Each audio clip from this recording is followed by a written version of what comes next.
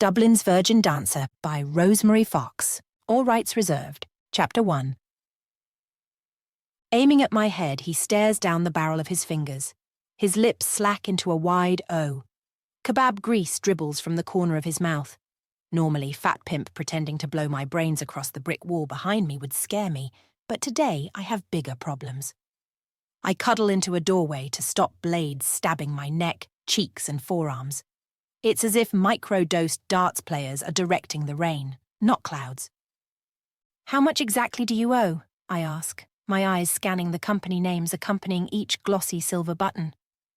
"I told Mum not to do it," calls Lily. "We needed food, Lily," Mum cautions, coughing, trying in vain to stop part of her lungs from being wrenched up her windpipe. "You need your medication more," Lily counters. "When are the bailiffs coming and what will they take?" I ask. "Thursday morning," Mum replies. "Google says electrical items, probably the fridge and my laptop," Lily calls. "It's your birthday in a few hours. Don't worry about us, we'll sort it out," Mum's assures. Suppressing her next cough, she asks in an audibly fake cheery tone, "What are you doing tonight?" "I get paid tomorrow. I'll send you £1,000. Just please don't take a payday loan again. The interest is killing us," I say. "No, darling," Mum says. "My multiple sclerosis is killing us." "Don't be silly. Look, I've got to go. I'm nearly at work." "We love you," they both call out in unison. I step out from the alcove. The rain has stopped, and Fat Pimp is in deep conversation with his passenger, the total opposite of him, chiseled, well-groomed and staring at me as if he sees straight into my soul. His gaze is so penetrating I narrowly avoid walking into two girls in skyscraper heels who cling to each other for support as they flag down a curb crawling BMW. I swallow hard. I'd taken photos and videos, been to the Garda 4 times, each time using the term human trafficking, but only the faces had changed. As the BMW door swings open, I stare at the girls. I hated that there was nothing I could do to help them. Fat Pimp signals for me to keep moving. Men like him make me want to learn the tedious ins and outs of 3D printing so I could print a gun to shoot him between the legs. I stop, smile and give him 2 middle fingers. The car door swings off its hinges. He rushes up the hill towards me in a wiggle walk only a morbidly obese man could master until the horn beeps, turning him comically in the opposite direction. Unfortunately, our titillating exchange has left me oblivious to the Olympic-sized puddle beside me and the double-decker bus steaming towards us both. I squint my eyes shut just as the murky water impels me, gushing into my ears. As I reach into my bag for a leotard to dry myself with, the tops of my fingers graze a plastic window of a letter stamped urgent. Another eviction order for the tiny room I rented from Trinity. I trudge toward the cobbled square housing my workplace, the Blarney Stone, using the leotard to mop my hair and chest. Working in the Blarney Stone is how I'd imagine I'd feel if a kidnapper strapped me to an archery board and took pot shots. Each grubby hand that snapped at my skin landed like a poisonous arrowhead. I take a deep breath to prepare myself, but before I can pull the worn brass door handle, a square man blistered with purple veins stumbles out. He pushes me aside to heave up stale stew and Guinness. His vomit smells remarkably like I do at the end of every shift. I step inside. The unpaid violinist is struggling. His taping foot has more rhythm than his string. The same collection of eccentric beggars nestle their unwashed hands around the dregs of the pint they'd bought 4 hours ago. I point myself at the ladies to use the hand dryer. "You're late! We need you waitressing," hisses Julian. His gut strains the shiny black buttons of his Baroque ringmaster waistcoat. I rush into the kitchen. Julian follows, tapping an order into his phone as the violin player's bow takes a hazardous wrong turn across its strings, making me grateful there's still water in my ears. "You can't go out like that. You'll need to buy a new work shirt. I'll dock €15 from your pay. Or I could borrow one and return it laundered. I'll work overtime for free tonight," I say, smiling. The Blarney Stone is an institution and all staff must be presentable. He throws the plastic-wrapped shirt at me. "Quick! We have a bachelor party in VIP and you're their waitress." Joy. The last bachelor party had referred to me as bee-sting beauty for 6 heavenly hours. I'd gritted my teeth so much my jaw ached for days. "Where are you going?" Julian demands. "To change in the ladies," I say, holding up the shirt. "There's no time, just get changed over there." He points to the slatted Western-style doors in front of the VIP room, which could easily be mistaken for a budget porn set with its filthy stained carpets and filthier clientele. I clench my fists, my knuckles whitening. Tomorrow after I'm paid, I'll find a new job. I walk towards the doors, the men's voices rising around me like an Irish inferno. I undo the plastic bag, remove the shirt's tag, and pull my wet shirt over my head. As I raise my arms to pull on the fresh shirt, Julian pushes one door open from the other side. He holds the door open as I clutch the shirt to me. "Oi, oi. I didn't know you'd organise the stripper as well, Julian. Good on you, fella," says a man with more gaps in his mouth than teeth. "Sorry, Vivian," Julian says, his lips curl into a Grinch-like smile. "Boys, this is your waitress. She's English, but don't let that put you off." Shirt now in place, I secure it with a hair tie and force my mouth into a smile and my mind away from strangling Julian with my soaked leotard. "Good evening," I say. "Ah, you won't have any trouble from us," says the eldest member of the group, already swaying. "But bring out the starters. We're starving."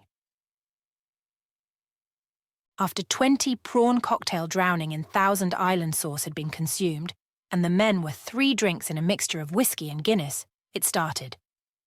"Do they not feed you in London?" asked a man with a nose pointing in several directions. "Ignore him," snorts the oldest man. "He's just jealous because we haven't seen a bone in his body except his nose since 1986. Laughter rips through the group. "What is it you are doing with yourself in Dublin?" the bachelor asks with a crooked smile. "I came to work at the best pub in Dublin," I say, fanning my fingers. "Then you've taken a wrong turn, sweetheart." The rest of the group laughs. Their shoulders heave over their roast beef, probably comprising 50% horse and 50% water. "She's not worse off than you. You'll be wearing the smallest pair of handcuffs in the world tomorrow morning." The eldest member of the group says to his son, who consoles himself with a long swig of his Guinness. "Enjoy your meals," I say, excusing myself. Moments later, a groaning sound alerts me to the men watching porn. I waste my time in the kitchen making each mint leaf and chocolate square perfectly symmetrical on top of the 20 soggy chocolate cakes in their plastic bowls. "They're waiting for you," says Julian, tapping his watch.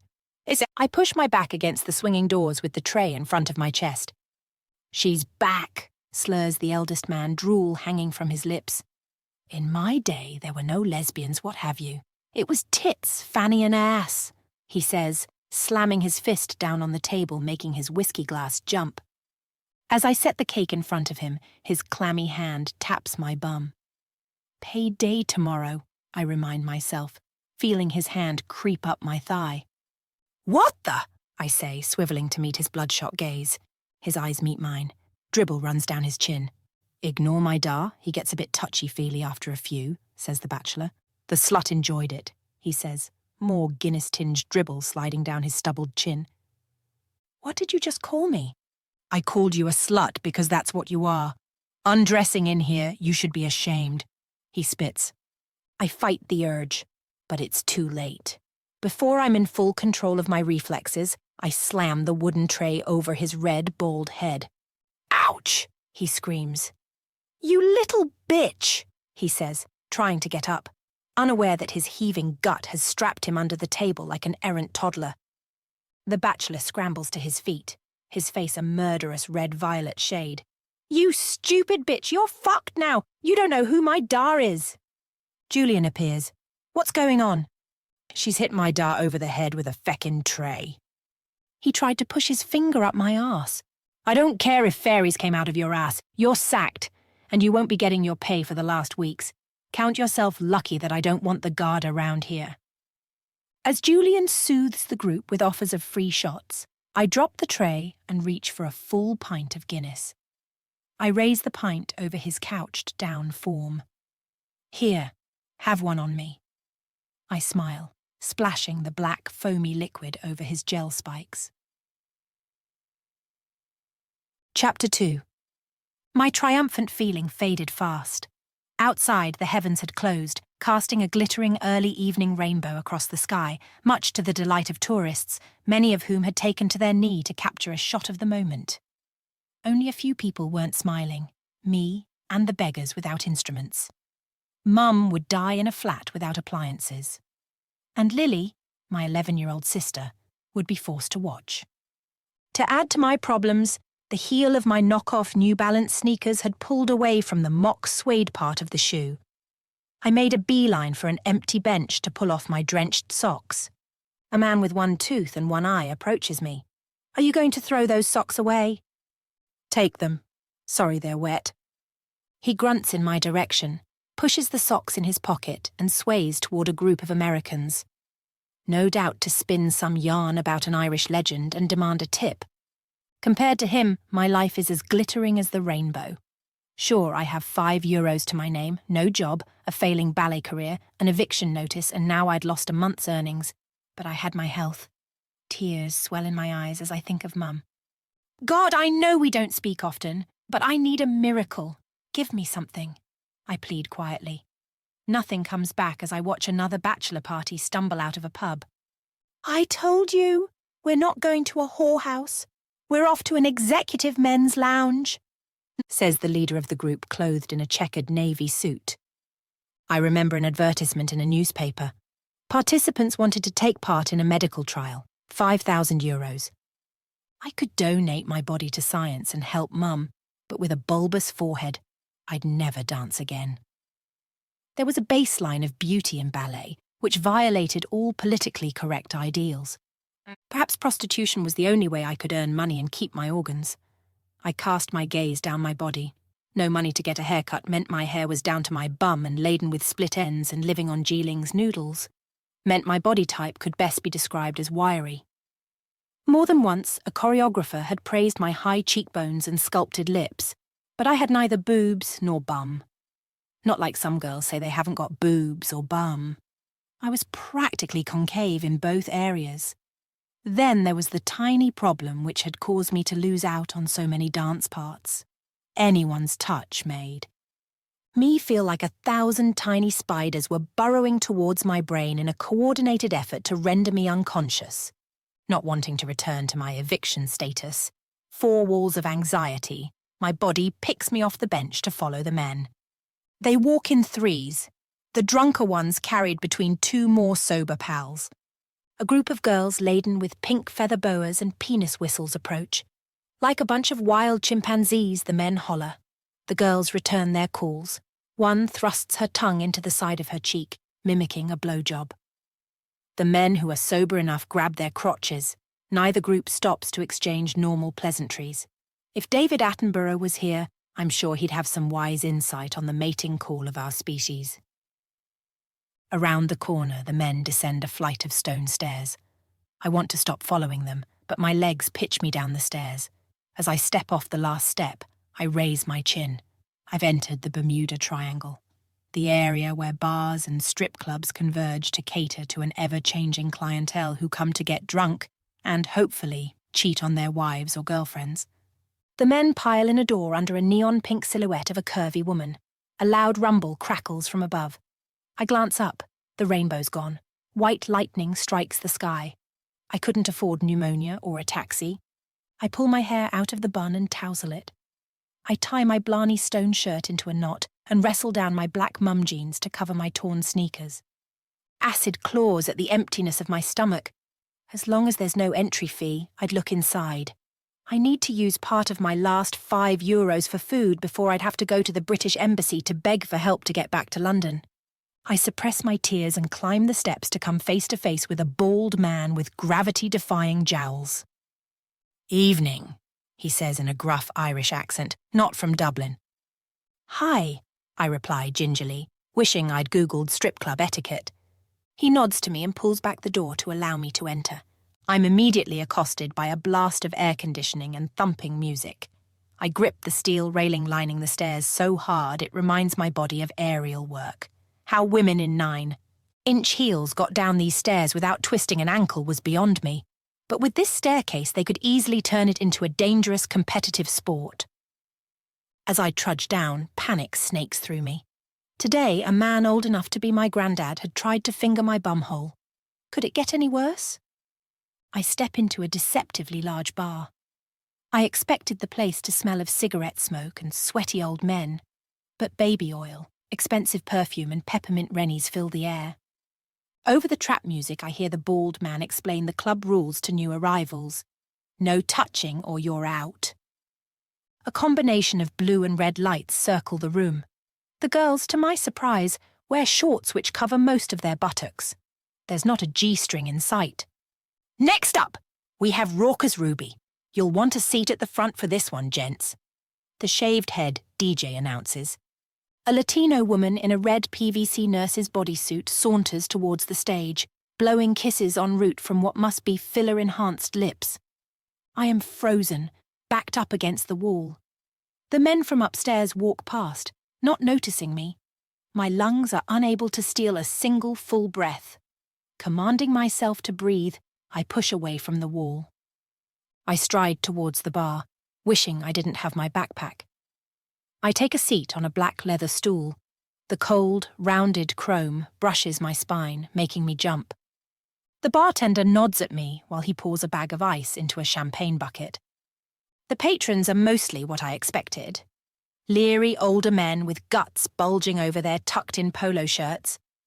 There are also a few attractive guys in expensive shirts with more shapely eyebrows than me. Ruby's audience is swaddled in deeply reclined red leather chairs. She wastes no time. She tightens her hands and legs around the pole, allowing her black glossy hair to sweep the stage. Her legs strike open, the patrons whistle, notes flutter onto the stage. I study the money. Were flying €2 coins a job hazard? All men watch the show except one.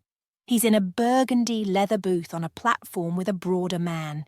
He's strangely familiar, but it's too dark to say from where. Probably a Blarney Stone patron. I look away from him, my throat constricting. He doesn't. From the corner of my eye, I watch his bearded jaw clench. His angry facial features are familiar because I'm always trying to wrestle my tongue from behind my teeth as other dancers offer me advice before auditions. He pushes his hands slowly down the back of the red sofa until his wrist lolls to the side. His tongue presses the inside of his cheek. He parts his lips, and the tip of his tongue nudges at the corner of his mouth. His thick brown hair is flecked with grey as if it wasn't aging, but was the work of a master stylist. Beneath his suit are the contours of a muscular body. The blue light swipes across his face, illuminating his emerald green eyes. They smoulder like a cauldron, evil rising from them, giving him a look of cold, clinical efficiency. Why am I admiring a guy who probably kept in shape by chasing and wrestling unsuspecting girls into the back of his van? He pulls at his pale blue tie. He shakes his neck free from the tie and unbuttons his shirt, keeping his eyes fixed on me. He's both terrifying and seductive in equal measure. I turn back to the bar. I do not need to lure a human trafficker who might be trying his hand at murder. I have no life insurance and I definitely have enough problems. "What can I get you to drink?" the bartender asks, his eyebrow piercing glistening in the blue light. "How much is water?" "If you have to ask, then you probably can't afford it." His eyes move to the Blarney Stone emblem on my shirt. "You work at the Blarney Stone. You definitely can't afford it," he says. "Definitely not if they sack you." "Oh," he says, leaning in. "Now I'm interested. You must have done something truly terrible to get sacked from that turd hole."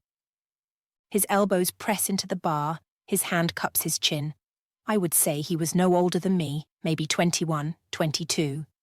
"A man tried to stick his fingers up my ass, so I hit over the head with a tray and then I poured a pint of Guinness over my former boss." His lips strain into a wild smile as he shakes his head, looking around the bar for customers. That's what I don't understand.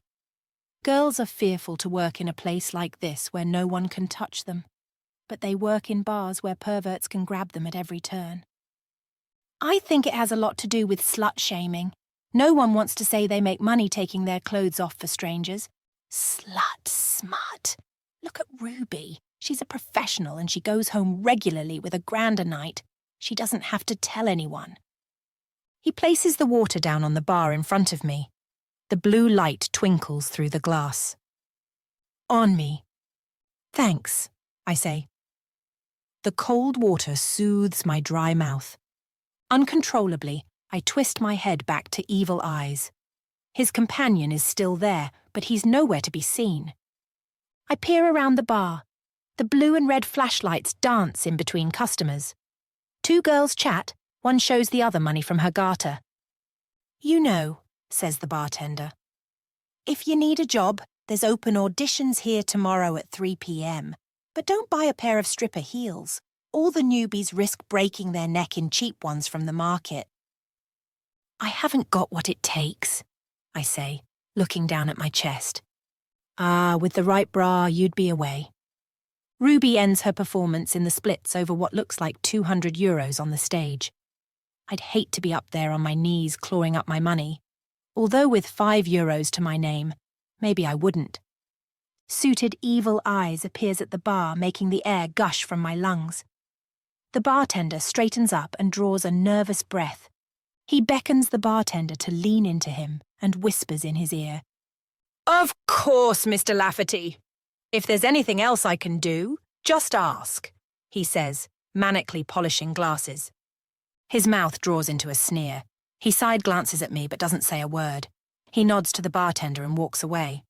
I drink the rest of my water and set the glass down. My stomach aches. My bones feel like they absorbed some puddle water, and despite no one touching me, my spiders are dancing under my skin. I need to go home. Thank you. See you around, okay? Wait, it's your lucky day, he says, to put all of your drinks on his tab. Nothing comes for free in this life, and the price he wants me to pay is definitely too high for a couple of drinks. I've never seen him offer to buy drinks for any woman before. Wonderful, I'm his first victim, I say, widening my eyes. I have to get home, but thanks for the water. Hope to see you again, Blarney girl. I hoist my backpack onto my shoulder and turn towards the exit, the blue and red lights streaming across my face. Panic strangles my airways. During the free month I'd had a Netflix subscription, I had watched a documentary about a man who followed strippers home before robbing them and bludgeoning their faces with a blunt screwdriver. I try to regulate my breathing as I climb the stairs. There's nothing to fear. I'm just overwhelmed. Tomorrow I'd give it one last shot. I'd go to ballet auditions and maybe it being my birthday, I'd get my miracle. Perfect timing. The rain just stopped, announces the bouncer, pulling back the door for me before I reach for the handle. Night, I mumble as I gallop down the steps, panic squeezing my arterial valves. I race up the stairs and around the corner past a church and moss-ridden tombstones. The bells toll, signalling 10 p.m. Panic inches over my skin, imagining Mum and Lily having to identify my bludgeoned corpse via video as I hear footsteps behind me. Now on the main street, a light illuminates the floor-to-ceiling white tiles of the cheapest falafel shop I knew of in Dublin. My shoulders sag with relief. I rush towards it, almost laughing at myself for thinking I was about to be bludgeoned. "What can I get you, dear?" asks a middle-aged man with a greying goatee. "I take a falafel wrap, please." I lean my body weight against the counter, tiredness, fear, and the cold tunnel through my bones. As I calculate that after paying €1.80, I'd have €3.20 left to my name, the doorbell announces another customer. "Can you make another, whatever she's having?" It's Evil Eyes. His citrus pine scent overwhelms me. His eyes are a pearlescent forest green, the most peculiar colour I've ever seen. I have to twist my body to stop myself from staring. "Hi," he says, looking straight forward. "Hi," I reply, wondering what I could use in my bag as a weapon. Only my point shoes had form. I undo my bag and position them for easy reach, hoping the unworn ends are still strong enough for me to cause distracting damage. "Is that everything?" asks the man behind the counter. "Yes, everything. Thank you," I say, trying to keep my tone even. "And everything for you, sir?" "Everything for me, too." he says in a measured tone revealing no accent. That will be €3.60, please. I thrust my €5 forward, but Evil Eye's €20 note has already been taken. Keep the change, he says. Thank you, sir, replies the goatee man, clearly not used to those words. Here, I say, offering him my last €5. Keep it. Call it a donation to the arts, he says, nodding to my point shoes. You really don't have to, I say, sliding myself, wrap in hand, to the exit. As I reach for the door handle, thunderous rain pelts the cobblestones. People scurry inside like rats from a sinking ship. The little Turkish shop was very cheap and gave portions the length of baseball bats, but there was one downside: no seats. Testament to how hungry I am, the thought of using the wrap as a weapon crosses my mind much later than it should have. You don't recognize me, do you? Evil Eyes asks, closing in on me at the door. I stare up at the man whose chest meets my eye level. No, I say, straightening my back. Please, God, let the goatee man have CCTV so at least investigators can track my last moments. You gave me the finger earlier. My eyes widen. This is how I am going to die. His associate would have told him I'd been to the Garda. I stare down at my wrap. He'd just bought me my last meal. Do you have an umbrella? He asks, eyeing the rain. No. Mine's in the car, he says. Then it looks like we're both fucked, and I gave your friend 2 middle fingers, I say in a tone that belies more confidence than I feel. He's not my friend. Then why were you in his car? I ask. Business, he says, training his eyes on the rain hammering the cobblestones, where puddles have already formed between the gaps illuminated by street lamps. The smell of his sweat goes straight to my sex. Are pheromones the reason people were murdered by their spouses? If you walk to my car with me, I'll get inside and you can take my umbrella, or we can drive you home. We? I ask. Of course he needed an accomplice to murder and dismember me. My driver, Barry. Where is home? He asks. Trinity, I reply. It was a big enough campus that if by some miracle I got away, he'd have trouble finding me, and anyway, soon I'd be evicted. We can drive you home. It's late. Who knows what can happen on the streets of Dublin? He casts his gaze to 2 hooded boys stretching their necks out from behind a corner. Here, take my coat. You'll freeze to death like that out there. The rain is coming from all directions. He wraps his black wool overcoat around my shoulders. Look, I don't get in cars with strangers, I say, pulling at the door handle. He places his hand on the glass, stopping me from leaving. The goatee man is rolling falafel balls, oblivious to our presence. Evil Eyes exhales deeply. I had hoped we wouldn't have to have this conversation. Did you make any enemies recently? He cocks his head toward the boys. No, I answer too quickly. Wait, yes, maybe. Care to explain? I might have bashed an old guy with a tray, but he deserved it. Is assaulting the elderly an everyday pastime of yours? No, I say, shaking my head. He tried to... I stop. Was it really a good idea to share my sexual assault with my potential murderer? He tried to what? He asks. He tried to stick his fingers in my arse. Evil Eyes casts his gaze to the 2 hoodies whose faces morph into grey statues. Where did this happen? He asks, tapping a message into his phone. At work, my former work, the Blarney Stone. I'm guessing your assailant had a huge gut, a porn star moustache and a knitted Celtic waistcoat. Another associate of yours? I'll give you €100 if you allow Barry to drive you home. That doesn't sound suspicious at all, I say, raising one eyebrow. Barry doesn't enjoy disposing of bodies, he says. I'm unable to read whether he's joking or whether Barry does some body disposal. Let's get to the car. He pulls open the door fully and runs. I have no choice but to run after him. He runs in a way that is too graceful for a man of his size. The muscles moving under his suit jacket are visibly as sculpted as Leonardo's David. Down a darkened side street, he stops at a huge black SUV and pulls open the door for me. I hesitate, my eyes drifting to his wet shirt where I see what looks like a small crater marking his chest. "Get in!" he commands. In an action against all my principles, I hop inside the car, clutching my wrap. I take a deep, slow breath as he jumps in the other side. "Mr. Lafferty?" "Barry, can we drive Miss Underscore?" he asks. "Miss Vauxhall," I clarify, cursing myself for not giving him a fake name. "Can we drive Miss Vauxhall to Trinity University halls, and can you tell her you don't like disposing of bodies?" A smile twitches at the corner of Evil Eye's mouth. "I hate disposing of bodies," Barry replies dryly. "Especially ones with no meat on the bones. Bones take longer to burn than fat." Evil Eyes smiles at me reassuringly, revealing a set of white straight teeth. I grip my backpack tighter to me, grasping the point shoes. "What's with those two guys outside the falafel shop?" I ask. "You tray-bashed the cousin of Ireland's craziest."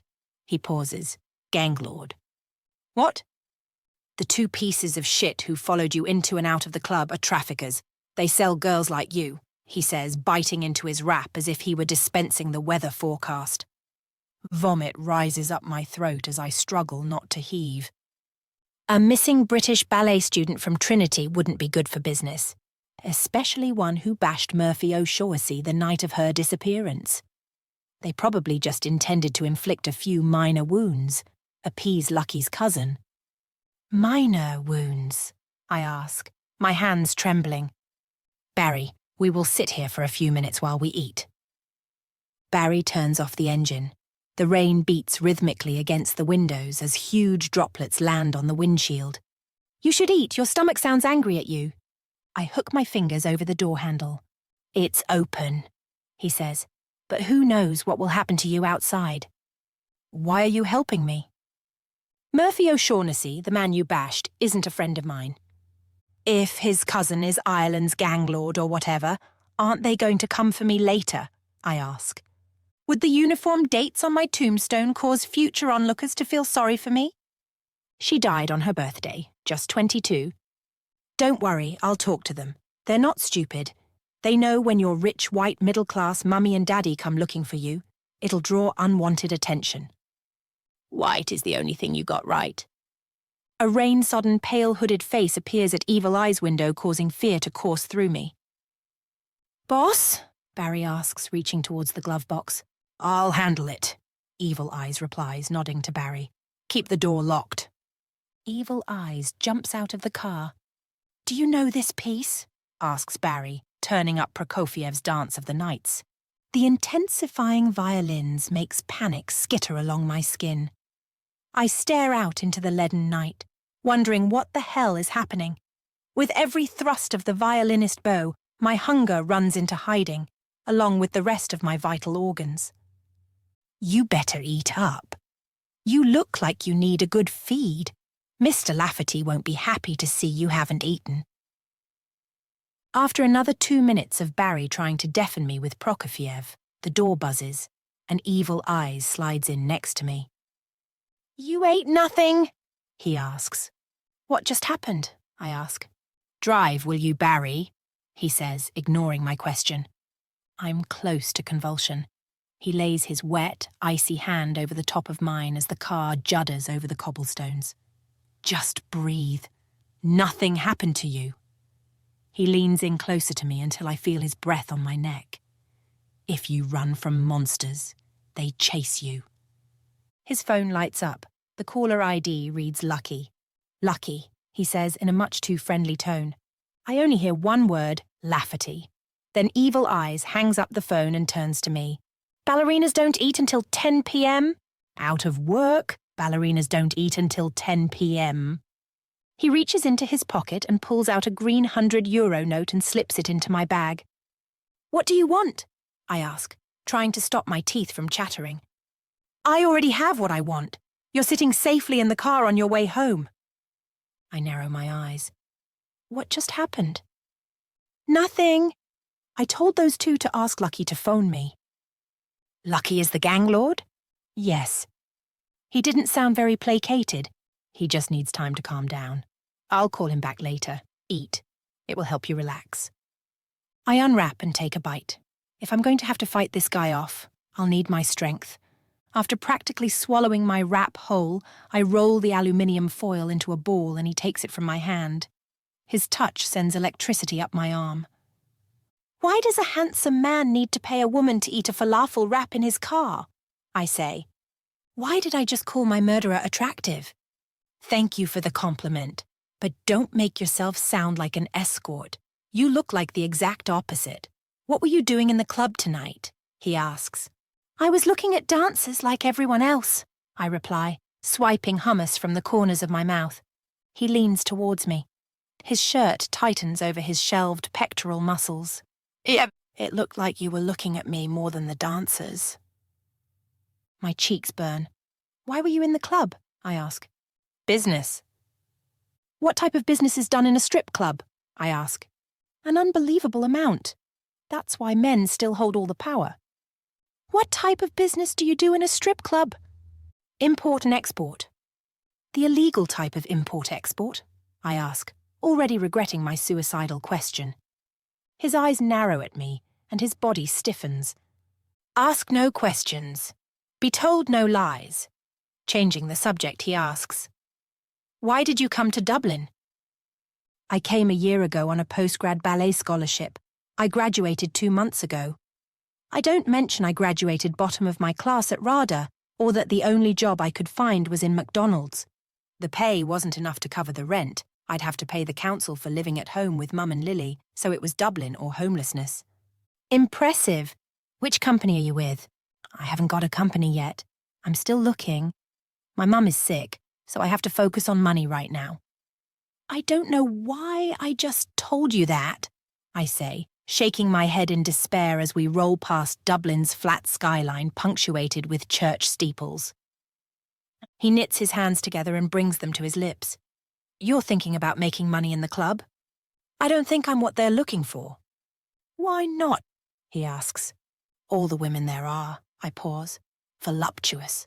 There's a market for everything. How would you know? He ignores my question. It's cash on demand. I raise my eyebrows quizzically. When you work in a restaurant as a waitress, you get paid at the end of the month. When you work as a stripper, you take home what you earn every day. You make it sound so easy. His eyes travel up my neck, linger on my lips, and then settle on my eyes. I hope he isn't aware that his stare makes the hair on my arm stand up. Many of the people you'll strip for will be crazy. Then there's damage to reputation, and you might become addicted to drinking or taking drugs to deal with the bruising and rejection. Bruising and rejection? I ask, my hand tightening around my shoe. Girls get very bruised from dancing on the stage. The floor is hard, and to a large extent it's a numbers game. Ask enough men if they want to dance and many of them will reject you because they're either broke or you're just not their type. The car slows. I'm sorry, I didn't introduce myself. I'm Connor Lafferty. And your first name is? Vivian. Vivian Vauxhall. He laughs. You already have a stripper's name. Don't tell my mum that. She gave birth to me nearly 22 years ago today, I say as the car trundles to a stop. Without saying a word, Evil Eyes pushes open his door. A few rain splutters whisk up my neck just as he closes it. I watch in the rear mirror as he pushes a button and a black umbrella expands. He opens my door. I don't have another umbrella, but I'll walk you to your room with this one. I'll run to my room. I stutter, my heart pounding. Had he saved me from traffickers to sell me himself? I can't allow that, he says, bending to my eye level. I didn't murder you so far. It's unlikely I'd choose a location with cameras and nocturnal animals. Rain pelts the umbrella hard. Nocturnal animals? I ask. Students, he replies. Plus it's your birthday. What gentleman would I be if I left you out in the rain? Boss, we have business at the docks. We should go. Barry says. It can wait, Evil Eyes says, not taking his eyes from mine. If this were a fairy tale, he was the house covered in delicious candy, and I, one of the unlucky children, on my way to the oven. Chapter 3. My eyelids flicker open. Pale yellow sunshine filters through the old oak trees outside my room. The hum of sinking despair was conspicuously absent. The past 18. Months erased. Soon I'd perform at the Royal Albert Hall, and then, like every morning I remember, my empty carcass laying motionless, paralysed. Panic stinks my heart, causing me to swing my legs out of bed before the rest of my body is ready to follow. I leap out of bed as if movement could stop the gold between my cracks from liquefying. A knock comes at the door. "Vivi, I didn't hear you come home last night. Vivian?" I grab my shabby robe from the back of the door and open the door. Jiling stands there eating a bowl of white rice and kimchi and something that looks like a cross between cheese and tofu. My heartbeat staggers to a normal pace. "You okay? I didn't see you yesterday at the Blarney Stone," he says. "They fired me, but I'm okay," I say, smoothing my hair down. "That's great news. You'll finally have the energy for dance auditions. Come with me today?" "What time is it?" 10 a.m. "Which company?" "Airlo. They're hiring 5 new dancers for Romeo and Juliet. You've danced Juliet hundreds of times. It's basically your role for the taking." "Only in community theatre," I say, sagging against the door as the glass that trapped me like a wasp inside that memory lifted. "Come on. You have to come. It's your birthday," Jiling says, wiggling from side to side. "And I got you some K-beauty products," he says, lifting a glossy gold gift bag from behind his back. "And you should eat something. You are sweaty." "Thank you. You didn't have to. Give me 30 minutes to get ready." "I'd wait an eternity for my Juliet," says Jiling, placing his hand over his heart, mock swooning. I close the door, placing the bag down on my desk next to the €100 note. A normal young woman would be trembling in a cheap plastic police interview seat, recounting how she was nearly trafficked. That the ordeal had dripped off me like rainwater from the tip of my nose made me acutely aware of the trauma tunneling through my bones. Not wanting to turn it over in my mind anymore, I gather my shampoo and shower gel and head to the shared showers. The audition at Airlo went smoothly. Tomorrow they'd post the names of those they would hire. My movements felt more fluid and less stilted. Jiling wished he'd been sacked, so it gave him more motivation to find a real dance job. Jiling wore an oversized panda costume outside a Chinese all-you-can-eat called Panda Town. So many people pushed and shoved him like a human wasn't inside. Even if I got the part, I'd need another job fast. I'd sent Mum and Lily €90, saved €8 for food, and wasted €2 on the conversion fee. My plan was simple. I would take my CV to over 100 pubs and offer to work a month for free for an advance check. I was in the computer room when my phone rang. "Hi," I breathe into the phone, stepping back from the musky hum of the computer room. "Hi, darling, happy birthday. How are you? How's your birthday going?" "Great, thanks." "Mum's got something she needs to tell you," says Lily. "It's been hours since we last spoke. You didn't take another loan, did you? You sent us £80 instead of £1,000. I needed it to keep the bailiffs at bay. I told you not to borrow money from these places. They're just rip-off merchants." "I know, darling, but we were desperate. We didn't want to tell you with all your dance work going so well. But the price of the drugs has gone up," Mum says. "How much now?" £400 a month. The bastards doubled it. I exhale deeply. "When do you need to pay this loan by?" "Tomorrow, or they're going to double it again." "I told Mum not to go to cash on demand," Lily calls out. "You're so smart," I say. Connor's words, cash on demand, ringing in my mind. I glanced down at my watch. It was 2:15. If I caught the bus, I could just about make it to the 3 p.m. audition. "Don't worry. I'm going to send you the money. I've got to go." I hung up before I can hear them say "love you." I run down the corridor to my room, quickly unlocking the door. I grab a pair of denim hot pants and a white shirt I could tie above my waist. I had no time to think. I couldn't let Lily loose Dad and Mum before she was even 12. It was 3:10 when I arrived at Lollipops. The door was open, the burly bouncer absent. I run down the spiral staircase, this time not holding on. The air conditioning isn't turned on. making it smell stale and acrid. Slow Spanish flamenco fills my ears. As I pace to the bar, little dust particles from the carpet encircle my feet like a shower of tiny confetti. The bartender from last night beckons me over. "I thought you'd come," he smiles. "You need to fill in this application form before you dance." "Thanks," I say, taking the clipboard, the paper and pen. Lateness has garnered me an unexpected advantage. I can watch the 3 girls waiting to dance. The one on the pole is a beautiful Asian girl. She dances with a mystery, but her lines are off. She doesn't point her toes or extend her neck. I take a seat on a red leather cube, scribbling my details on the form. I turn the form over to reveal a list of STDs. Did I have crabs, AIDS, chlamydia, or genital warts? I shudder, ticking no to everything, and making a mental note to wash my hands thoroughly. The blue and red lights scan the stage as the Asian girl finishes her routine. They'll all wear stripper heels. I peer down at my battered New Balance sneakers.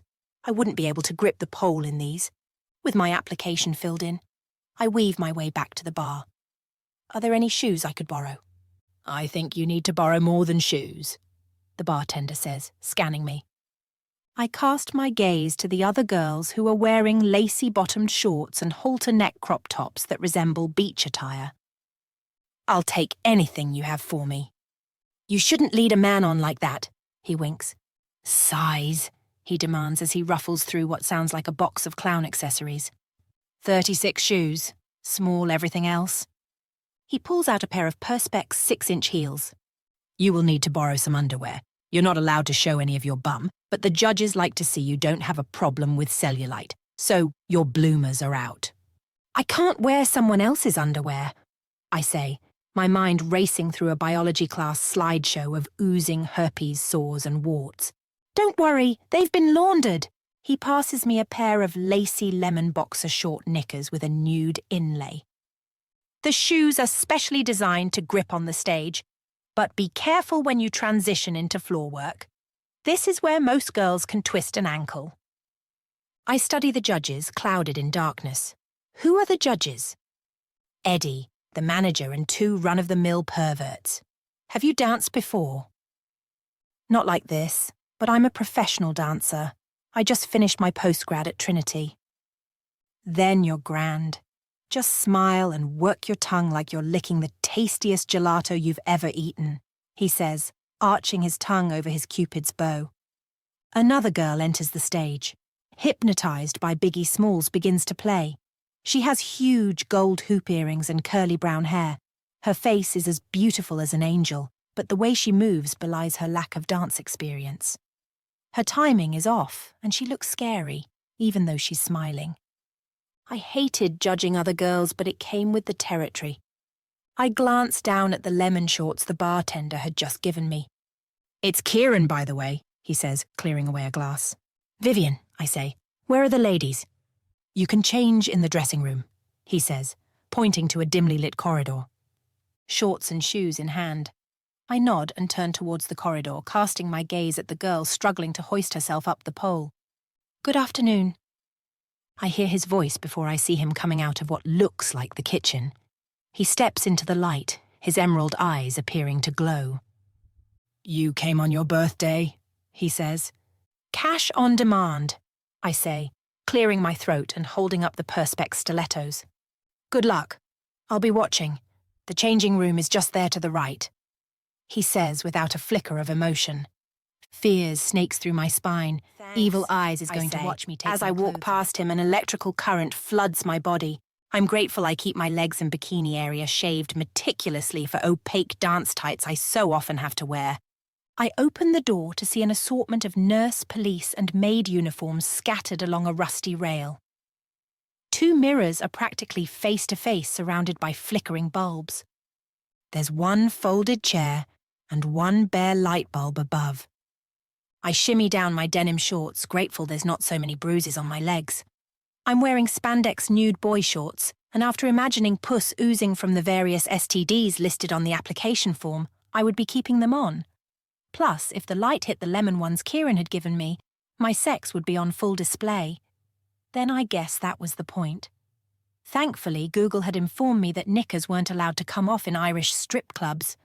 My heart thumps in my ears, pulling up the lemon shorts. It's not nerves or apprehension. Obviously, it's remnants of my near-trafficking trauma.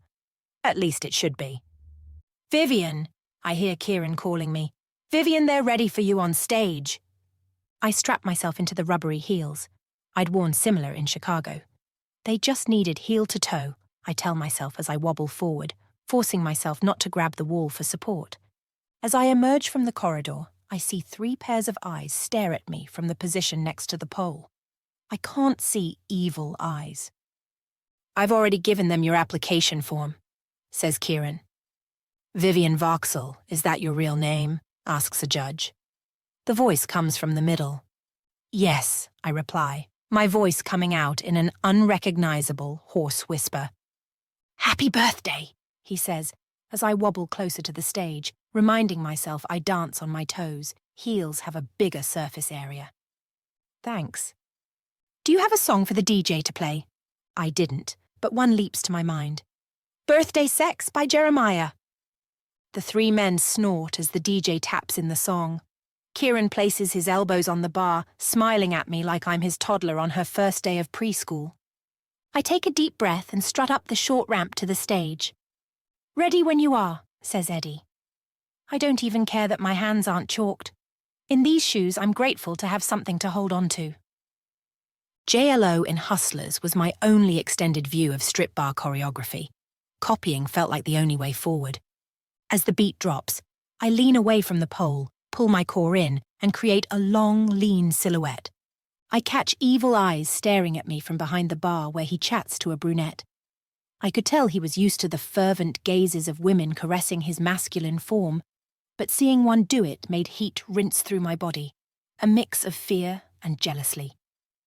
Using 2 hands, I launch myself up the pole, my hair sweeping across my body. I twirl myself higher before I open my legs and thrust into the pole. I turn upside down, slinking down the pole. Before planting my hands on the floor, coming into a standing split. I move into a seated split, grinding my pelvis into the hard stage, imitating JLO's rhythm. I come to my feet, dropping to a forward fold while I bounce my derriere, hoping the blue and red lights are making the right things appear bigger. Through my legs I see evil eyes, one finger pressed to his lips. I take to the pole again, rolling my entire body before the beat brings me to finish in a seated spilt. "Wow," says the manager. "You're a professional dancer?" "A good one," he says as I try to breathe evenly. "We didn't see any clothes come off," says the overweight man to his left who looks like the archetypal strip club customer. "Yes," agrees Eddie. "Neve, could you drop a beat she can take her top off too?" A drumming hip-hop beat floods the club. I'm counting the beats, trying not to hold my breath. I'd been so focused on the dance I'd forgotten to take my clothes off. Opening my top upside down might make my humble breast seem bigger. I wrap my hands around the pole, extending both legs in front. I swing myself over, gripping the pole between my thighs. I twirl as I undo my buttons and inch off my bikini top. The cold hardens my nipples and a part of me hopes Connor's mouth is wet. My top falls to the floor. I feel men still shrouded in darkness appraise me. The music stops. "Thanks a lot, Vivian. You can put your top on now, sweetheart. We'll let you know by the end of the day. We've your phone number. Sure we have." I slink down the pole, letting myself down slowly, not knowing if I'm going to be hired or not, but strangely, already feeling dejected. I pick up my halter neck from the floor and hastily knot it at my neck. Kieran beckons me over to the bar. "I'd hire you, that was fantastic," he says, winking. "Do you think they will?" I pause. "Hire me?" He slid his elbow down onto the bar and cupped his chin deeply. "I never know what they'll do, but I can tell you this, you were the best dancer by a million miles." He grabs a pen and paper and scribbles numbers. "Nothing seedy. I like to look at the dancers, but I won't be touching any in this lifetime, if you get my drift. Call me. I'll let you know if I hear anything." I look down at the paper, grateful to stop myself searching behind the bar for evil eyes and focus on dialing his number. "Got it," says Kieran, holding up his flashing phone. "Thanks, Kieran." I say, unhooking my screaming feet from the torture devices he'd lent me. Chapter 4. Only after a full night of rain could the sun drown Dublin in a cloudless aquamarine blue sky. Having wasted €2.50 on the bus, I walk home alongside a stream of boats filled with bare-chested men in oversized four-leaf clover hats. Bright green moss, grateful for last night's rainwater, is nestled in the cracks of paving stabs which resemble tombstones under my feet. I hadn't had time to think about my near miss with being trafficked. Testament to how desperate for money I am. The only thought I'd had was whether they'd let me send money home. I watch as a grandfather rolls up his trousers to his knees and takes a swig from his beer. The epitome of Irish relaxation. Thanks to my Italian father, I didn't need to worry about a tan. His family hated Mum, an English tart, I'd heard his father say, so after the funeral we never heard from them again. But at least he had given me a tan. My phone rings. Hello? I answer. Is that Vivian Vauxhall? She spoke with this glorious sweet Irish accent that sounded like hot cherry scones on a chilly grey afternoon. This is she. Vivian, it's Ciara from Lollipops. You have a trial on Saturday. I draw a sharp breath in and stop in my tracks. Hello, are you there? Hi, yes, I'm here, I say, drawing saliva into my parched mouth. Have you danced at a strip club before? Not wanting to lie and not wanting to lose my miracle, I stammer, searching for the correct answer. No, but I'm a quick learner. Meet me at O'Neill's shopping centre Saturday, 12 o'clock noon. You'll need to have a few things ready before you dance, and you should think about a stripper name. Vivian Vauxhall sounds like one, but you don't want men searching for you on the internet. They can get your home address. Okay, I'll think of a name. Meet me outside the waterfall. You have my number if you can't find me. Thanks, Ciara, I say. I'll see you on Saturday. As the last syllable rolls off my tongue, I realize she's hung up. I speed up, partly because yesterday I was nearly abducted and partly because my mind thinks the faster I move, the quicker I'll have answers to the questions rushing through my head. In less than 15 minutes, Trinity's golden dome rises to meet me. The stained glass windows depicting angels and Jesus on the cross look more radiant today. I walk under Trinity's granite campanile, the iconic bell tower smiling ear to ear. The bell chimes. Other students regard me with suspicion. The superstition says anyone passing under the campanile when the bell chimes will fail their exams. Thank God I didn't have any left to take. I dart through the campus past the beautiful brick houses and gardens bursting with roses, an immaculate rose of lavender thinking of the money I could send home. A wild smile spreads across my face as if instead of just signing up to take my clothes off at a club frequented by human traffickers, I'd won a prize. A woman with a sharp brown bob breaks my Freudian-worthy happiness. It's the housing manager. She has a folded piece of paper in her hand. My eviction notice. I raise my hand as if I've seen someone I know on the grass and run. Vivian Vauxhall, she calls. I bolt between groups of backpack-clad students. I knew it was a matter of time before she tracked me down, but that was time to think of a good offer to retain my tiny domicile. I can't sleep on the streets and be a stripper. I climb the back staircase to my room, hopeful she's lost my scent. My heart pounding, I open and close my dorm room door like an F1 team changing tyres. A knock at the door makes my heart jump. Vivian Vauxhall? One moment, I call. I'd offer to pay for the next 3 months in advance by Saturday. With the chain still on, I open the door, hoping she doesn't have a bailiff with her. Vivian, I do not enjoy having to chase you across the common. I'm sorry. My stomach, I desperately had to use the toilet. I lie, clutching my abdomen. Look here, she says, pushing the folded paper through the door. It's your remittance slip. I'm going to pay for the next 3 months in advance. Sir, what do you mean? You've already paid the entire year in advance. I slide the chain off and open the door fully. What? I ask, cocking an eyebrow. Your uncle came in earlier and paid the whole year. My uncle? Yes, anyway, here is the remittance slip. I've got to chase down another student. Thank you. And Mrs. O'Brien, I'm sorry about the whole chasing thing. She gives me a crooked smile and turns on her small block heel.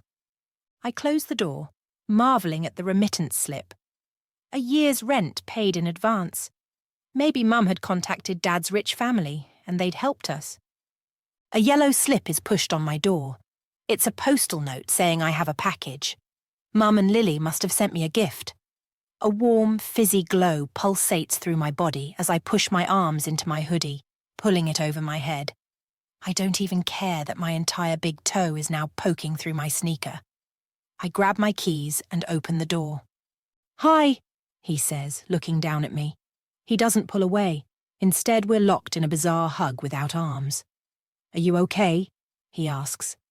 I step back. Sorry, I say, trying to exhale the pheromones that have caused my paralysis. I'm just a bit of a daze. Already regretting your new career choice? I always intended to dance for money, I smile. Anyway, this is less of a choice and more of a necessity. Never give away your power. Everything we do in life is a choice. How did you find me? I ask, ignoring his unwanted pearl of wisdom.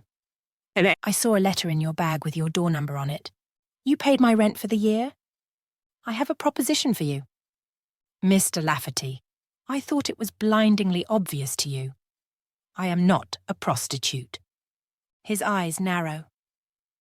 Did I ever treat you like a prostitute? He asks, raising his chin and pushing his tongue into the side of his mouth. Yes, you gave me €100 to get in the car with you. They call that soliciting. We exchanged time for money. Why were you at the audition today? I ask, pushing thoughts of my clothes off out of my mind. I own the club. Hiring the best girls is a key performance indicator. I shake my head. Of course you talked me into working at a club you own. So now I'm in debt to my employer? I profit from men's weakness. I'd have thought that made me a pin-up in the Smash the Patriarchy movement. He looks around the tapering hall. And I'm not your employer? You're an independent contractor. I just provide the venue. I'm going to pay you back, and quickly. Why don't you hear my proposition over dinner and then you can decide? Or did you have other dinner plans? He doesn't wait for me to answer. I thought you might like to try the best Lebanese in Dublin on your birthday. You can't just pay my rent and demand I have dinner with you. First, I'm not demanding, I'm asking. And second, my intention is to feed the hungry. Oh, I'm a charity case to you. Well, don't worry, I say, trying to close the door. My flatmate has enough noodles to last me well into next year. He pushes his foot against the door. Then why do you salivate when you look at me? Do I ask, my tongue circling the inside of my lower lip. He leans in, the heat of his chest warming my face. If you're a good girl, perhaps there will be dessert. In the interests of settling my debts, I'll have one dinner with you where you can observe me salivate over the food and nothing else. Give me 5 minutes. He steps forward, his muscular form crosses the threshold of my room. I'll wait on the bed, he says, cocking his head to one side, thumbing his lip. I raise my eyebrows, letting him know he is pushing his luck. He lifts his eyes to meet mine. It's nothing I haven't already seen. He holds his palms up. Okay, I'll wait here against the wall, he says, brushing the eggshell-painted stucco walls. I close the door, struggling for breath. Why am I taking such shallow breaths? I inhale, reaching into my diaphragm. Shallow breaths turn blood to alkaline. Anxiety follows. Logical and completely normal. I only have one outfit remotely date night worthy. My heart thuds against my chest. It's not a date, it's business. I pull out the burgundy leather jeans and a top with sequin tassels. The trousers are looser everywhere. If nothing else, I would eat tons of meat at this Lebanese restaurant and get my iron intake for the month. I pull the high-neck sequin tassel top over my head. The sequins sway like a metronome. I pull my hair out of its bun, brushing it until only a few knots at the nape of my neck remain. I slather on the peach nude lip gloss Ji Ling had given me and blush my cheeks with something that includes snail mucus. I push my phone, keys, and only bank card into the back pocket of the leather trousers and open the door. I think I see a smile twitch at Evil Eye's lips, but it's replaced by a nod. I lock the door behind me. As we round the corner, Geeling springs from the kitchen eating a bowl of non-branded Cheerios. "Did you see the board?" he says with all the excitement of a child off to Disneyland. "I've been cast as Romeo," he squeals. "That's amazing. Well done," I say, hugging him. "And you got the understudy for Juliet. But hey, she might have an accident." He winks. "Who's your new friend?" Evil Eyes push his giant hand forward. "Connor Lafferty." "Geeling," he says in response, dragging his eyes up and down Connor. "Everything okay, Vivi?" he asks, as if Connor is my death row jailer. "Yes, we're just going to eat Lebanese food." "Really?" he says, trying to repress a broad, toothy grin. "You know, I thought the only attractive Irish men were in movies. I'm so grateful to see a real one." "Have a good evening," says Evil Eyes, walking forward as if he were alone. Geeling widens his eyes at me. "We'll talk when you get home, young lady, after your," he pauses and mouths, "birthday sex." I raise my eyebrows at Geeling and follow the man I now owe 12,000 euros. The sun is still blazing outside. An orange-rose sunset appears on the horizon, morphing the sky into a picture-perfect gradient. Evil Eyes paces across the cobblestones out of the gate and towards his blacked-out SUV. His phone vibrates in his pockets. He picks it up silently. Connor pushes mute. "Get in! I'll only be a minute." A crackle announces Barry's voice. "There's water in the side pocket, Miss Vauxhall." "Thanks, Barry. By the way, I'm Vivian." "It's nice to meet you, Vivian." I crack open the water seal, taking a gulp. "How long have you been driving, Connor?" "Mr. Lafferty. Like he said yesterday, 2 years." "Is it a good job?" "It has its moments, and Mr. Lafferty is very generous." "Don't tell him we talked, will you?" he says, raising the screen between us. Connor slides into the car, filling the car with a citrus scent which awakens my sex. He doesn't say a word to Barry, but something in him has shifted. He looks angrier than before the call. "Did you get the shoes?" he asks. "No. Does your proposition have something to do with a foot fetish?" He stifles a laugh. I like the way his face looks when happiness softens him. "Nothing to do with feet, I promise. I noticed yesterday," he points down to my trainers. "A homeless person wouldn't wear your trainers, so I bought you a couple of new pairs. I didn't know your size." "Thank you. Very thoughtful and observant," I say, trying to wiggle my toes away from breaking through the seams. He turns to me and licks his lips. "It pleases me when you're grateful." He pulls the Financial Times from the back of his seat and studies tiny rows of numbers. I stare out the window, not wanting the heat he stirred inside of me to grow. Chapter 5. Pomegranate, mint, and lamb float through the air of the Lebanese. At one end, a Santorini blue and white beach mural covers the walls, complete with yellow beach ball and slatted white window frames with painted sea views. The room transitions to gold foil, which dances under the twinkling lights of the huge stained glass oval light fixture in the middle of the room. Bearded men pull out flatbreads risen in the shape of rugby pools, while pretty waitresses with impish features carry bowls of green, pink, and yellow hummus. Connor is outside on a call. A muscular man straightens his waistcoat and leans into his girlfriend, a petite blonde. "That's Connor Lafferty. He controls drugs in Dublin." The platinum blonde turns sharply in my direction as the man lifts his hand and smiles at me. The restaurant morphs into an endless wasteland covered in shattered glass I'd have to bleed across to get out. Not that I could get out. Connor is right outside the only exit. And I owe him money. My heartbeat hammers in my ears as I imagine a bag of heroin busting open inside me. Connor pushes open the door of the restaurant and everyone inside, including the muscular man and his girlfriend, avoids eye contact. Connor sits down and folds his napkin carefully over his legs. If he wants me to be a mule, I wanted to know now. "Are you going to put your proposition to me?" "The waiter hasn't even taken our drink order.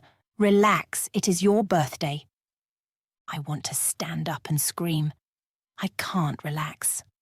I'm indebted to Dublin's drug lord, who I'm having dinner with on my birthday. Instead, I fold my napkin into my lap and stare down at the menu as if it hides a secret code to unlock my escape.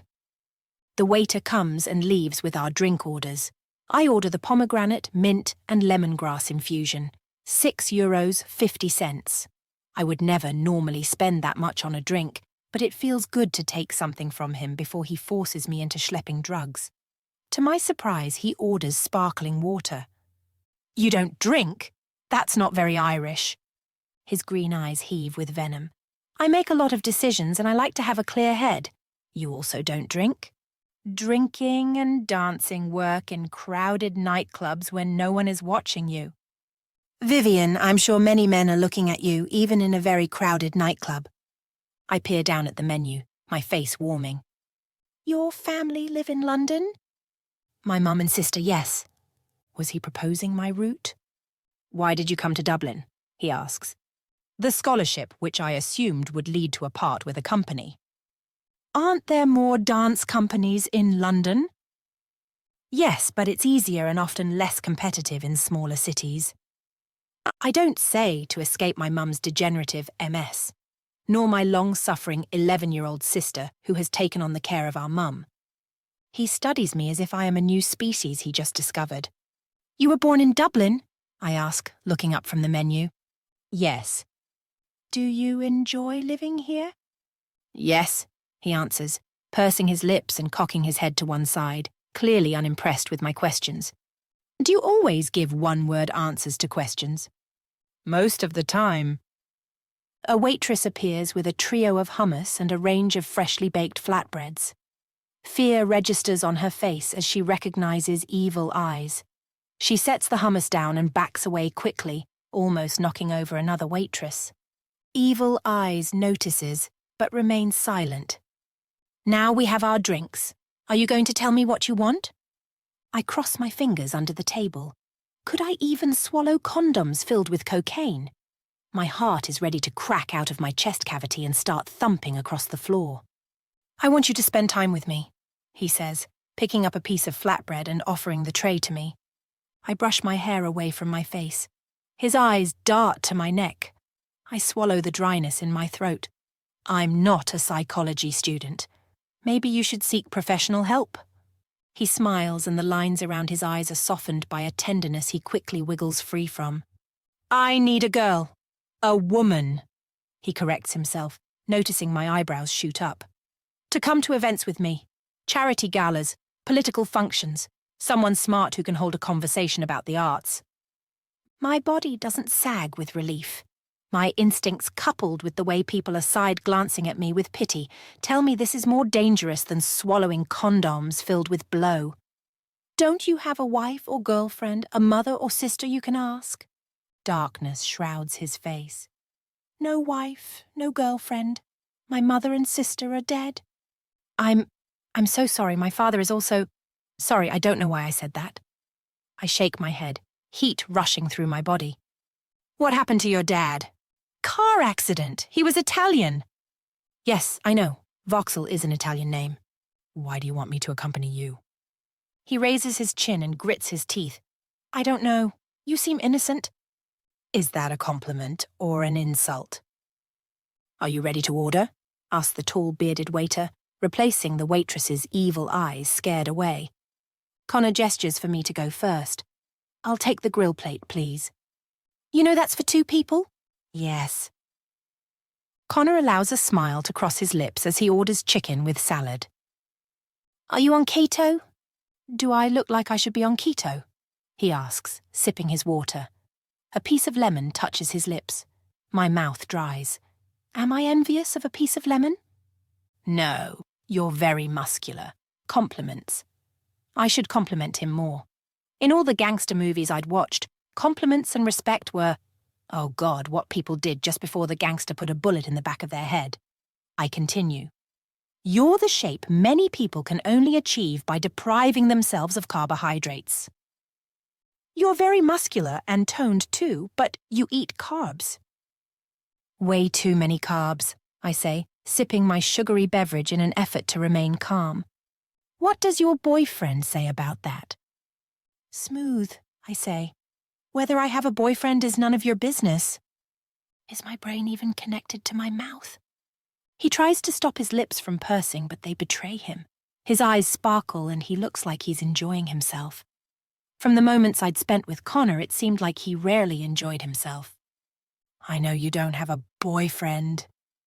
If you've been following me and I haven't met him in the past 24 hours, I could still have a boyfriend. He steeples his fingers and shifts forward. Vivian, I have not been following you. You ticked single on the application form at Lollipops. They don't hire girls with boyfriends or husbands, jealousy issues. By the way, I enjoyed the song you chose earlier. It made me laugh. Why was my song choice funny? I ask, holding his gaze, willing myself not to be paralyzed by panic. He takes another sip of his sparkling water and pushes his tongue along his bottom lip. Today is your birthday, and I think it's clear you want to have sex with me. I inhale sharply as my eyebrows shoot up. He caresses his thumbs in and out of each other. So, you don't want to have sex with me? I don't think it would be practical with your ego blinding me. His fingers creep towards my hand. He brushes them. I swear sparks swim through me. What do you want me to say? I ask. Say you feel the same way. Which is? As I'm waiting for him to answer, the food arrives, this time carried by an angrier-looking, bearded man. Enjoy your meal, he says, avoiding eye contact. You should eat. You have a lot to get through, he says, motioning to the chicken skewers and beefsteaks, pork chops and lamb cutlets decoratively arranged on a huge slate serving board. My appetite for him to finish the sentence was larger than my appetite to eat meat, even though the last time I ate meat was months ago. You were explaining you want me to feel the same way you do, I say, cocking my head. Was I? What do you think about my proposition? He asks, bringing a herb-drenched piece of chicken to his lips. I'm going to think about it. Don't take too long, or I'll have to call your debt in, he says. Something deep inside told me I did not want him to call in my debt. There were men like him who were chivalrous and old school about hurting women. My instinct told me he wasn't one of them. Well, now I can make 2,000 euros a night. I could pay you back in a week. If you're a less jittery dancer than I witnessed today and a better seductress. He doesn't leave me time to answer. What size shoe and dress are you? Again, why is this your business? I ask. If you agree to the proposition, I'll have to select some outfits and shoes for you. He paused, his eyes travelling down my torso. Yours are theatrical. I think you've omitted one important fact. The fancy people you want to impress at these events might know I'm a stripper. It will certainly detract from your wholesome portrayal of me, I say, sinking my teeth into another beef skewer. You work in a club I own as a dancer. I take off my clothes in a club that you own as a dancer, I correct. I'm sure they'll think it's very progressive of me to allow my girlfriend to dance for other men. I stop chewing. Your girlfriend? Who do you think I was going to introduce you as? My cousin. He doesn't look at me. Instead, he focuses on forking the right amount of salad leaves, grilled peppers, chicken and hummus onto his fork. As your, I stop to do air quotes, girlfriend, are you going to expect me to touch you? He levels a deadly gaze in my direction. You make me sound like a scaly monster with weeping sores. But to answer your question, Vivian, if you do not want to touch me, don't. He reaches across the table and laces his fingers through mine, studying my eyes. Is it really so bad to touch me? I say nothing. My heart beats faster than a stampede of gazelles pursued by lions. All the moisture has evaporated from my mouth. I reach for my lemonade as he inches his fingers out of mine in a much too sexual configuration. He inhales sharply, returning to his salad. Don't go to dinner with other men. I'll do as I please. If you want to take me up on the proposition, you will obey me. Why? It would reflect badly on me. And I'll need to do a background check on you. So you should give me the names of your former boyfriends. It will be a brief list. No one, I say, picking up some stray tandoori chicken. Lovers? Do you have a sex tape floating around? I stay silent, staring at another tandoori-coated chicken skewer. Is this where you tell me you're a virgin? My eyes lock onto his. Heat flames through me. How dare he seek to impose upon my privacy like I'm some rent-a-hooker? If I didn't think one of his associates would gun me down in the street, I'd stab this fork through his evil eyes. Really? He asks, raising an eyebrow. Spiders race under my skin. Then we need to have a different conversation, he says, fixing his eyes on mine. I'll pay. Anger heats my bones. I push my chair away from the table. Fuck you! You can. Just name your price, he says, pushing his back against the chair, smiling. I rise from the table. He stands and rounds the table, pushing me back into my seat by my shoulders. He pretends to be folding my napkin across my lap as he whispers into my ear. Do you know what evil men like me do to girls like you? I lift my fork and turn my head towards his hand. Take your hands off me before I stab you. I've been stabbed before. Go ahead. You're very beautiful when you're angry, he says. His hot breath flits across my neck. He straightens my napkin, brushing my hair across one shoulder, and whispers, Why don't we change the subject for now? The first thing we can agree on all evening, I say. He returns to his seat. And to the second, I'd like you to tell me your answer on Saturday. After dinner, Connor holds the car door open for me. Give me your hand. It's slippery here. I place my hand in his, feeling volts of anger and desire throb through me. We sit again in silence until the car reaches the gates of Trinity. He reaches under his feet and produces a gold-wrapped box. Your birthday present, he says. My eyes widen as he places the heavy box in my lap. I pull at the bow, which unravels the paper, revealing a blue box embossed with royal music antiques. I open the blue box to a sleek wooden box inlaid with a golden floral design.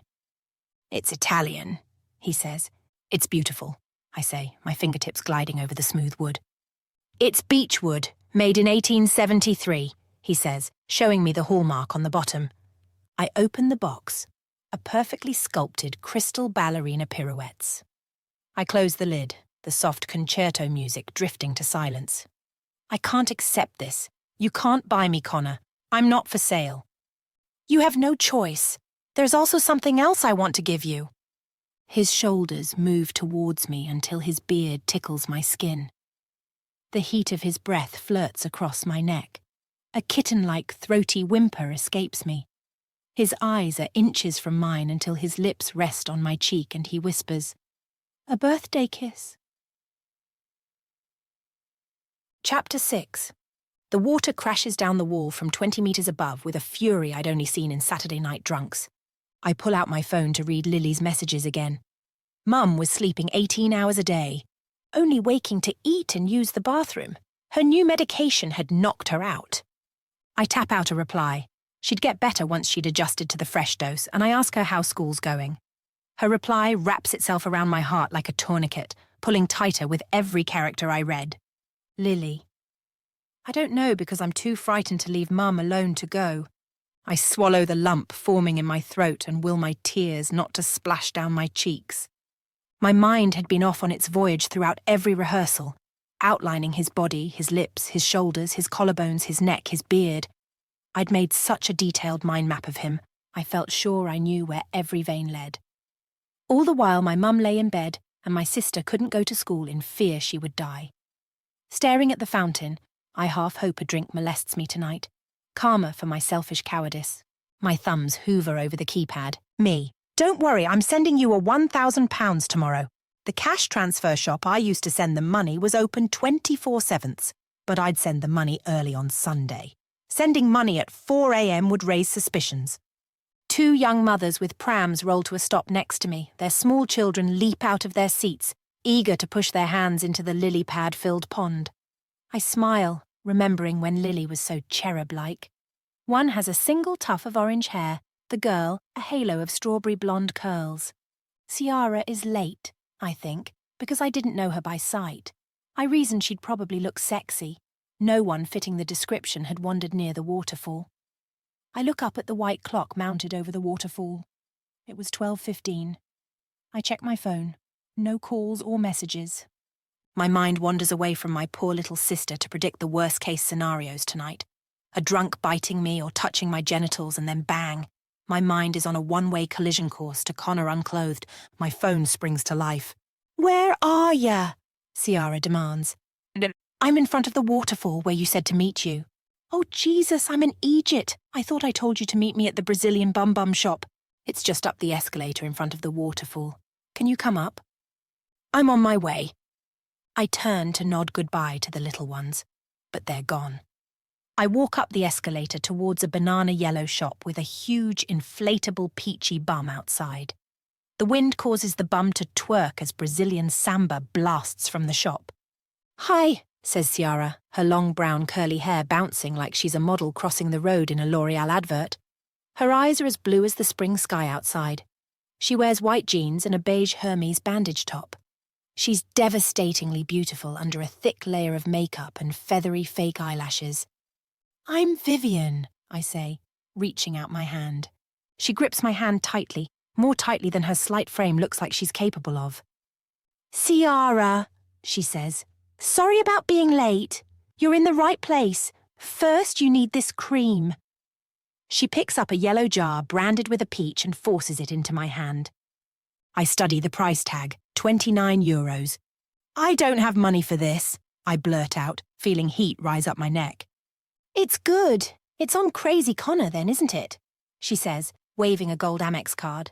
His name makes the hairs on my neck stand up. "Why do you call him Crazy Connor?" "Have you met him?" she asks, nudging past some gossiping pre-teen girls to the cash desk. "Yeah, you're right. The name fits. He provides a slush fund for inexperienced dancers to get started. There's a lot we need to do to you," she says, running her eyes down my body. I push my thumbnail into my upper teeth, wondering what Ciara means by "do" to me.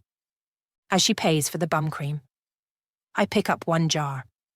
"I'm grateful to read you apply to your skin and nowhere else."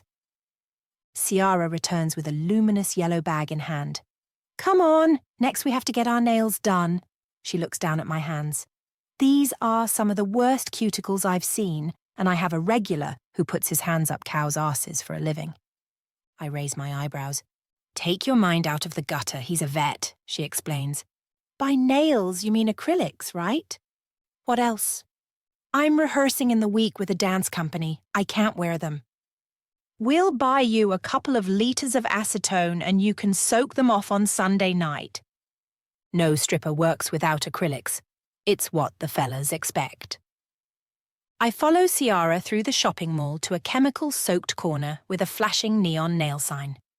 When she opens the door, the smell of formaldehyde almost knocks me over. Tiny Asian women run about fetching cold teas with straws for customers who have their fingers spread. "2 for a full set of acrylics," says Ciara. "What prompted you to become a lap dancer?" she asks, pushing her cuticles away from her current set of baby pink acrylics. "Oh, it's a sociological experiment I'm conducting to explore the motivations of professional strippers," I say. "Are you off your head?" she asks, narrowing her eyes. "I must be," I laugh, trying to find a pocket of clean air which has escaped the nail chemicals. "I'm doing it for what motivates all girls to do it." I rub my thumb and index finger together. Money. "Did you take out some bad loans?" She sucks in a breath. "I hope you didn't loan any money from Crazy Connor." I didn't have the lung capacity to tell her about the money he paid for my rent. I sensed, as crazy as he probably was, he wouldn't hurt me before giving me a chance to pay the money back. I just hoped my intuition was right. "My mum is sick and she needs money for medication." "Ah, I'm sorry, she can't get the meds on the NHS? Not the ones she needs to stop her multiple sclerosis from deteriorating." "I'm sorry. At least you have some provision, though. If you get sick here, it's €75 a night to stay in the hospital and €50 per doctor's visit." "I definitely don't have the money to be sick," I say, raising my eyebrows. We're still waiting for 2 seats to appear as one middle-aged woman gets up, admiring her taupe talons. Ciara leans on the white countertop. Well, it's good to have motivation to get you through some of the less savoury moments of our job. I nod as a small Asian man in his 50s who seems to control traffic in the nail salon beckons us over. Ciara slinks into the leather chair. Did you ever dance? Professionally, I mean, not in a men's club? I ask. She laughs, her curls swaying along the back of the pleather seat. No, but I did a lot in front of me mirror. She spreads her fingers, resting her hands on a black wrist support. I do the same. So you're a professional dancer, huh? I've just joined a company, but the pay isn't so good. You dance ballet? Yes. How are your toenails? She asks as a woman plunges her fingers into 2 small bowls of acetone, battered and bruised. You can't be in stripping heels, they're all open toes. The customers don't like to see blood and bruises on girls' toes. Some report us to the authorities if they see a tiny mark on any girl. Why? I ask. You know, they all think they're saviours, coming into the club asking the girls about their daddy. A lot of them ask me if I'm doing an Irish accent because really I've been trafficked from Romania. They've listened to too many true crime podcasts. She laughs. Could Connor be capable of such cruelty? Are there trafficked girls there? I ask, my heart pounding. No, despite himself being a total bastard. Connor's clubs are pretty decent. She leans in. Some clubs play fast and loose with the rules, allowing men to touch you. Some even turn off cameras and security if the punter pays enough. Not lollipops. Cameras cover every inch of the place, and the punters have to sit on their hands during a dance. An Asian woman with a blonde perm fits plastic nail ends on Ciara's brittle nails. The woman doing my nails is still buffing at the dry skin around my fingers. Sorry, I say to her. I dance. All girls who come here dance, she says, not lifting her head. After Ciara pays for our nails, we leave with our manicured acrylics, hers ombre. They start at peach merged to pink and end in banana yellow. The bum-bum cream inspired me, she says with a slight wheeze. My nails have been stenciled with angels after Ciara asked the technician for a design to start a conversation with customers. Ciara coughs, trying to expel whatever is causing her wheeze, but the cough rolls into another and another until she's clutching my arm, desperately trying to steal a breath. Drink this, I say, passing her my water bottle with my oddly long fingernails. Her coughing intensifies as I push the water at her. I'll be okay in a minute. It's just the nail chemicals. She wheezes. Try to suck air in through your nose, I say, rubbing her back. She shakes me free and straightens up, clearing her throat. Next up, you need outfits, she announces, as if she hadn't just almost coughed up her bronchioles. Also, have you thought about your stripper name? You can't have anything that sounds similar to the other girls, otherwise you'll be confused when a DJ calls your name. You don't want to miss any stage time. It's the best advertising for ranking in the private dance cache. Are you sure you're okay? Yes, just the nail salon chemicals. Don't worry, she says, pulling me towards her. So, what names aren't chosen? Let's work forward. Take something that fits you. You seem quite shy to me. You could call yourself Shy and then, when they ask your real name, you can say Shyla. Do I really want to call myself Shy in a strip club? It would definitely be a conversation starter. Men will ask you, are you really shy? And you can reply, why don't I give you a private dance so you can find out for yourself? Ciara nudged me. I'm brilliant, aren't I? She says, her eyelashes almost touching the stylized eyebrows Cara Delevingne would envy. Shy, I say out loud for the first time, feeling it roll off my tongue. Thank you, I say, as she opens the air-conditioned door to a shop, with a range of harnesses in the window. A woman with white grey hair sits hunched over a magazine, not noticing us as we browse the racks. I only ever buy things with Velcro. You can whip them on and off easily. You don't want to be bothering with knots and buttons. Velcro got it. You lucky we don't need a spray tan. I have to get a spray tan every week and I can never wear anything white. She holds up a white PVC bodysuit to me, with a zip down the middle. Zips are okay? I ask. They're grand, as long as you don't get anything stuck in them.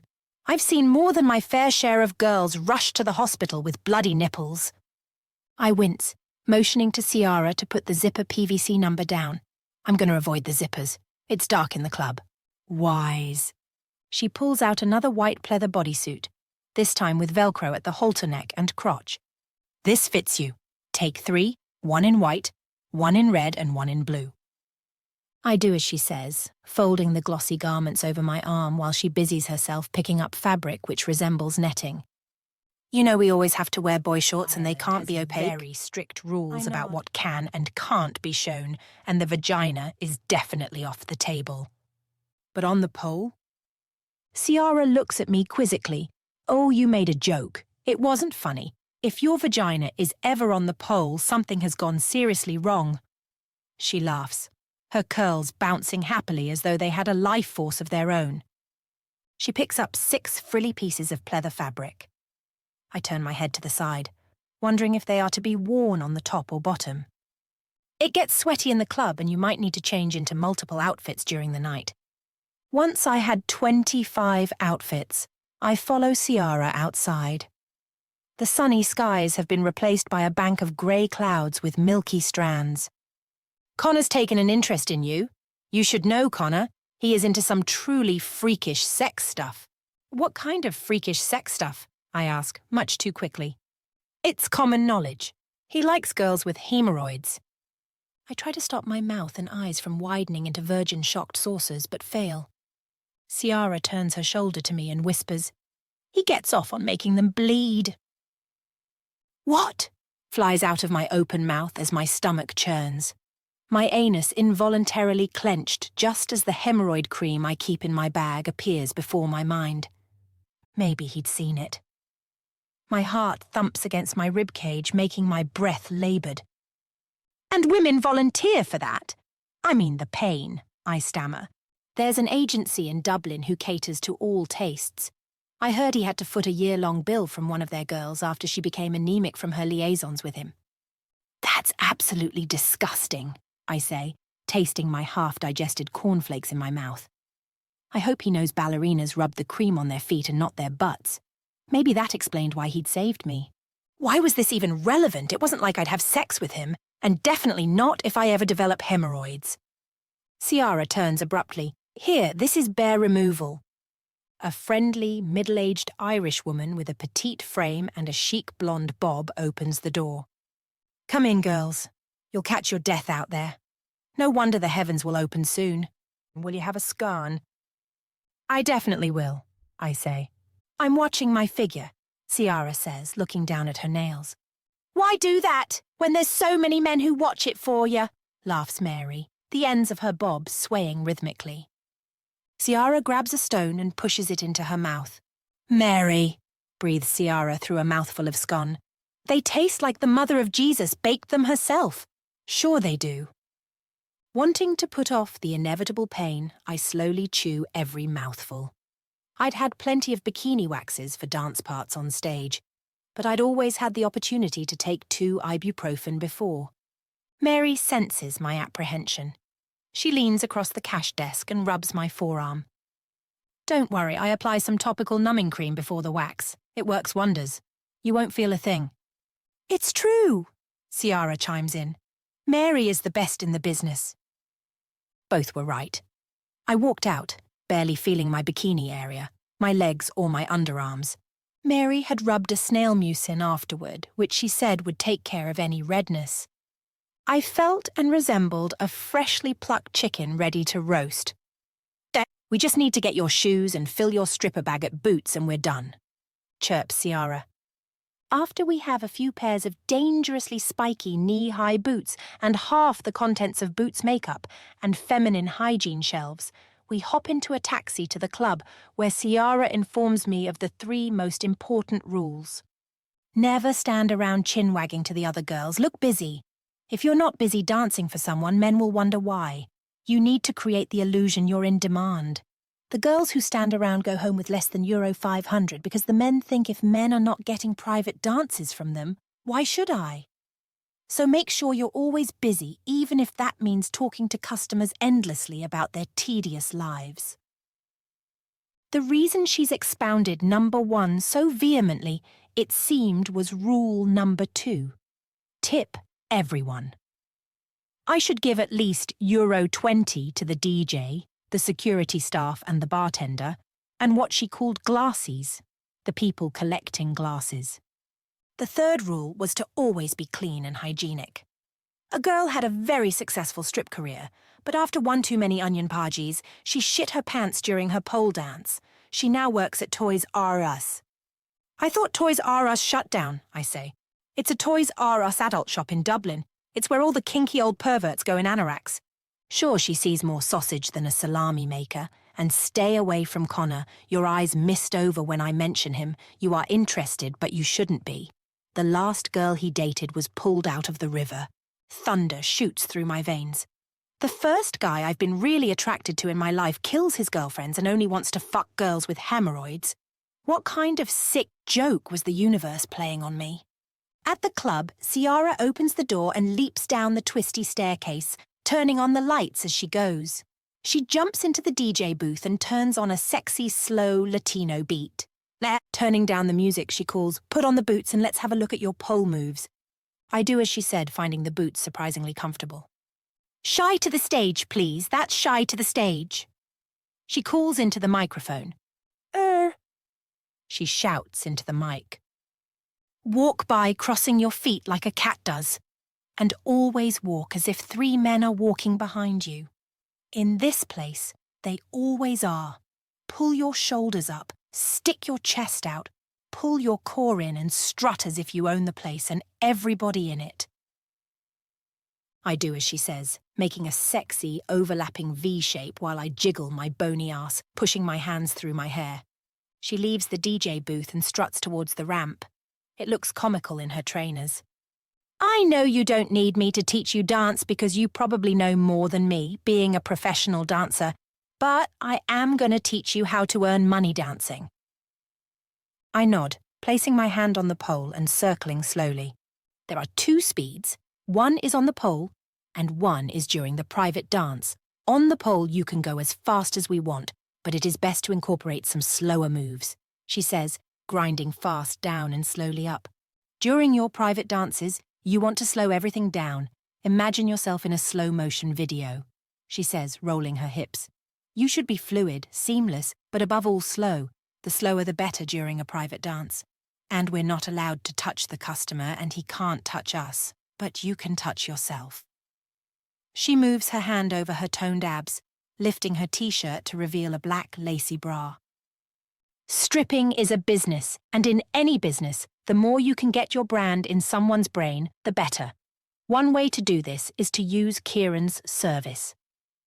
Kieran's service? For a fee, Kieran will set up a number for you to create business cards and respond to dick pics from men you've danced for. It helps the girls maintain a steady flow of customers, says Ciara. But how will I know what he says and to whom? She laughs, throwing her curls back. He says the same thing to pretty much every guy. The message is that you missed him, you want to see him in the club again, etc., etc. Don't they ask for pictures? Some do, but he says come to the club if you want to see me. He briefs you when you start a shift about what he says and to whom. And if someone's wife is divorcing them or someone has a new extension being fitted, etc. Men confide those kinds of things?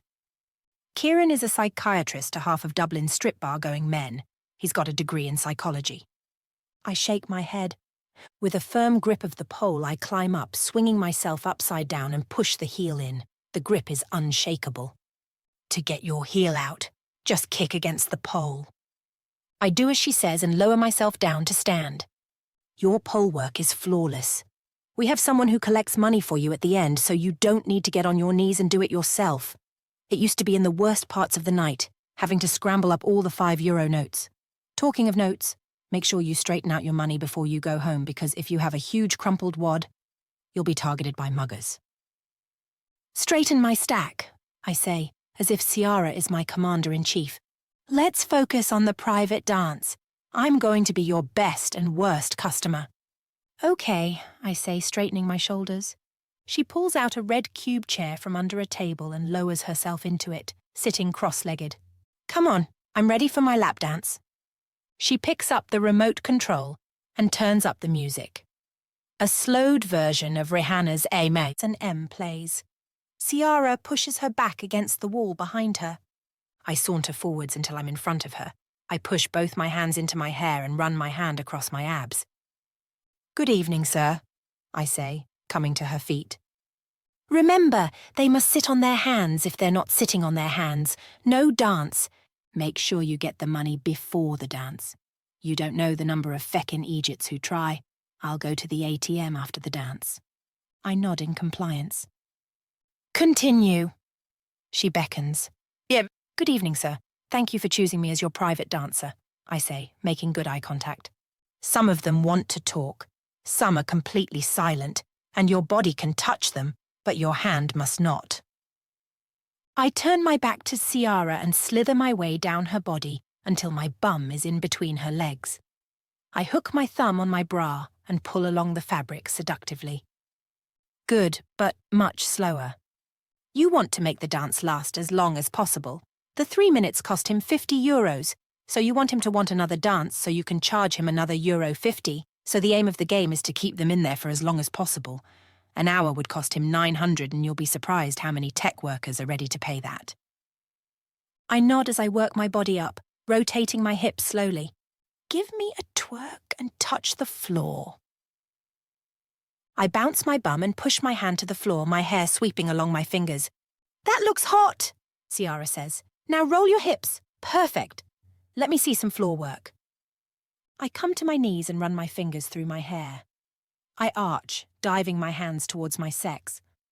Now, roll on your tummy and crawl towards me. I do as she says. The most important thing to remember is that when you're giving a man a dance, you treat him better than you would your boyfriend. He's your baby, your beau, you're absolutely desperate to please him. You do anything for him, create the fantasy. That's why they come here. You're a natural at this. Eddie is going to be thrilled. Clasping hands her together and rubs gleefully. Just be aware of a slippery pole. If another dancer before you was lubed with baby oil, I've seen a few dancers go down hard. And we have to talk about the worst customers. It helps to know what you're up against. Sit down, she says, nodding towards the sofa bench opposite her. Some customers come here to demean girls. They are quietly escorted out, but they might shout lewd remarks, personal attacks, that sort of thing. What's been your worst experience? I ask, taking a seat. She sucks in a breath. Do you really want to know? My eyes dart from side to side. I don't know, do I? It won't happen to you, so I'll tell ya. She takes a seat next to me. One of my regulars is also a Mafia legend. Cruel, calculating, evil man. Always nice as pie to me. Looking down, she rubs the lengths of her acrylics. Until, I ask. She looks up, meeting my gaze. Until he put a loaded gun in my mouth. What the? Security called the police, right? He pushed the gun into my mouth and told them to stay outside unless they wanted to see my pretty blood splattered across the walls. I'm so sorry, Ciara, that's... I pause. I'm so sorry. Sick bastard. He pushed the gun in and out of my mouth while he whispered in my ear. This is my cock in your mouth, you little slut. Stick your tongue out, reach for my balls, or I'll blow my load early. He was laughing the whole time. That is horrendous. Did you report it to the police? Nah, she says, standing up as if the story she'd just recounted had been about a bus driver driving off before she could board. That's lucky. He's a sick, twisted bastard. One of many men who can't handle women as equals and runs to their nearest strip club to be validated old-world style. Terror strikes my arteries, the same Lucky who wanted to traffic me. Clearing her throat, she changes the subject. You need to watch out for the ones who don't look at your body. The ones who fall in love with you will only look at your eyes when you dance. A man in love with a stripper suddenly develops an odd respect for her naked form. And then there's the rejection.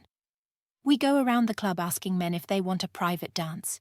It's just the law of averages. You'll get a couple of no-nos. They are skint or you're not their type. Either way, move on.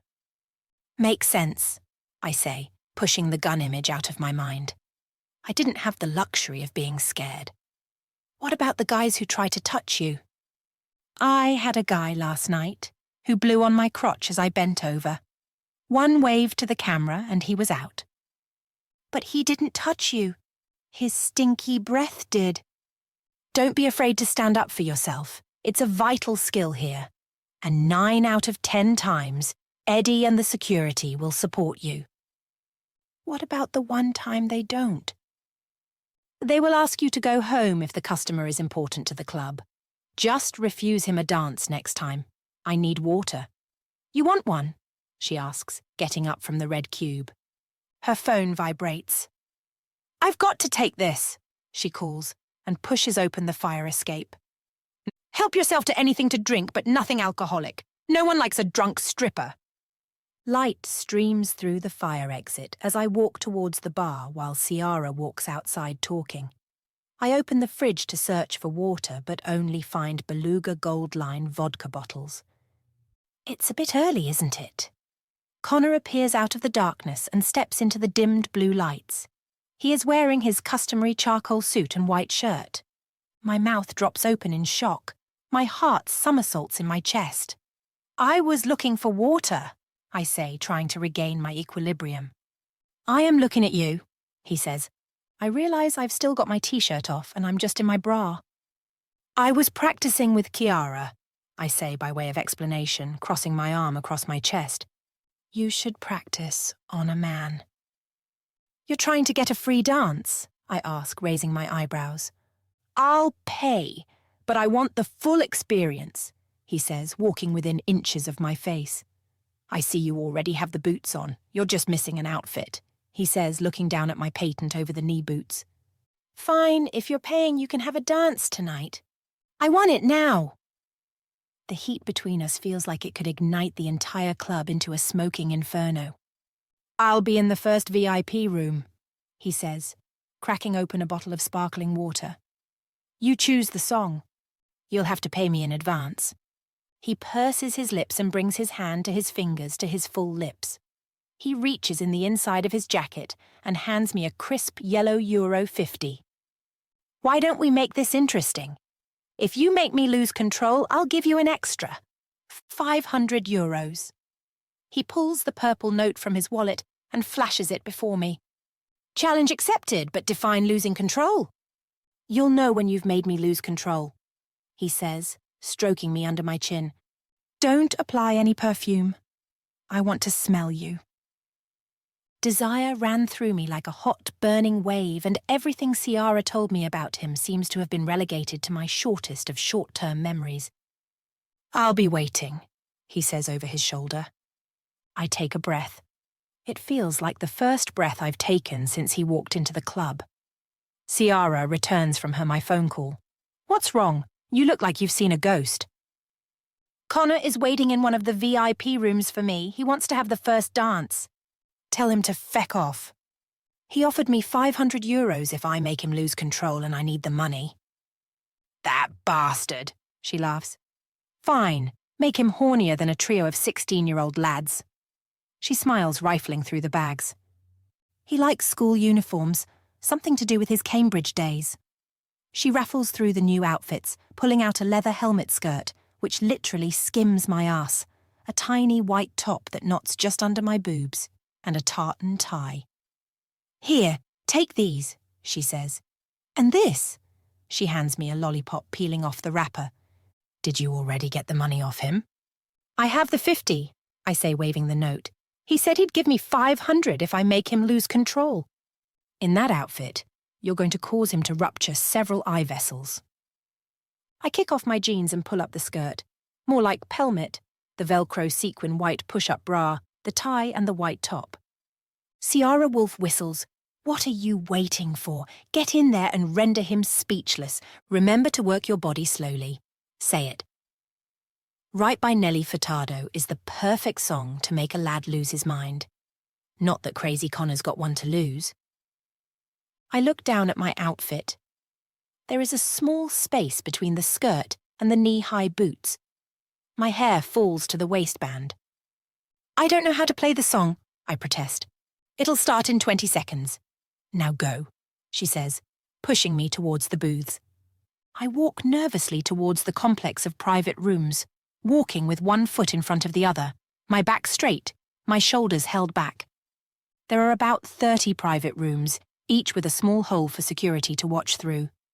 Damn. Security. No one is watching the cameras now. I hear the music.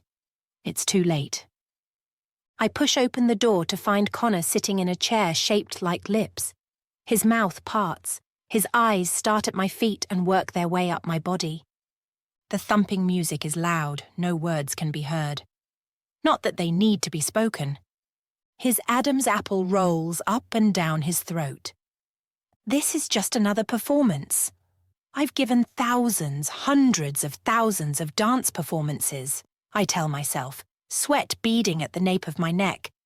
I roll my hips, working my butt in time to the beat. I run my hand over my arse cheeks and weave my hips through a figure of 8. As his jaw clenches, I bite my lip, moving my hands over my torso. I count my steps to his seat, pushing my thumb around the seam of my waistband. When I reach his feet, I swivel. Hinging from my hips, I slide my hands down my body, giving him a full view of my panties. This is the most turned on I've ever felt. The scent of him clings to my skin. My heart is beating a wild dance against my ribcage. I inch myself back up, turning sharply to slide my body down in between his open legs. His jaw is clenched, while his eyes have taken on a look they had the first night in the club. "You smell incredible," he whispers as I rise to his face. I place my hands on his knees and move toward his face, and then slowly lower myself, making a figure of 8 with my hips.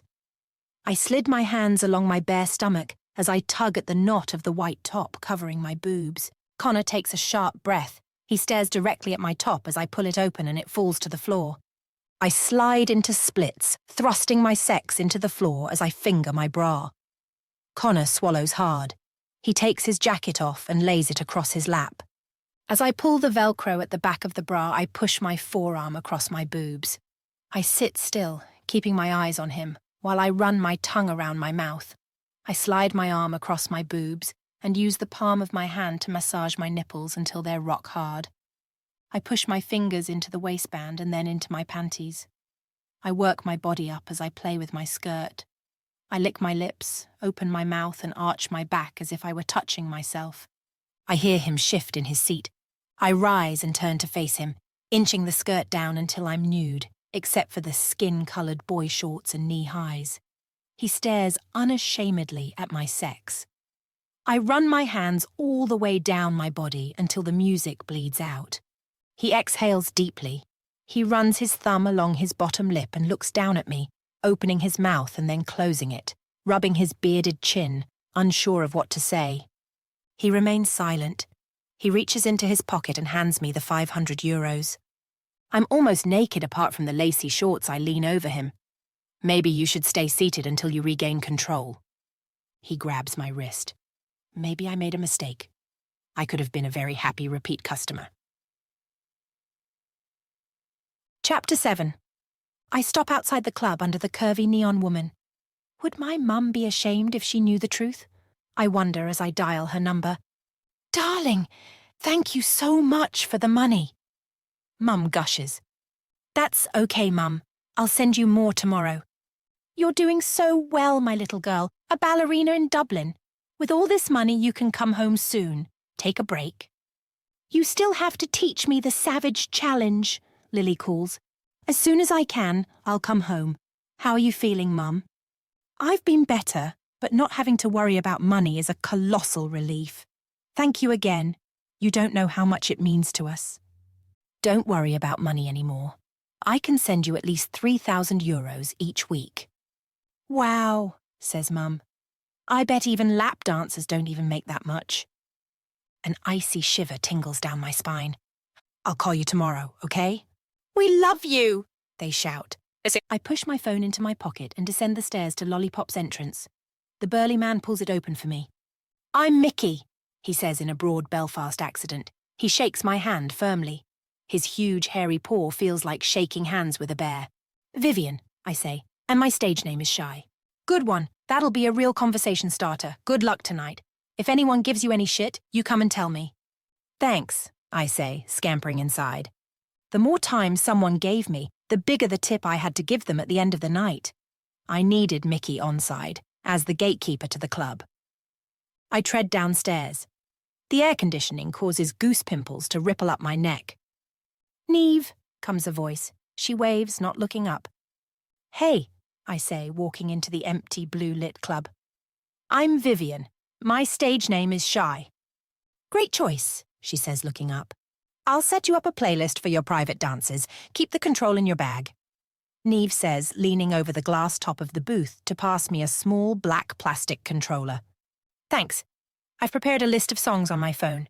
If you give me your number, I'll send them to you. Already asking for my number. We've known each other for less than 2 minutes. I laugh nervously. I'm just yanking your chain. Don't worry. Here's my business card. She passes me a black card embossed with gold numbers. I type the number into my phone and share the playlist. There's some good stuff on here. Normally the girls only want painfully slowed dance tracks, which legitimately sound like the track is stuck. If you need anything else other than the songs, just let me know. Thanks, Neve. I really appreciate it. Kieran pops up from behind the bar. Hey, Virgin, he says. My cheeks redden, my neck tenses. How could he know?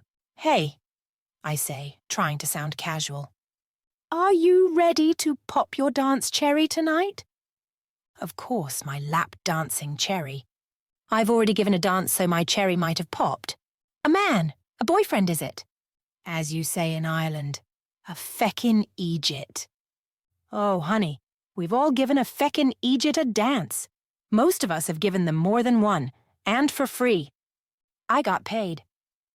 Well, then you're winning. Did Ciara tell you about my service? Yes, you're quite the wizard. How do you have time? It's a hobby, he laughs, and it makes any boys I date insanely jealous to see my phone constantly buzz with messages. That's if I dated any boys. Anyway, if you want the service, it's an extra $150 a week. It pays off. Return customers always tip more. Then sign me up and I'll pay you after my shift tonight. Of course, babe. What's your stage name? Shy, and if they ask my real name, it's Shyla. Perfect, he says, flashing me a movie star smile. You should go get ready before the girls flood the dressing room.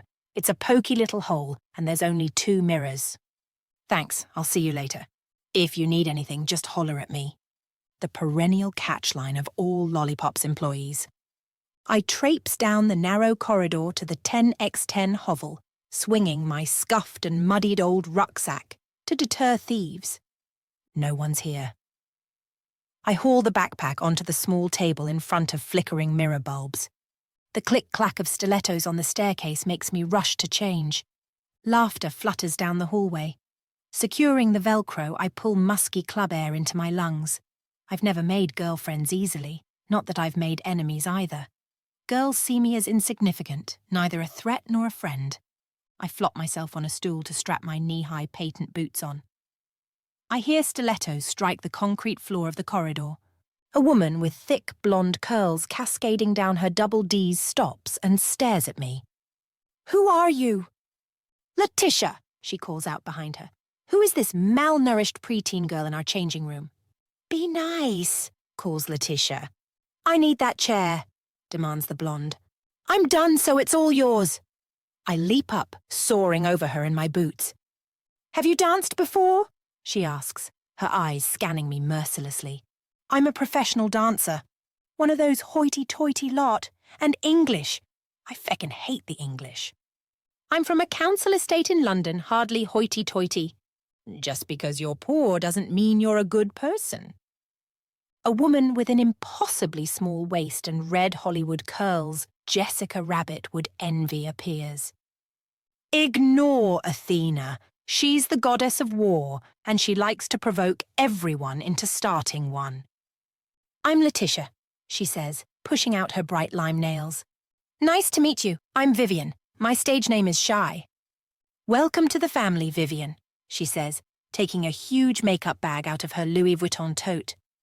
I'll see you out there, I say, wanting desperately to avoid more small talk. The club wouldn't open for another 5 minutes. I walked to the bar. Kieran was busy stacking the shelves with bottles of beer and square bottles of vodka. "You want a drink?" he asks. "Water." "Sure," he says, placing down a floral Fiji bottle in front of me. Kieran leans in to whisper to me, "If you're caught on the premises with drugs, it's an immediate week suspension. Clearly intoxicated, same deal. When the customers come in, look busy. If they see you standing around, they think you're not in demand, and therefore less valuable." "I don't have the money for drunks or alcohol, and Ciara already told me," I say, gulping back my water. "And you know where the lockers are to put your money?" "Yes," I say, looking down at my Carter belt, visualizing it full of €500 notes. My chest and stomach tighten. A sharp pain cuts at my gut. For a moment I can't breathe until I make a conscious effort to suck in air, then breathe out. Theory is over. The feminist in me wanted to curl up and die. The pragmatist in me knew this was my only option. "The lions are arriving," says Kieran. "They form a queue outside, 10 to 20. Come in at once." Athena and Letitia step into the blue lights at the bottom of the stairs. "They like to get the first pick of the clientele," he says, pushing a soda box under the shelves. "I better join them," I say as keys in pockets belonging to men I was about to strip for rattle down the stairs. "Good luck. Not that you need it, that outfit is smoking." Kieran, it seemed, was also the motivational coach for the new girls. Athena smiles sweetly at me as I walk to join her and Letitia. "If you speak to a man I've been speaking to, I'll snap one of your skinny legs." "Understood," I say. With the men came more girls and 8 broad-shouldered, impeccably dressed men who looked like they could eat a cow in one sitting. I picture them on the news chasing the president's bulletproof Hummer. "Hi, sweethearts," purrs Letitia. "We have a new girl. This is Shy." After each one told me they had my back and shook my hand, I try not to calculate the amount I have to give out. If I gave the 8 security guards each €20, the DJ and the bartender their dues, I was already €420 in the red before I'd given a dance. "Do I need to tip all the security guards?" I ask Letitia. "If you want them to protect you, sweetheart, yes. Don't worry, you'll have more than enough." She winked. The first man through the door only needed a Tommy gun and a Panama hat to complete his pinstripe gangster look. "Good evening, boys," says Athena in her gold-studded bralette with matching shorts while her hand caresses her taut stomach. The men smell like a fusion of overpriced aftershaves and hair gel. The pinstripe suit man says, "It's my boy Brian's bachelor party. You treat him really, really nice, girls." "Then he should dance with our virgin dancer," says Letitia in my direction. Athena's eyes narrow as if she's about to shoot thunderbolts at Letitia. "Virgin dancer, eh?" "Hi," I say, in a tone I hope is seductive. "I'm Shy and it's my first time dancing tonight." "Then you'll not be wasting your first dance on this feckin' Egypt," grins the pinstripe-suited man, his teeth jolt in different directions. Brian struggles to stay vertical. 3 of his friends take hold of him. His feet scrape the floor as he is dragged towards the bar. "What will you be having?" I hear Kieran ask as the man works his eyes up and down my body as if appraising an auction antique. "You should eat more, but I'll have the first dance." "It would be my pleasure," I say, stopping my teeth from grinding. He hands me €50. With my heart beating to a melody of, "You can't do this," I take him by the hand, leading him to the private booth. I reach into my bag to press play on the controller. I push my shoulder blades back and hold my form perfectly like I'm on stage. His fingertips are hot and clammy in my hand. The thought of having layers of other people's skin under my nails makes me want to soak my hands in bleach. "I can't believe this is your first time," he whispers in my ear. His curry breath makes me want to heave. I open the door to the private room. "You're going to take my virginity," I whisper back, breathing through my mouth. Playing a character I could do. It was easier than being myself. He smiles wickedly in a way that makes my skin crawl. The first song from my playlist was already playing, Earned It by The Weekend. Just as Ciara had shown me, I lead him by the hand to the lip-shaped chair. Please take a seat. Make yourself comfortable. My heart races. I can't swallow, my mouth is so dry. I place my bag on the stripper table in the corner and flex my neck. The man's predatory eyes travel over my body. I'm just going to imagine that he's Connor. I made him lose control. I let my hair fall all around my shoulders, imagining myself in a herbal essence advert while I create a ripple wave with my body. His deep brown eyes fix on mine before I spin and slid to the floor. Electricity vaults through me as if this was the second dance I was giving Connor. "What's your real name?" asks Pinstripe as I work my way out from the floor, rolling myself down in time to the beat, nearing his stout form. "Shyla," I reply. "You're from England?" "Guilty," I say, pushing my hands into the back of his chair while I work my way down, giving him the perfect view of my gel bra-enhanced cleavage. "Can I have another dance after this one?" "Yes," I purr, my eyes fixed on his, my tongue teasing my lips. "You move like a professional dancer. I can't believe this is your first time." "Believe it, handsome," I whisper, feeling my newfound power. He reclines in the chair, twisting his tongue around his lips. Each time my clothes fell to the floor, he ordered another dance and another and another. "I'd pay a lot more," he says, winking. "I'm so hard thinking of your beautiful pink tongue circling the tip." "And you'll stay that way," I say, finishing the last dance. "Sorry," he says, holding his palms up. "Some of the new girls do it." "Thank you for being my first," I say, looking over my shoulder at the clock. My first customer had netted me €400, and though just €20 was profit, relief rinsed over me, despite his request for extras.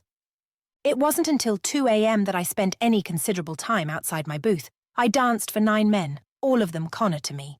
Minutes before my stage debut, I trudged down the corridor to stow my latest wad of cash and freshen up. One creamy-coloured light bulb illuminates the darkness. I step inside too late to realise I've pushed open the wrong door. There, in front of me, in a high-back leather chair, sits Connor straddled by a woman. I'd watched those brown curls bouncing up and down all day. They belonged to Ciara. I step back. It's as if I'm breathing through a broken rib. Neither have seen me. I close the door. I don't have time for any of this. I store my money, reapply my red lipstick, and pull my fingers through my hair while my heart thumps like it's been reduced with a subwoofer. "Shy to the stage, please. That's Shy to the stage." He probably slept with all the girls who worked here. I was just fresh meat. The heat under my skin made me want to explode. I strut up the ramp with my head held high and my lines in perfect rotation. He talked me into this job, but I was going to make it mine. Neve switches the tracks to Bishop Briggs, Rivers. Men scatter the first row, but most aren't paying any attention. "Give it up for Shy," Neve announces. "It's her first time on the pole, so be kind, boys." A man in the front row pushes his pudgy fingers inside his mouth, creating something akin to a wolf whistle. Almost tripping over my boots, I wrap my hand around the pole for balance. I hold my breath until I can no longer. I take a quick little suck through my nostrils. Fear shoots through me, electric and stinging. I explode in one swift motion upwards, twirling my body with my hands firmly clamped on the pole. I lean back until my sex is against the pole, working my body into a limbo until I reach the floor. "Wow," calls Neve. Men shuffle into front row seats. Money flutters onto the stage. I feel Connor's eyes on me before I see him. I take one arm off the bar and allow my thighs, with the help of the boots, to grip the pole as I dangle from it. My hair scrapes the floor. Swinging around and around empowers me. I could trust endorphins to knock Connor out of my system. I slink my body into floor work. The boots provide my knees with much-needed padding as I drop to my knees, ass in the air, whipping my hair around. €10 notes flutter onto the stage, incentivizing me further. I inch my fingers around the Velcro bra and tug in time to the beat. The lights heat my already exposed skin. Sweat rolls down my thick layer of makeup. I move back onto the pole. Inverting myself to swing upside down, sweat rolls down my chest. I've got bigger tits than her. Get her off. Every pair of eyes in the room, including Connor's, scrutinizes me. They don't know that my entire 22 years have been an expedition in being completely exposed while concealing everything that matters. They think they have front row seats to my meltdown, but in my world, humiliation was a constant. I have no trouble suppressing even a flicker of weakness. I smile contentedly as men hoot and holler for my bra to come off. They resemble Pavlov's salivating dogs. I, their dinner. I wrap my legs around the pole and hoist myself up to the top. I splay my arms, trusting my thighs to hold me steady while I arch my back and rip off my top. My nipples harden under the air conditioning. "Show that pole how shy you are," calls one man in a beige anorak with an overstarched collar. I feel anything but shy. Anger heats my bones. I grind slowly inch by inch down the pole, making eye contact with no one and welcoming everyone trying to make eye contact with me. It feels good to be desired. I finish in the splits, grinding over my money. Connor's eyes crawl over me like ants crawl over a dead carcass. The lights dim and men roar shy. I hastily strap my bra and bodysuit back on before I fully descend the ramp. A security guard pushes in front of me. "If you want to dance with the new girl, form an orderly queue," he announces gruffly. "I'll pay 4 times the normal rate to go first." The voice belongs to a man with a Superman jaw, rectangle glasses and slicked-back mousy hair. "Anyone have a better offer?" the security guard asks as the men part to let the small man step forward. "You can really dance." "Come with me, handsome." I take the man by his soft hands and lead him through the throngs of men to the booth. I redirect the conversation. Ciara had told me to include compliments at every juncture. "It boosts their ego," she said. Obviously, deterring me from Connor boosted hers. "Are you a model? You're handsome enough," I ask, wanting to delete Connor's name from every synapse. He stifles a laugh. He had a kind face, but it looked like he was often angry. "I'm boring. I work for Facebook." "What do you do for them?" "I head up their marketing team, getting people to buy ads." I open the door. "Please take a seat, make yourself comfy." He does as I ask and pushes himself into the chair. He must be a frequent strip club customer. I don't even need to ask him to slide his hands under his bum. His eyes settle on my chest. With one night of lap dancing under my belt, I discovered men either stare at boobs or arse. The simplicity was comical. I lean into the Facebook guy and I whisper, "This is going to be anything but boring." I'd given Kieran's number to 15 different guys. The Facebook guy was the last one to ask before I decided I was ready to pass out from exhaustion. I paid my dues to Eddie, Neve, the security guards and Kieran, and was still €2,500 up. I couldn't wait to send the money to Mum and Lily. "There's a car waiting for you around the corner, a black SUV, blacked out windows." I know the number plate before he says it. Number plate RM18X99. "I'm going to take a cab, Eddie." "No, look, take the car or he'll bite my head off, and I don't like my head beaten off. And I don't like to be told what I can and can't do. I'm an independent contractor." "He's just going to roll alongside the taxi until you get home. You might as well just get in the car."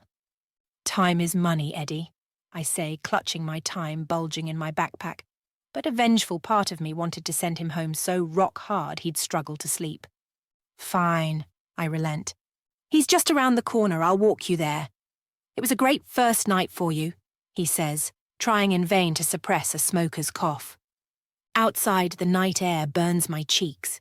Every inch of me ached. Muscles I'd never felt before screamed. It seems the money inside my backpack came with a health warning I hadn't read. I see the car. "Thanks, Eddie. Night." "See you next weekend." I walk towards the black SUV, wrapping my arms around my hoodie. The breeze follows the lines of sweat marking my body. I open the door. The back seat is empty. Probably fucking Ciara on his desk. I hope she has hemorrhoids. "Oh, there you are," says Barry, rolling down the window. "I'll lose this job if you don't let me take you home." He was pretty adamant about that. "Does everyone do as Connor wants?" "Pretty much," says Barry, starting the engine. Chapter 8. I'm jolted awake by the car rolling over gravel. Where are we? I ask Barry, trying to squint the darkness into view. He wants to see you inside. We've parked outside what appears to be a munitions factory taken straight out of Schindler's List. I'll make my own way home from here. I reach for my phone to install the Uber app, hoping the drivers take cash, but the battery is dead. You can't do that, Miss Vauxhall. I'm under strict orders. You must go inside. Why don't I just call the police? I bluff, waving my phone. A tap comes at the window and Ciara's face appears. Come on, she says, opening my door. Barry will drive you home afterwards. Connor appears at the warehouse door. His tank figure stamps out the light. I think about running, but where to? I can't see another light. As I follow her to Connor, I vow to install Uber the second I get home and always keep my phone charged. It's freezing. I'm exhausted. What the hell do you want? I demand. We have blankets inside, says Connor, motioning for me to enter. And a heater, says Ciara. She's still wearing her Red Devil playsuit with red fishnets and skyscraper heels, but now she's cloaked in Connor's suit jacket. Get to the point before I call the police, I say, following them into a dimly lit factory floor. We round a series of time punch machines to a small office where a bed with bright red plush blankets lays. The room is lit by several long stem-white sacrificial-type candles. What is this? I ask. It's so you can't see the blood, Ciara whispers in my ear, motioning to the bed. Okay, you've had your fun. I'm leaving. I turn sharply, my heart drumming in my ear, says Connor, closing the door of the office, his eyes fixed on mine. I bunch my fists up, ready to imitate the action movies I'd seen. 2 swift punches to the throat, and I'd sprint to the nearest police station. I was definitely a faster runner than these two. Ciara's fingers plunge into my shoulders. Her nails scrape my collarbones. You're tense. Relax. She purrs into my ear. Her fingers run down my chest until she twists my nipples. Oh, she's excited already. Get off of me, I scream, struggling free of Ciara. Connor grabs me hard by the tops of my arms. Stop fighting. Ciara's going to warm you up for me. We're going to share your virginity. Ciara's arms encircle me from behind, kissing my neck. Don't worry. I'm going to make you so wet, you'll be able to take every inch of Connor. My heart beats furiously. I smell like the men I'd danced for, desperate. My hands dig into my sheets as I gasp for air. My body convulses as my eyes take in the creamy light draining through the trees outside my window. I sit up, digging my hands through my dirty hair, relief washing over me. Just a dream, I say to myself, bringing my knees to my chest. Lifting my hair to my nose, I vow to shower after every shift at Lollipops, despite how tired I might be. I pick up my phone, 4 missed calls from Airlo. I press return. Louise, one of the directors, picks up. Thank God, you've finally picked up. Victoria's broken her ankle. We need you to come in now. You want me to dance the lead? Yes, Sherlock Holmes. You were the understudy, and the lead is injured. So get your shit together. She hung up. I sit bolt upright, my muscles strain as I do.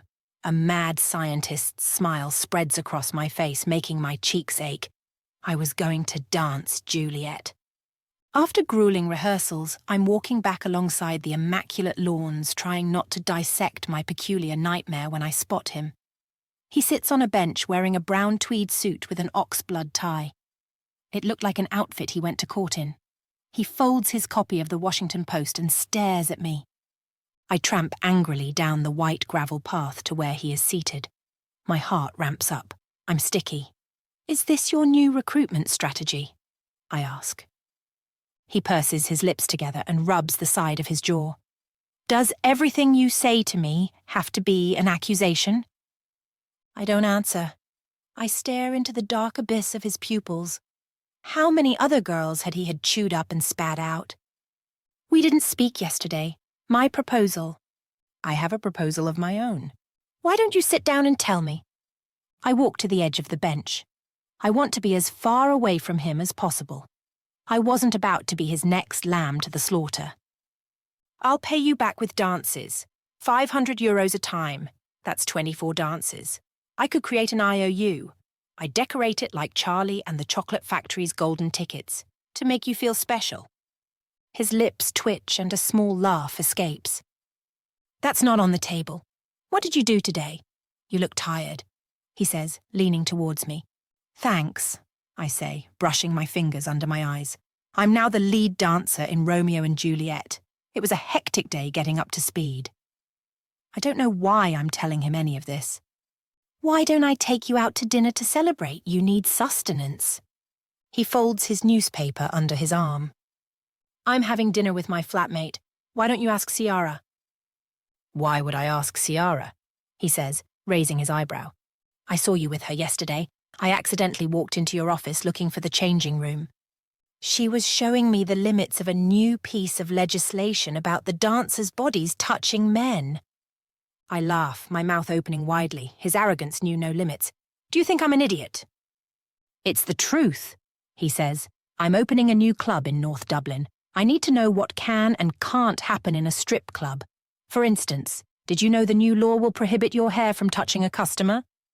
Show me the appointment on your phone with the email from the committee. He takes his phone out from inside his suit jacket and scrolls through his calendar to an entry marked the County Council of North Dublin. See, he says, all legitimate. I am touched by your jealousy. He smirks. But Ciara isn't my type anyway. Why do you think I care what your type is? I say, stretching my arm behind my head, trying to relieve my sore ribs. I'm not jealous. It's none of my business who straddles you. He pushes a stray hair behind my ear. Would it make you feel better if I told you I only enjoy visualizing you straddling me? I say nothing. You know, my mother was a stripper, he continues. Am I being groomed for your Oedipus fantasy? Why are you telling me this? I wanted to create a safe place where women could thrive. How very noble of you. I need to go now. I get up from the bench, but he pulls me back down. Let go of me. He holds my hand softly. Butterflies flutter around my stomach like they've flown through a cloud of cocaine. Have dinner with me. If I can't convince you to accept my proposal, then I'll stop asking and I'll give you a year to repay the rent. I can't refuse. I need the extra time to send every penny to Lily and Mum. Ciara told me that your last girlfriend was pulled from the river. He looks down at his polished brogues. We hadn't spoken in over 10 years when she was found. He turns his palms face up and rubs his thumb over his giant palms. She pissed off the wrong people. I narrow my eyes. That's not a ringing endorsement for me to have dinner with you. He inches his face closer to mine. I stare down at the seat, needing my eyes to be anywhere but meeting his.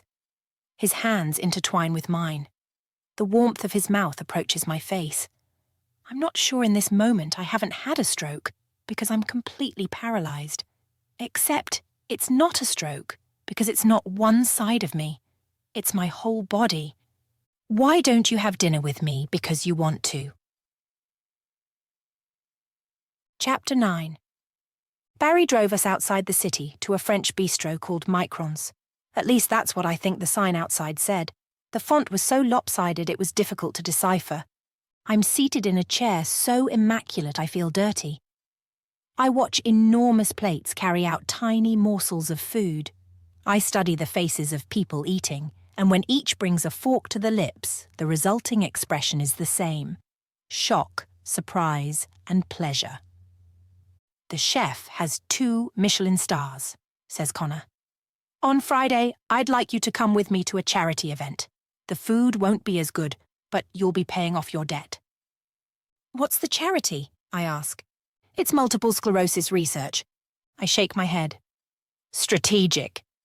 He raises the champagne glass and beckons me to do the same. After our glasses clink, neither of us takes a sip. You should order the 7-course chef's menu. You like telling people what to do, don't you? I've made a career out of it. I'm going to have the 10-course tasting menu. I danced so much in the last 24 hours. I need the extra calories and the portions look minuscule. Since we'd sat down, Connor hadn't taken his eyes off me. Why don't you look somewhere else? Your eyes are... I pause, searching for another word. Evil? He asks. I shift awkwardly, suppressing a witty comeback, grateful that our waiter is telling us about the Scottish seared scallops he is laying down. How was your shopping trip with Ciara, apart from her telling you I had something to do with my ex-girlfriend's murder?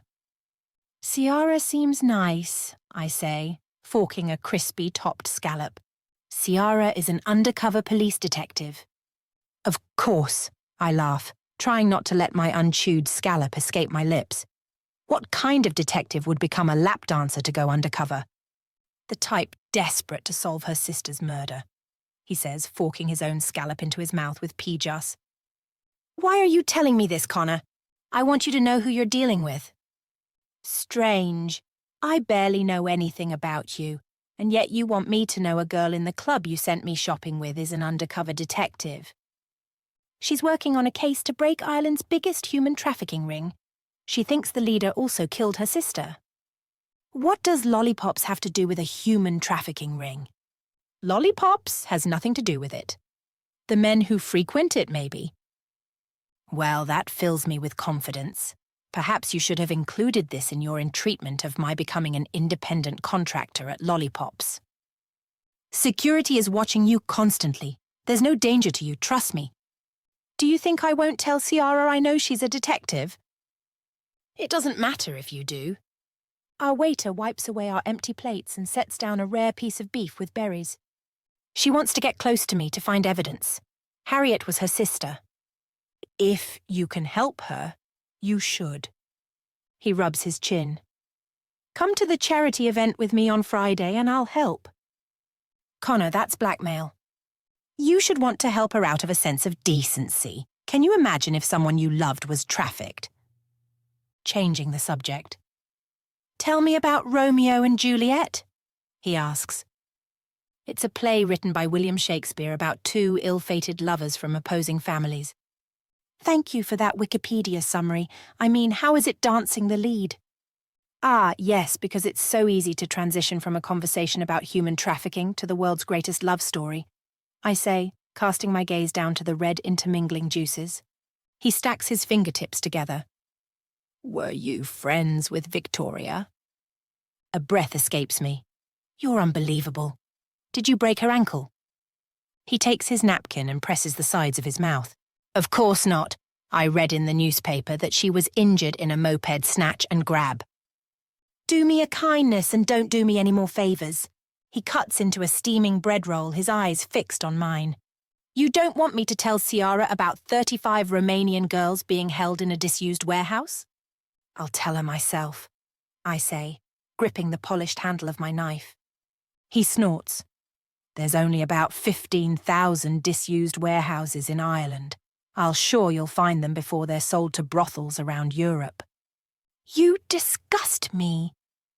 Yet every time I look into your eyes, they look like you'd enjoy sucking my cock. I push my chair away from the table. He compresses his lips into a thin smile.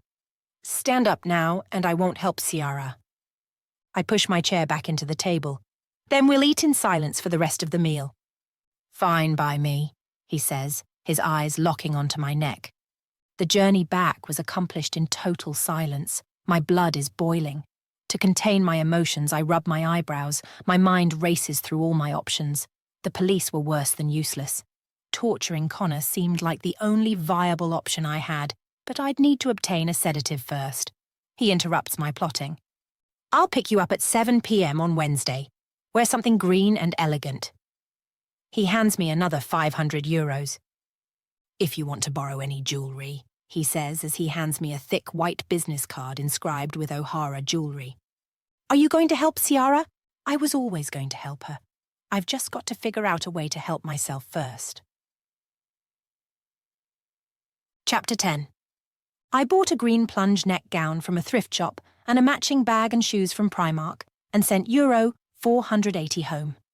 So far, I've been able to send Mum and Lily €2,980 this week with my earnings from the club this weekend.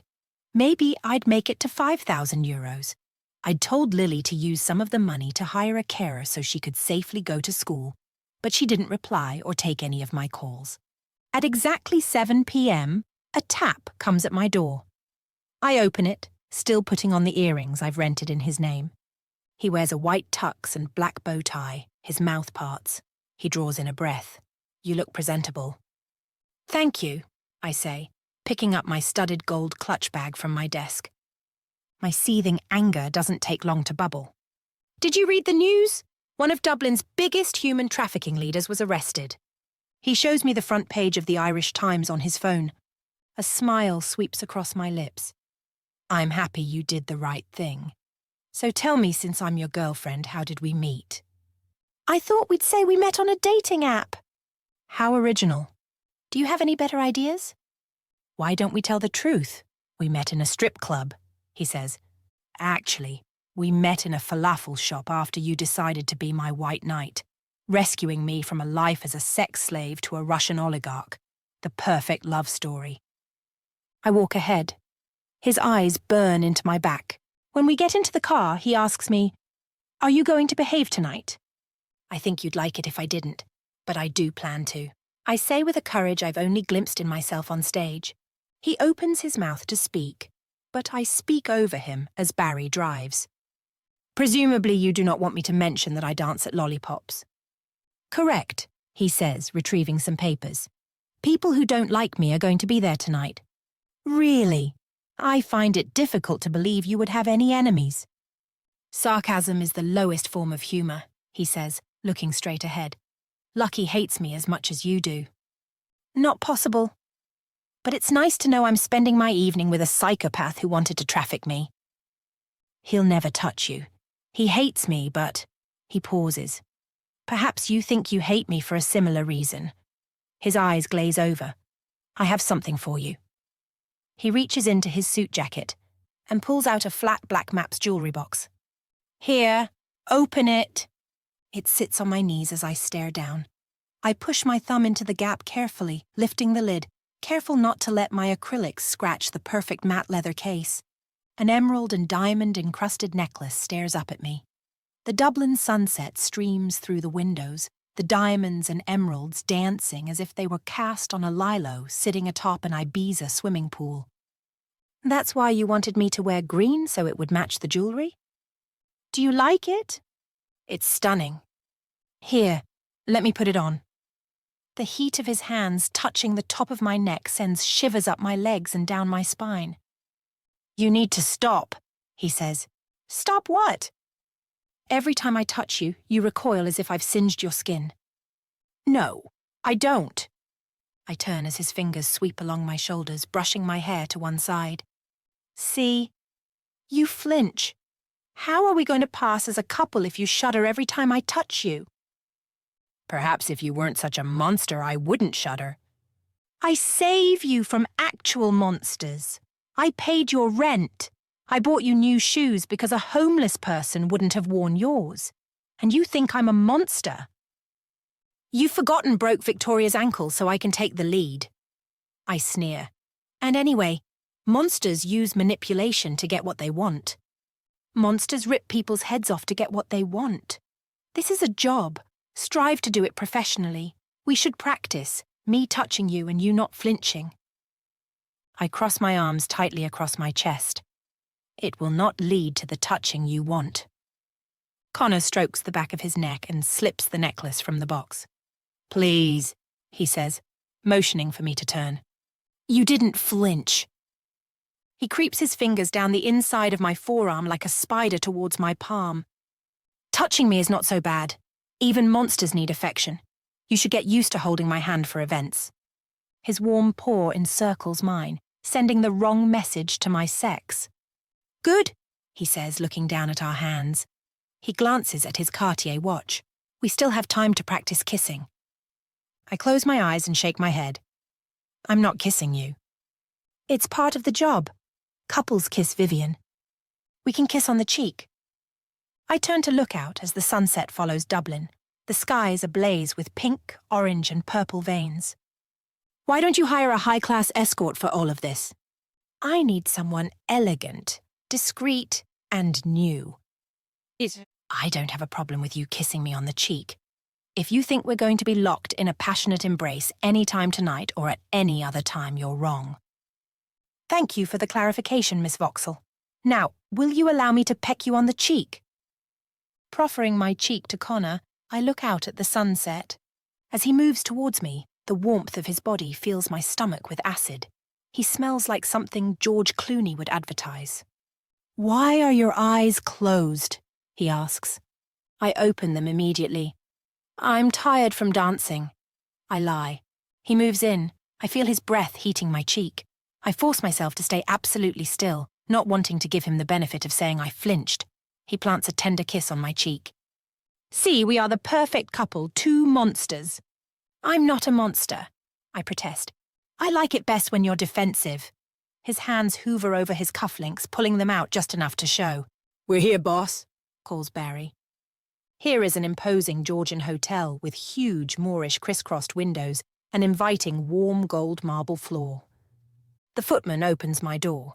"Good evening, ma'am," he says, offering me a white-gloved hand.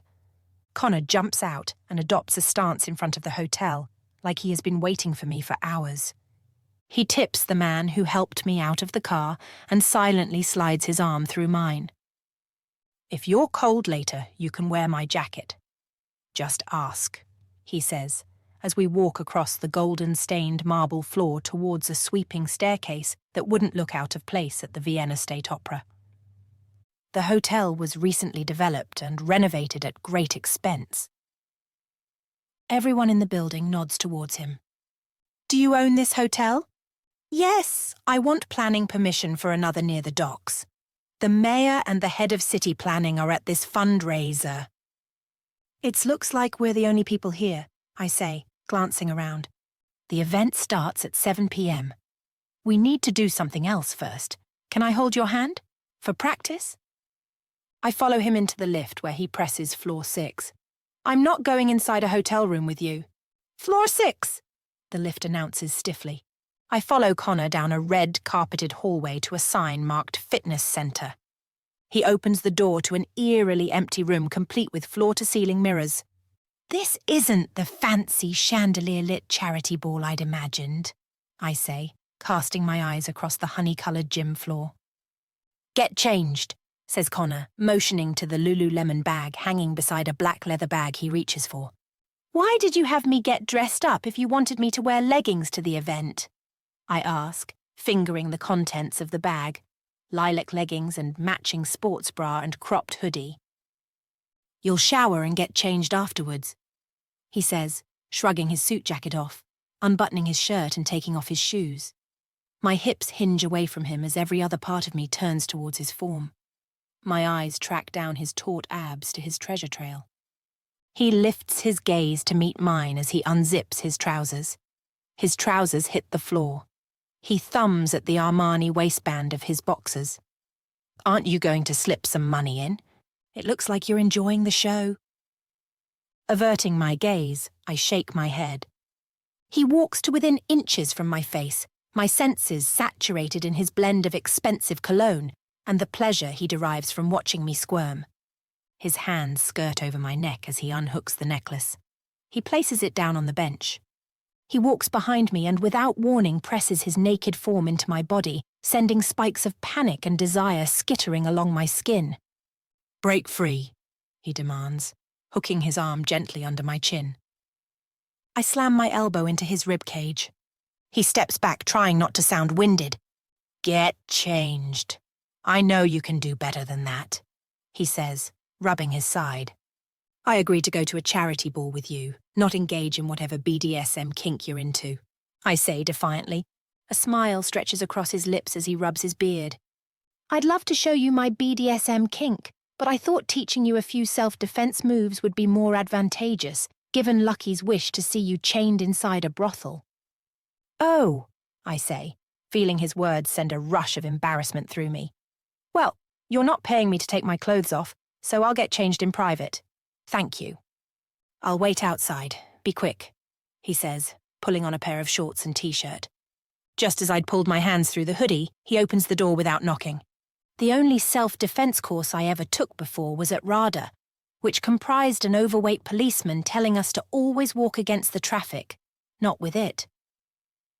Before I know what's happening, Connor tightens his forearm over my neck. He's using much more strength than before. I move my elbows wildly, trying to find the spot I'd struck earlier, but he weaves out of my way. In desperation, I try to haul him onto my back, but it only serves to weaken me. He presses his mouth to my neck and then releases me. "Can't you give me some warning?" I say, gasping for air. "An attacker will not warn you," he says, turning around. "Now, grab me from behind, the same way I grabbed you." I rise on my tiptoes to wrap my forearm around his neck. "Apply more pressure," he demands. "You make more sense now. I know you like women to strangle you," I say, pressing my arm more firmly in his throat. As I do, Connor headbutts me, turns and knocks me on my ass. "You were saying," he says, looking down on me like I'm an injured kitten. "That was a cheap shot," I say, refusing to take his hand to get up. "You haven't shown me how to defend myself yet. First, you headbutt me with all the might you can summon. The goal is not to injure because you probably won't from that angle, but you'll distract. Next, you shake yourself loose from my grasp. You turn and pretend to knee me as hard as you can." "Why would I pretend?" "An eye for an eye, Vivian," he says, raising his chin. "Oh, so you'd hurt me?" He leans towards me until his mouth is by my ear, his biceps tense. "Only if you wanted me to." Questionable pleasure skitters along my skin and rushes through my bloodstream. I didn't know what tactics he considered off limits, if any. And in this moment, it seemed like I didn't even know my own limits. Without warning, he lunges at me from behind. I throw my head back, colliding with his chin. I pivot and bring my knee up. Before I can finish the move, he jumps out of my way. Fury floods my veins as I lunge towards him until he is backed up against the wall. He grabs hold of my hips and swivels us. He presses me against the wall and clasps my wrists roughly, raising my arms above my head. His touch is hard and hungry, his lips millimeters from mine. I was sure he could hear my pulse hammer wildly. "Open your legs!" he demands. Not a chance. He lifts me up and thrusts himself inside my thighs, so I straddle him. I kick my feet against his lower back. "Don't fight. You'll only make me enjoy it more." "This," I pause, "is as close as you're going to get to enjoying me," I say as I buck against the wall. His beard brushes the top of my earlobe. A warm gush of air fills my ear. "Soon you'll beg me to be closer. The only question is how long it will take you," he says, pushing me harder into the wall. "In your dreams," I spit. He slides his finger up my neck and along my lips. There was no stopping my body's betrayal. I'm forced to bite back a moan as he pushes his finger inside my mouth. Without thinking, I bite down, hard. A smile creeps across his lips as he withdraws his finger, but holds my gaze. "I'll remember that bite." He clasps my hand, interweaving his fingers between mine. "I like how calloused your hands are." "Maybe you'd like them around your throat?" "Promises, promises," he purrs. "Connor, what do you want from me?" The question rushes from me like an inescapable mudslide. "The head of city planning has an affection for ballerinas," he says, moving his lips closer to mine. "You're unbelievable. I'm not giving myself to someone so you can get planning permission." "The head of city planning is a woman called Angela. She has a soft spot for ballerinas. All you need to do is flirt with her, massage her ego a bit. She'll be more receptive to granting me the rights I need to build. I've seen her talk. She's very pro-consent." "Don't you make enough money from your illegal businesses?" He weaves his head back to my ear. "Exactly what illegal business do you think I do, Vivian?" "Ask no questions. Tell no lies," I reply. Releasing my hands, he keeps me pinned to the wall with his body. He pulls at one drawstring on my hoodie. "You're a lot like this string," he says, running it between his index finger and thumb. "I'm sure if I pulled hard enough, you'd unravel. The difference is if I pulled hard enough, you'd explode." He cups my chin and runs his thumb along my bottom lip. "You're right. In this moment, I'd love nothing more than to explode all over your pretty face, but we have business." Chapter 11. Angela, it turned out, was a delightful woman who adored ballet.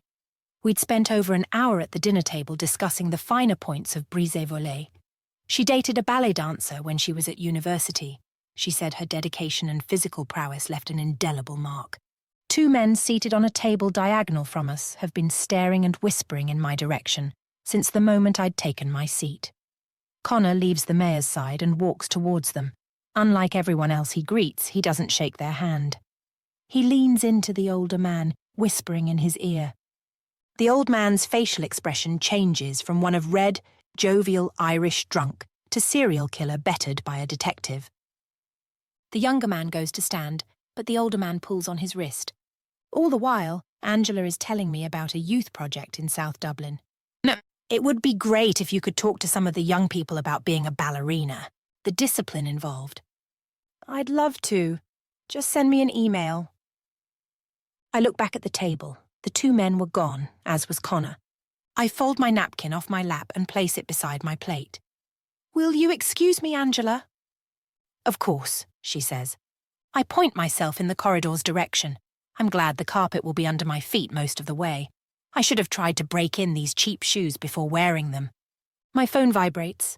I open the clasp to see an unknown number calling. Hello, I say, wrapping my palm around my phone. Not hearing anything, I rush towards the main stairwell, steadying myself as my heels meet the stained marble. Hello? I ask again. This is Miss Frances Becker from Welfare Services, Southwark. Am I speaking to Vivian Vauxhall? This is she. Is my mum. Is Lily okay? I'm afraid your mum has taken a fall. She's been admitted to St. Joseph's Hospital. Social services were advised, and Lily has been placed with foster parents. She asked me to call you. Oh my God, is she okay? Is she going to be okay? As far as I understand, they will release her in 2 days. I breathe a sigh of relief as I feel tears spill from my lower lids. Can I speak to Lily, my sister? Yes, she's here with me now. She's going to stay with the foster carer for 2 days. Lily, I gasp as I push the wooden door into the toilet, thankful I'm alone. Vivi, sobs Lily. Lily, it's okay. I'm here. Don't worry. I found Mum at the bottom of the stairs. I didn't know what to do. Deep sobs roll from Lily. You did the right thing. The social worker says she's going to be home in 2 days. You should have seen Vivi. I thought she was dead. I'm so sorry. I wish I was there. I'll come home, okay? I don't want to go to the foster carer. I want to be with you and Mum. My throat constricts like a blade is cross-hatching my esophagus. It's only for 2 days. Don't come home. We need the money. Lily let out a little laugh, and I was at least thankful that she still had the ability to laugh. My 11-year-old sister, being the carer for a mum with MS, and finding her passed out at the bottom of the stairs, makes me want to stab myself in the lungs with a fish knife. What was I doing here? I've got to pass the phone back now to Miss Becker. You're not alone, Lily. I'm there with you, even if I'm not there in person. Please come home soon, she sobs. I will. I promise. I love you. I love you, Vivi. Ms. Vauxhall, your sister will be fine. She's with one of the best foster carers we have, and she's going to take good care of her. Thank you so much, I say, my stomach and chest rising frantically. Take care of yourself. Lily can ring you from the foster carer tomorrow. Thank you so much. Okay, bye for now, she says, hanging up. I push the phone into my clutch, both of my hands shaking. Tears stain both my cheeks. Women file into the bathroom. I push my palms so firmly into the granite surface my wrists crack. I pull my hair out of the bun, wanting it to hide my red face before I swipe tears and mascara from under my eyes. I push my way past the women who haven't even noticed me, too busy gossiping about someone's divorce. Outside in the main stairwell, people stand in groups. I need to leave. I need to run now. The room was spinning. Mum was in hospital, and it was my fault. As I reached for the banister, I felt an icy hand grip my wrist. You're wise to run from Connor already. The mammies of the 2 lads he killed last week wish they'd had time to run. I look over my shoulder to be met by a pair of bulging blue eyes, set over dark shadows that belonged to the younger man who'd been staring at me. He's dangerous. You know what happened to his last girlfriend? I'm not his... I pause. I don't understand. Who did he kill? Ignoring my question, he asks, Who are you to him? That's none of your business. Let go of my wrist. Why have you been crying? We can help, you know. Why don't I drive you home? My car is outside. Before I can respond, Connor's huge hands clasps his neck to the wall. The man's gasping for air while others divert their gaze. What did you do to her? Nothing, you lunatic, he wheezes. Then why is she crying? Because she's out with you, you feckin' gobshite. Still holding blue eyes, he turns to me. What did he do to you? Nothing. I'm not upset because of him. It's personal. See? Personal. It's you. Another time, says Connor, releasing him from the wall. He straightens his suit and flexes his neck. If it were up to me, I'd shoot you between the eyes right now in front of everyone. Thank God you're a good little boy. He spits at Connor. Droplets land on his shoes. Connor ignores it. In a voice that sounded like he could be a kindergarten teacher, he asks, Your mum? You should go back, entertain Angela, I say. I don't need to. She's happy you're going to talk to her, young, dumb, and full of cum. I ignore his comment. Social services called me. They have my sister. My mum is in hospital. Hot, irrepressible tears roll down my cheeks and into the crevices of my mouth. Come. I follow him down a rococo wallpapered corridor to a service elevator. He inserts a key and we travel down in silence. He pulls out his phone. I want a full check on the car. Don't start the engine until you check. Come, we're going through the kitchen. Connor pulls me by the hand. I struggle to keep up in the heels. When he pushes open the door, the kitchen staff enter a sudden game of musical statues. No one moves a muscle. Continue with your work. We're just passing through. Of course, Mr. Lafferty, says the chef in his starched white tall hat with steam raising around him. I need that haddock in 6, someone calls. Connor pulls me through the kitchen past indented copper pans and figures hunched over huge cast-iron pots. We emerge at the back of the hotel next to the huge yellow industrial bins. The smell of overripe cabbage and rotten fish envelopes me. The floor here is horrendous, he says, motioning to where all manner of compost oozes like a crawling creature from under the bin. I'll carry you. A dancer's feet are her most precious tool.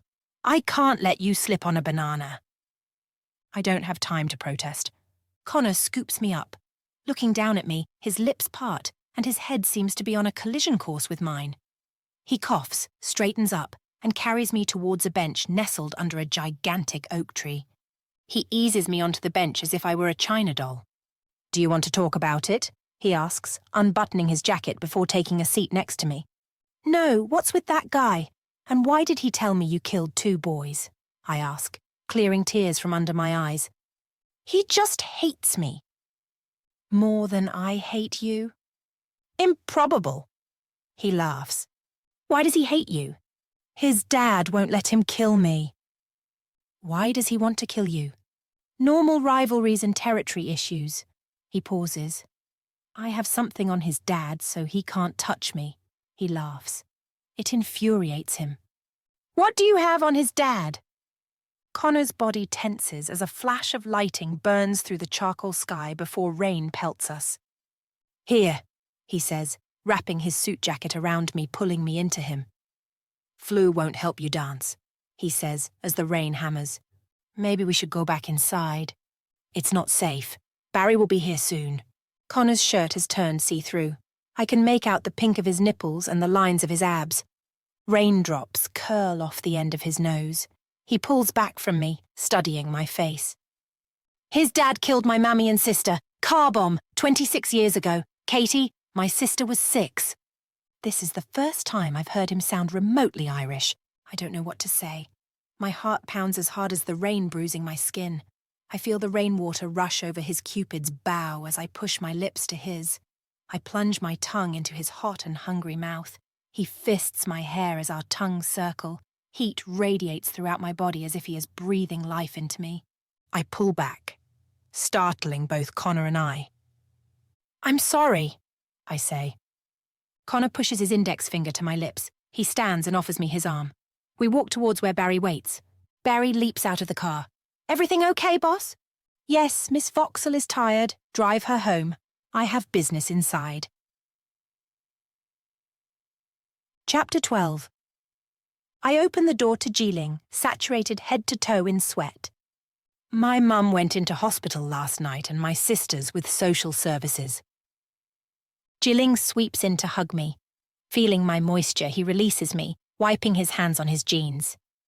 "Baby girl, can I do anything?" "Can you cover for me at today's rehearsals?" "Of course. What should I say?" "Say I got caught in the rain last night. I'm coughing and splattering, and I don't want to infect the rest of the cast." "How was last night?" he asks, pushing himself against the interior of my door. "It was fine," I smile. "I need to call Lily. Let's catch up later."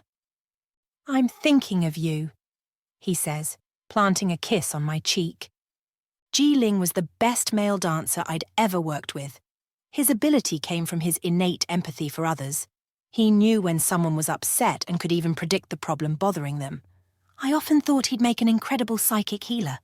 I close the door and sink back into the bed. What was I thinking last night, kissing Connor? I should have been thinking about my mum laying in hospital, possibly dying, and my sister alone with strangers. Instead, I was playing tongue tennis with an Irish gangster. I press my hands into my face and rock back and forth. Silent, guilt-ridden sobs weave their way through my body. At least they won't alert Jiling to my internal combustion. I blow my nose and tell myself to get a grip. I call the last number who called me while biting my cuticles. "Hi, Miss Baker, this is Vivian Vauxhall, the daughter of Olivia Vauxhall." "Hi, Vivian. I've got good news for you." I breathed a heavy sigh of relief. "Your mum's going to be home tomorrow and Lily is doing just fine. Can I call Lily at her foster carers, and do you know the ward my mum's on?" "Of course I'll text you the number. Your mum is on the Meredith ward." "Thank you. That's I my really job. appreciate all You you've have done yourself for a my good day family." there in Dublin. "I hope it doesn't rain too much. Bye," she says. I phone the foster carer's number she gives me and a small voice greets me. "Hello?" "Hi, I'm the sister of Lily, Vivian. Can I speak to Lily?" "She's here, eating Cocoa Pops." She passes the phone to Lily. "Did Francis tell you, Miss Baker? Mum's coming home tomorrow. She's okay," she says, slurping milk off her spoon. "I know, I just heard. I'm so happy. How is the foster carer?" I finally have what I always wished for. "What's that?" "A little sister." "I'm not so little," came a determined voice in the background. "She's 5. I'm double plus more your age." "That's great," I laugh. "You think you're going to be okay when Mum comes home?" "I don't know. It was scary when she fell down.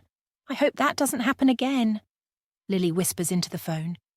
"We may have to orchestrate Operation Frogmore if Mum gets worse." That was the code name for our plan if Mum deteriorated. Lily would go to a boarding school, partly on a scholarship. I'd pay for the rest, and we'd hire a full-time carer for Mum. I'd need £15,000 a month to cover the costs. "Do you think your dancing job could cover the costs?" Lily asks. "I think so, yes. If I danced at the club 4 times a week, I could easily pay the €15,000 a month." Lily cried. At first they were little sobs, and then she heaved. I could hear the little one in the background soothe her. "It's okay, Lily. Mum is taking us swimming today. Swimming makes everyone feel better." "Sounds like you've got a good little sister there." "I miss my big sister," sobs Lily. "I miss you to Lil. I wish I was there more than anything. If you say you want me to come home, I'll take the next flight out of Dublin." "You can't come home, silly. We need the money." "I know," I say, brushing back tears rolling down my face. "You go swimming. I'm going to call the hospital and speak to Mum, and then I'll call you tonight. Okay?" I love you. I love you too, Lil. Mum was sleeping. The nurse taking care of her said that she had suffered a concussion, but apart from that, was in good spirits. I've had patients just like your mum who've made a full recovery from their MS symptoms after joining the Pierceman trial. What's the Pierceman trial? I ask. It's a new drug therapy for MS patients. Sorry, I shouldn't have mentioned it. It's £100,000 just to join and then £15,000 a month. Sorry, me and my big mouth. What would happen if my mum could join the trial? After she gets on those drugs, she won't lose consciousness again. She'll have more energy. She might even work again. Can you email me some details about it? I give the nurse my email address, thank her for taking care of Mum and tell her to tell Mum that I love her very much, and I'd call back. I wish my daughter was as together as you are. You're the same age and she can't afford a pack of gum without asking me for a loan. Perhaps she should consider lap dancing. I withhold my career advice. Bye, I say, hanging up the phone. How many shifts I could fit around rehearsals? My role dancing Juliet looked even more frivolous now. My mum and sister's lives literally depend on me taking my clothes off. I pick up my phone and type out a message to Eddie asking to work Friday and Saturday, and to put me down for any extra available shifts. Sure, he replies seconds later. Jiling taps at my door again.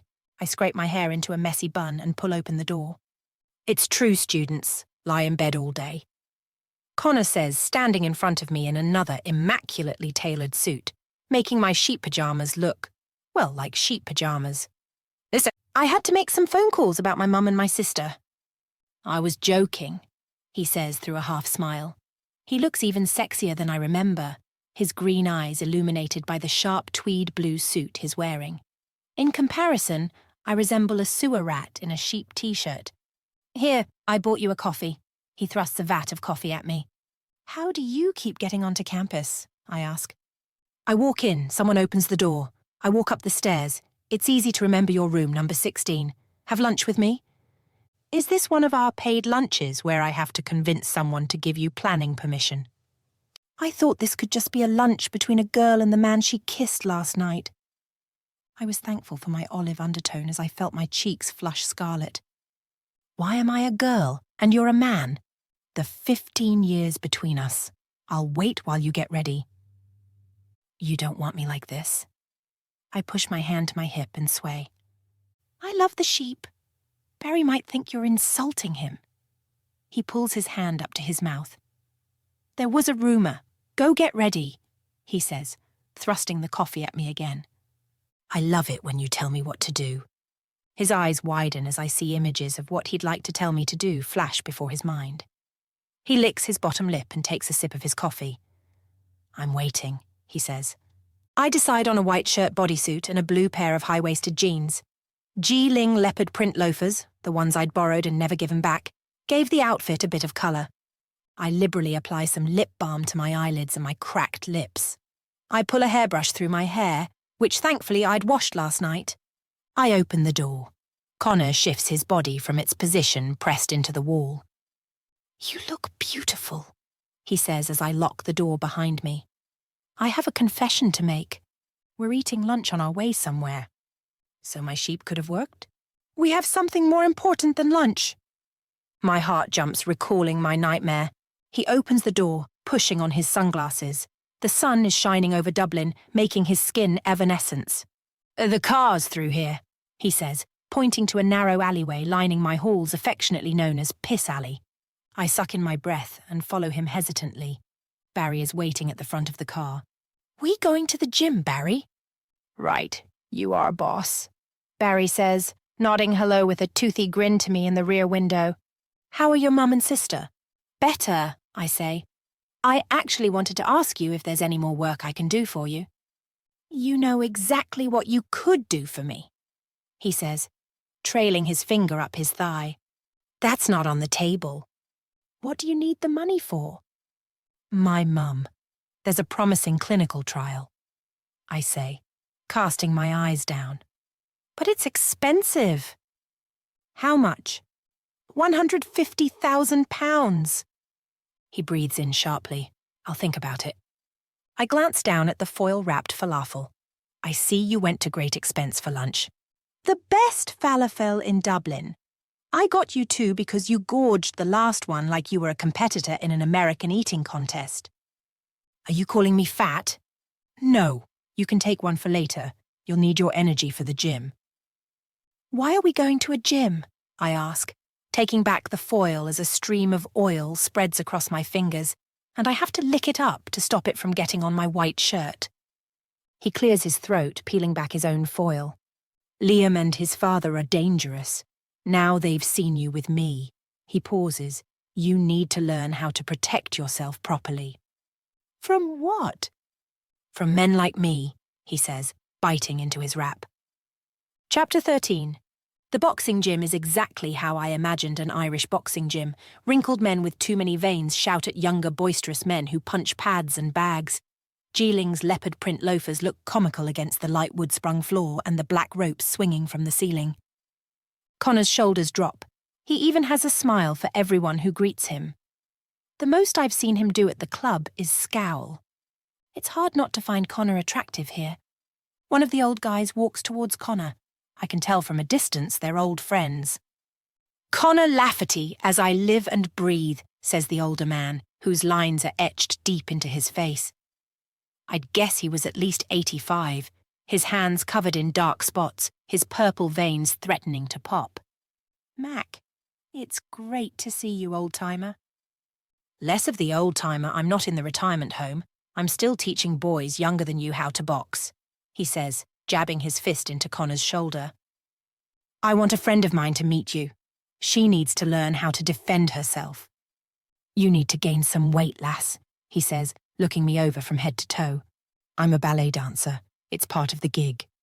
Oh, I'm sorry. You can probably teach me something about strength being a ballet dancer. That is a serious business. He nods to Connor. I just want her to learn a few advanced self-defense moves. I've shown her the basics. Mac walks away, muttering under his breath. In my day, there used to be an easier way to bury the bald lad. What does that mean? I ask Connor, who studies a lean young man ferociously slamming his fist into his opponent. It's a very impolite Irish way of saying there used to be an easier way to have sex with a girl. Come over here, calls Mac. We walk over to the corner of the gym, where he stands on a blue gymnastic mat. We start with what you do if someone attacks you. Now I'm going to approach from behind and put my forearm under your chin. Show me what you do, Vivian. Never in my wildest imagination did I think I'd be trying to chokehold an 85-year-old man. Connor stands to the side, looking at me with a devious smirk on his face. I kick off the loafers. I'm glad I took the time to find matching black socks. Mac smiles at Connor in a way that a father figure would smile at a son bringing home a girl that he likes. Perfect. I'll show you a couple more moves. I'm guessing you want the full service? Yes, says Connor. After Mac has shown me several strategic defense moves, we follow him to the basement. I'm wondering what the full service is as he opens the door to a makeshift shooting range. I don't want to use a gun, I say.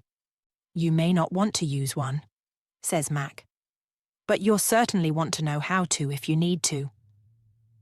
He looks to Connors when he says this, and a shiver runs up my spine. Any idiot can shoot a gun. It's about knowing how to use one so you don't hurt yourself. And hopefully you never have to do. Just like learning self-defense. We follow Mac to one booth where a silhouette of a person is outlined on paper with numbers starting from 5 and going to 0 in grey rings. Mac takes out a key from his pocket and opens a safe at the bottom of the booth. He takes out a mat pistol. Half of the work is just getting used to holding it. Don't worry, it's not loaded. I stare down at the gun in Mac's aged hands. I didn't want to think about the number of times Connor's pulled the trigger aiming at someone. Take the gun, Connor urges. I'm sorry, I say. This is a mistake. I turn, but Connor grabs me by the forearm. He pulls me in to whisper in my ear. You regularly carry large amounts of money home from the club. One drug addict pulls a gun on you. That's it. You're dead. Connor let go. This is your world, not mine. It was great meeting you, Mac. Thank you for all the self-defense tips. I really appreciate it. Fine, have it your way. I'll drive you home. I'm going to take the bus, but thanks. Good-looking girls taking the bus from this area is not sensible, miss, says Mac, resting the gun on the small tray wooden table in front of the booth. With the self-defense moves you just taught me, I'm sure I'll be fine. I spin around and scurry towards the steps. Outside, the sun is blazing across an unusually warm and rain-free Dublin sky. Two small boys are kicking a ball against a graffiti-laden wall which reads, "Load up on drugs and kill your friends. It's fun to lose and pretend." The child's scrawl with which it's been penned disturbs me. The ball rolls towards us. Connor steps forward and eagerly kicks it back. The boys whisper to each other, pick up the ball and run. Do you always have this effect on children? If you comply, I'll give you money for your mum's trial. I'll make the transfer now. He waves the phone at me. Connor, I will not learn how to kill someone for money. Do you think a gun would have helped your mum or sister? Anger whips across his face. He lunges forward. His hand reaches for my throat, but before he can apply pressure, his other hand pushes me away. Do you think it's smart using such things against me? Like you used my eviction notice against me. I just want you to be safe. From everyone but you? I spit. Barry drives the car over the cemented parking lot towards us. Connor slips inside, and I do the same. After what seems like an hour, Connor turns to me. Name your price. It's difficult to put a value to something when I don't know what I'm valuing. South Dublin is speeding by before us. A montage of council houses, grey and gloomy, surreal-looking against a bright blue sky. You haven't been to these parts much, have you? Stop being evasive. What do you want me to price? Connor looks down at the button he uses to speak to Barry. There would only be one rule. You consent to anything. My blood boils from the tips of my toes up to the crown of my head. How many times do I have to tell you? I'm not a whore. Whores don't sell their virginity. They give it away. Reverse psychology won't work. I'm not going to sell you my virginity, and I don't have what you like anyway, I say, folding my arms across my chest. He looks at me, perplexed. And what exactly is it that I like? The hemorrhoid cream in my bag. I don't have hemorrhoids. I use the cream on my toes. All ballet dancers do. That's grand, but why are you telling me this? Ciara said you like women with hemorrhoids. What? When I went shopping with her, she said you like to make girls bleed. The Prep H jokes make much more sense now. I can assure you I don't have a hemorrhoid fetish. I didn't even see the cream in your bag, and I absolutely do not get turned on by making girls bleed. She told me you reminded her of her sister. Clearly she'd have said anything to make you want to stay away from me. It's none of my business what you do or do not like, I say as I tap on the window between Barry, Connor and I. Can you drop me at the next bus stop, please, Barry? Of course. This area is very dangerous. I don't want you to stand at a bus stop alone. I don't want you to offer me money for my virginity, but that's where we are, I say as the car rolls to a stop beside a bus stop with a smashed glass shelter roof which threatened to fall in. Before I can clamber out, Connor is telling Barry to drive. Hey, do you want me to call the police and report myself kidnapped? He loops his arm around my waist and sails me into a kiss. He pushes me so hard against the upholstery my back throbs, but I don't care because all I want right now is this. His tongue against mine with an urgency reserved for rescuing people from a burning building. His hand pushed up my neck and into my hair. He grips my roots, pulling me back harder as his tongue delves deeper. And suddenly he pulls back and stops before he pushes his tie up into his shirt collar. Stop at the next bus stop, Barry. This area is fine. You're unbelievable, I spit. Connor takes a deep breath and rubs his chin. His eyes don't meet mine as Barry brings the car to a stop, just as the heavens open. I clamber out of the car, narrowly avoiding a huge puddle. I'd love to stay and see you get wetter, but I've got business. My nails dig into the palm of my hand. It takes me every bit of resolve not to kick his car. I feel like I'm about to burst into flames. I watch the car fade into the distance, wishing someone would try to attack me now because I would tear a Connor-shaped hole out of them. Chapter 14. I've told myself tonight I'll make €3,000, a deposit on Lily's school. Mum was feeling better, but she knew the situation couldn't continue, and I knew I couldn't do what Connor wanted for the £150,000 entry fee for the clinical trial. I climbed down the spiral staircase to the club. The music thumps. I'd seen gaggles of middle-aged men in suits queuing outside. Before I turn towards my locker, Kieran grabs my arm. "We need to speak," he whispers. He nods towards the fire escape, and I follow him. As he pushes open the door, the stale stench of cigarette smoke from above wafts down to greet us. "I've made a bit of a mistake in your messages." "What do you mean, a mistake?" "The Facebook guy, your big tipper. He asked me why you call yourself shy. And I replied, it's because I'm a virgin. Of course it was a joke, but," he says, putting his hand to his hip and flailing his wrist open, "it escalated." "What do you mean?" "Well, since you don't have Facebook." He looked for photos of you in other users' accounts. He found one when you're with a guy in London circa last year. He contacted the guy, and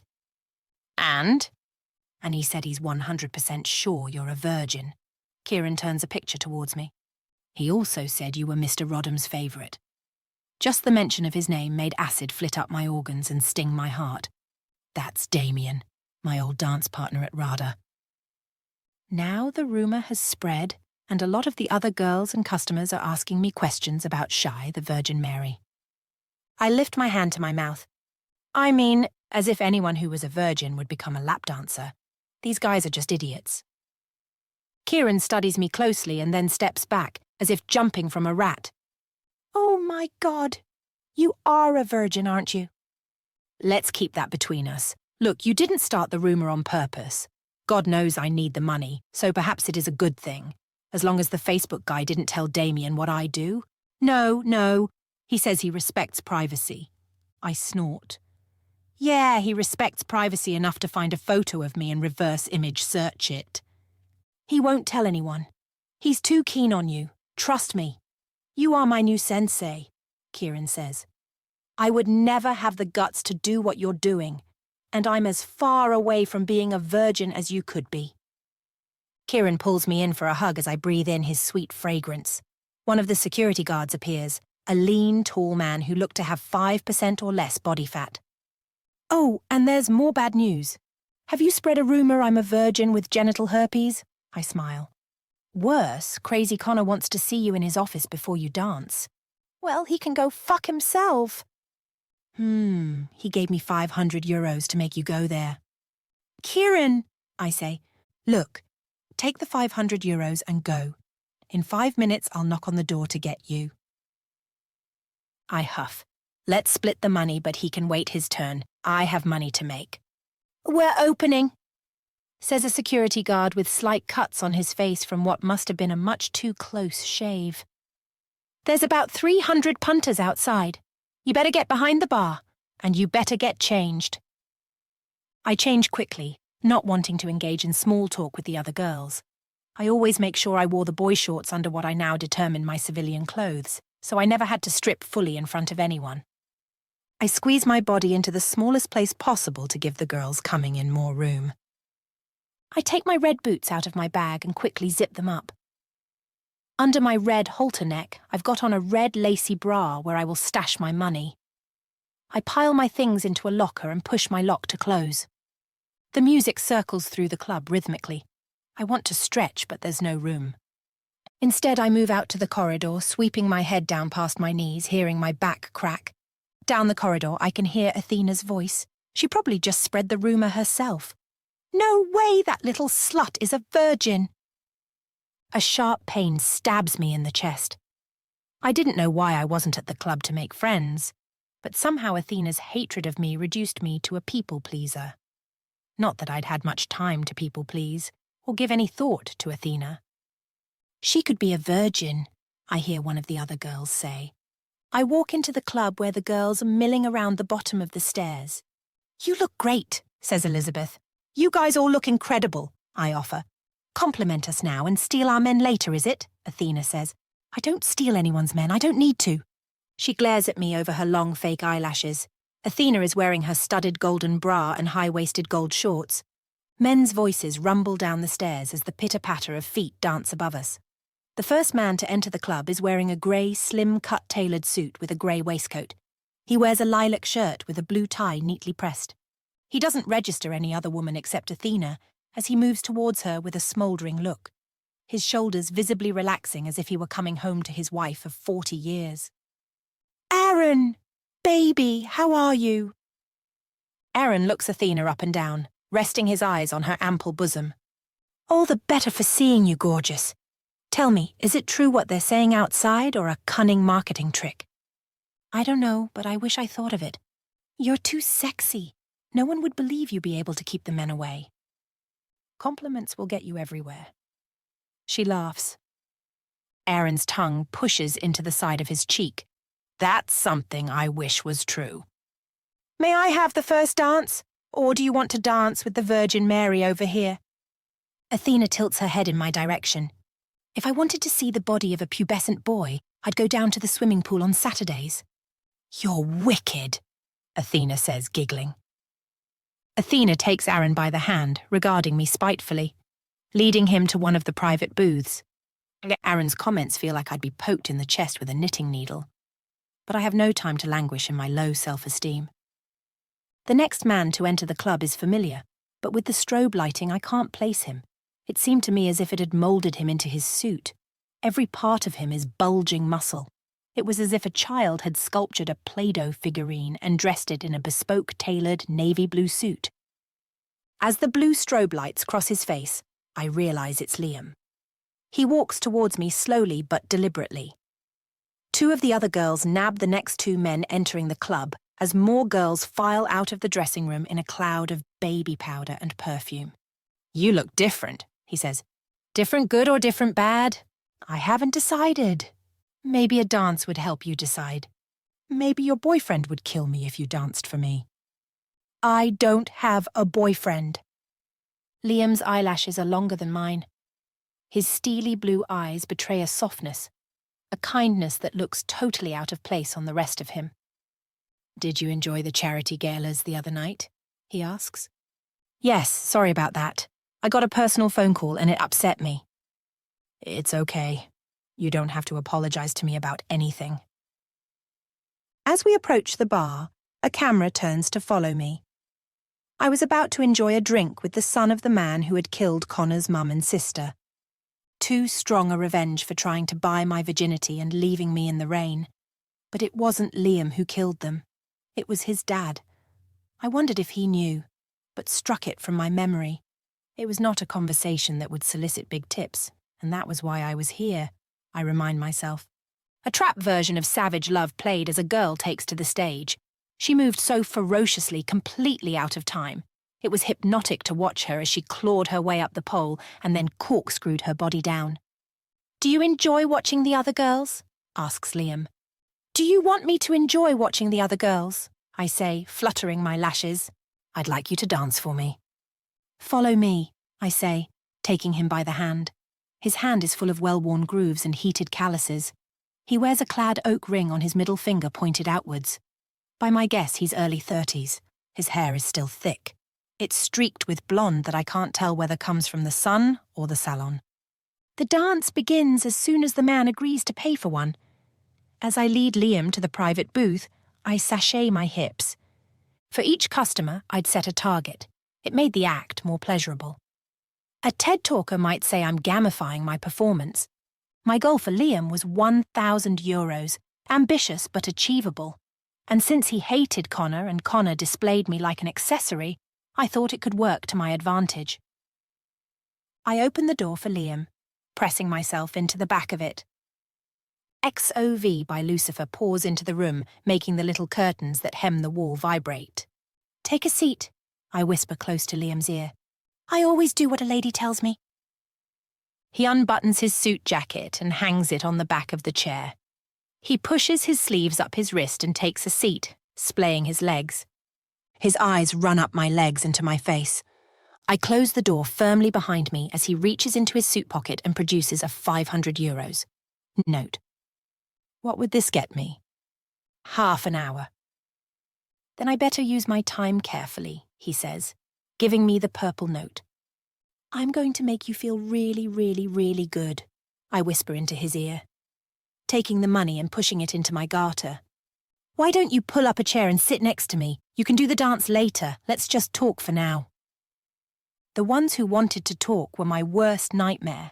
Dancing was so easy compared to making small talk with a total stranger whilst I was barely dressed. Are you sure you wouldn't like a dance? I ask, placing my hands on either side of him, turning my body into a cascading wave between his legs. Let's talk. It's your 30 minutes, I say as he jumps up to pull out a chair and drags it to where he sits. Please, he says, motioning to the chair. I take a seat. I open my legs, pushing my hands from the top of my thighs to my knees and stroking my kneecaps with the top of my fingers. What you want to talk about? I want to know if it's true. Aliens? Kennedy's assassination? If you know the answer to the first two, we'll start with those. I laugh. Do you think I'd be dancing here if I knew those answers? Probably not. But then I wouldn't think you'd be dancing here if you're a virgin. You want to know if the rumor is true? I say, lifting my hastily glued on eyelashes slowly. Of course you're the talk of the town. There's a queue 50 men deep outside all talking about getting a dance from Shy the Virgin Mary. I push my tongue against my lower teeth, biting my tongue. I think they call that a PR spin. And I think they call what you're doing diversion. He smiles. I can neither confirm nor deny. Fair play. You know you really upset my uncle. He hates you. Your uncle? You bashed him over the head at the Blarney Stone. Do you want me to apologize? No. He's a feckin' Egypt. Let's talk about something easy. What's your favorite film? Swan Lake? You know I'm a ballet dancer. The entire city knows you're ballet dancer, sweetheart.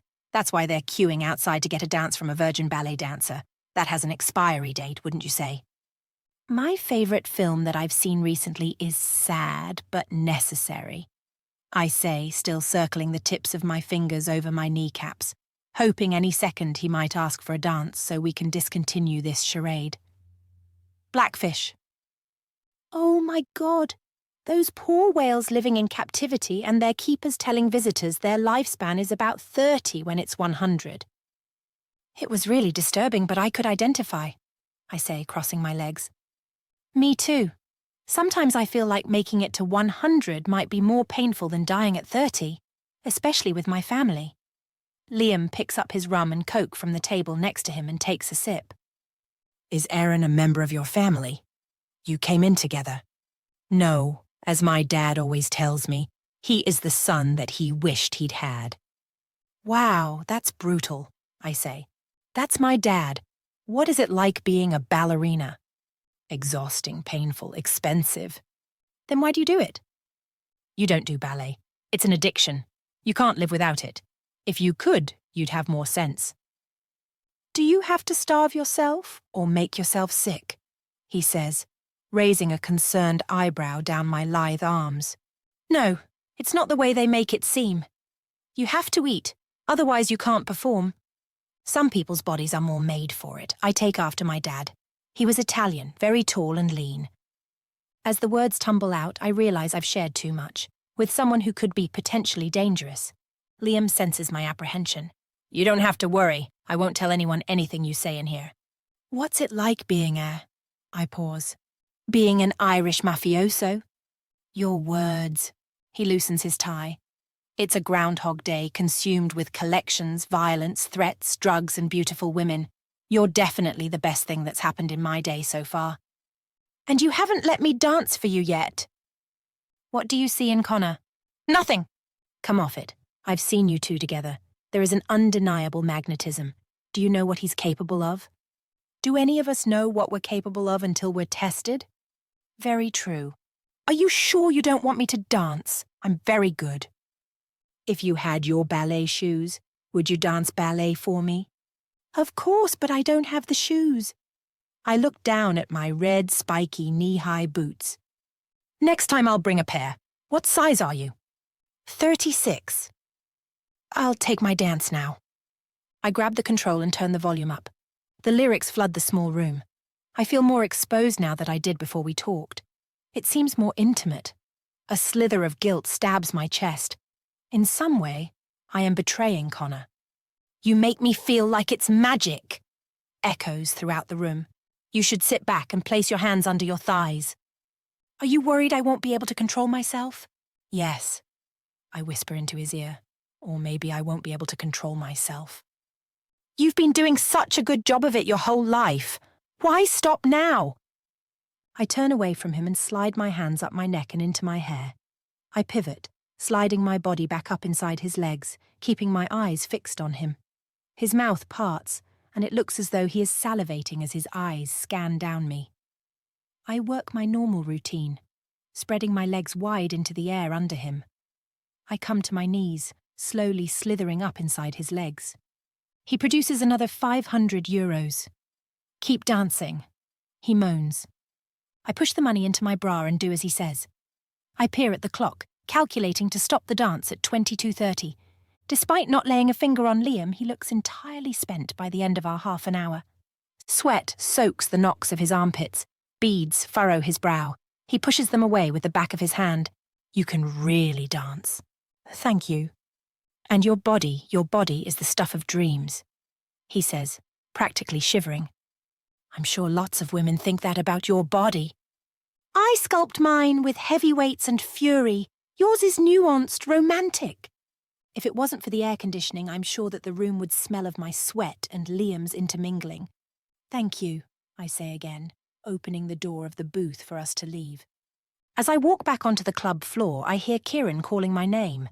I walk over to the bar where Kieran is wearing a worried expression. He said, "If you don't go to his office now, you won't be welcome back tomorrow." Bastard. "Fine, I'm going," I say, twisting my way around the corner to the corridor. My annoyance forces the door open. "Sit down," he says, his eyes still on his laptop. "I'd rather stand." He inhales sharply, clearly frustrated. "I watched you with Liam." "Is my profession news to you?" I say, raising my eyebrows. He closes his MacBook, pressing his fingers into the lid. "Your betrayal is..." "You invited me to your office to tell me I'm disloyal. When you treat me like I'm a camel for sale at a Qatari market." "Don't compare yourself to an animal who obeys its master." "Oh, I see," I say, nodding. "You're my master, and I'm disobedient." He rises from his chair, loosens his tie, and slides around the desk.